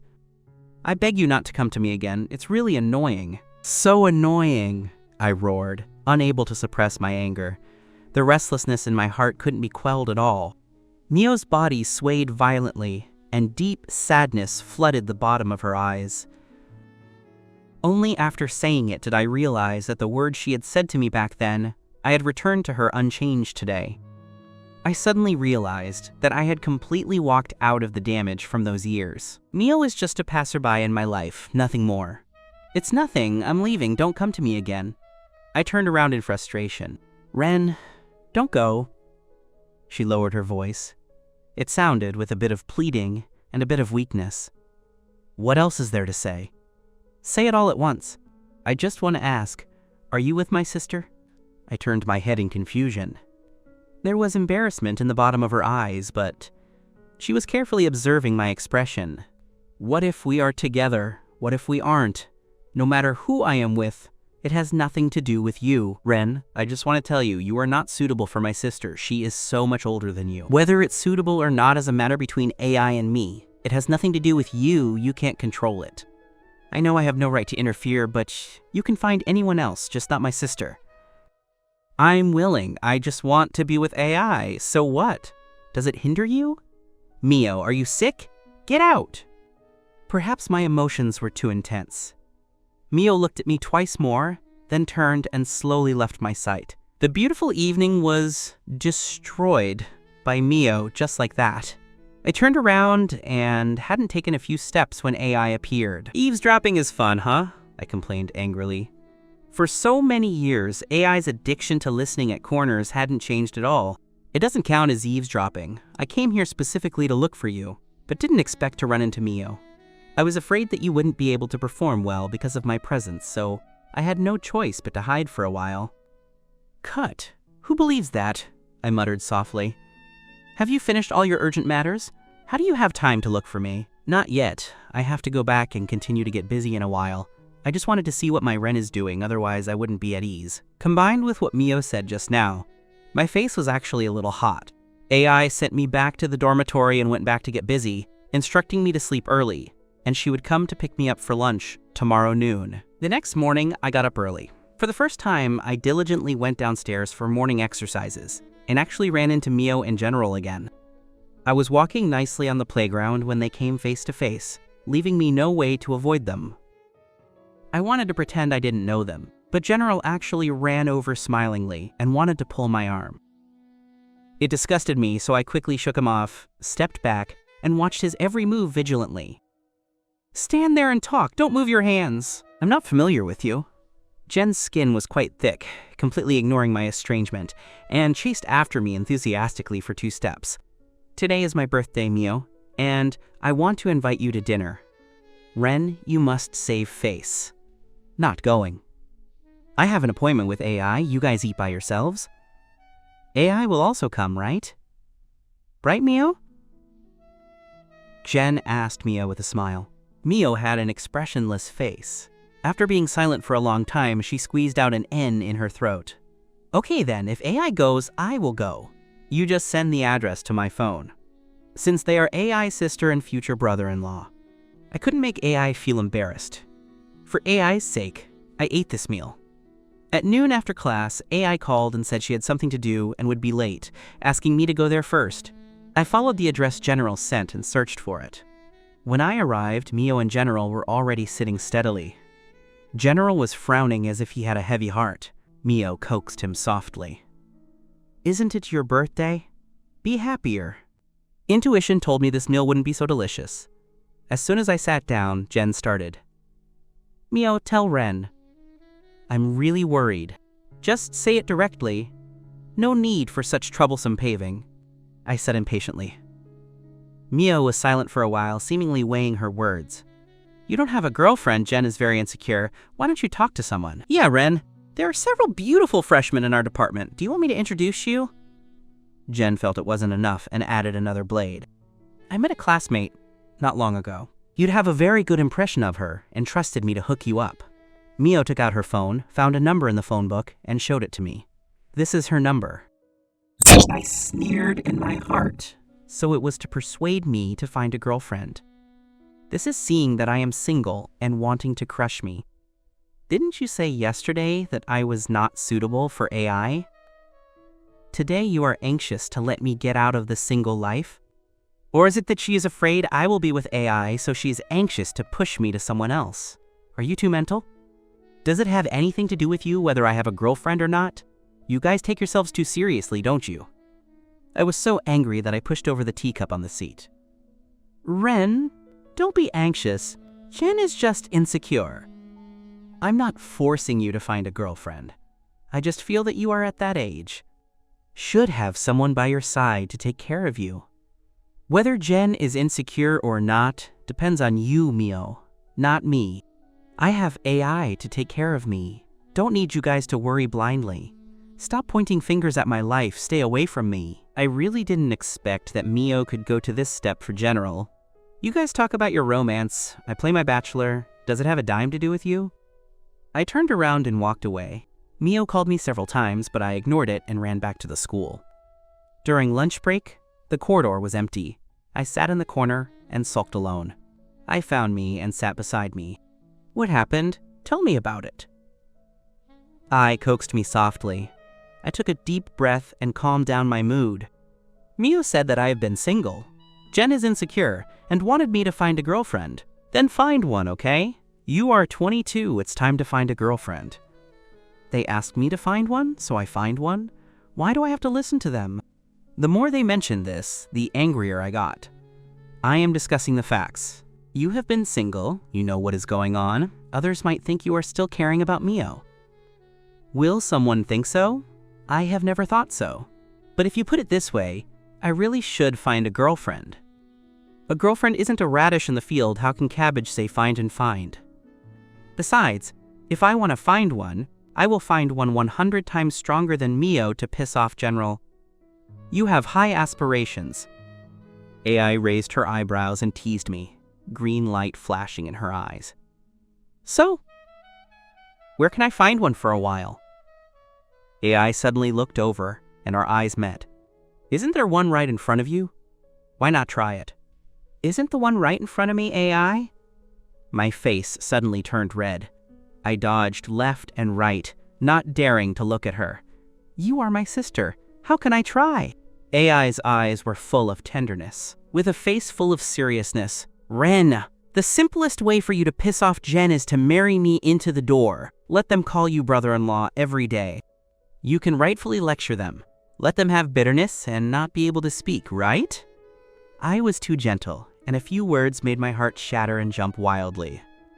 My throat was dry and smoking. I wanted to drink some cold drinks to cool down.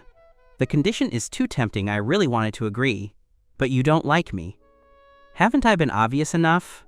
I have liked you for 22 years. It has never changed. I was stunned, blankly looking at AI. I saw myself small in her eyes. The fact that AI liked me, I had perceived, but I never dared to believe it.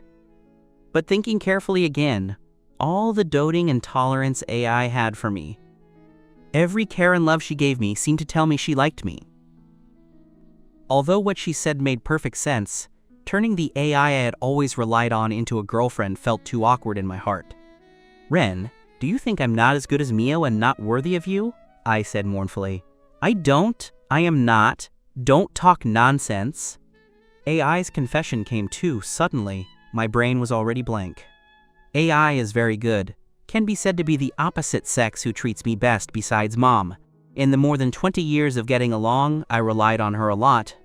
But that was on the premise that I regarded her as a sister, if AI became a girlfriend. I didn't know if I could still get along with her like before. Moreover, she is Mio's biological sister. Back then, my business with Mio could almost be said to be known to the whole school. If I fall in love with Mio's sister now, it will set off another wave if it spreads. Give me time, let me think. AI's expression dimmed, but it was just a flash. I suddenly understood some things. I rarely saw AI after I was 15. At that time, Aunt Bai always said she was busy and couldn't see anyone all day. I also thought she was simply busy. Now I understand that she was avoiding me. When you were in high school, every time I talked to my family, I tried my best to ask which university you would report to. My mom also, Lin Shu also. Even I asked Aunt. Everyone said you would report to Jing University. Actually, I had expectations at that time. I wanted you to go to Lin University to study. That way I could see you every day, could accompany you to grow up together. On the day the college entrance examination results were released, I knew in my heart, you definitely want to go to Jing University. With your grades, you can easily get into it. But still holding a little glimmer of hope, I asked you where you got admitted. The moment I heard you got into Lynn University, I was crazy with joy. In my life, I have never been so happy before. Ren, these 3 years, I am very happy and happy every day.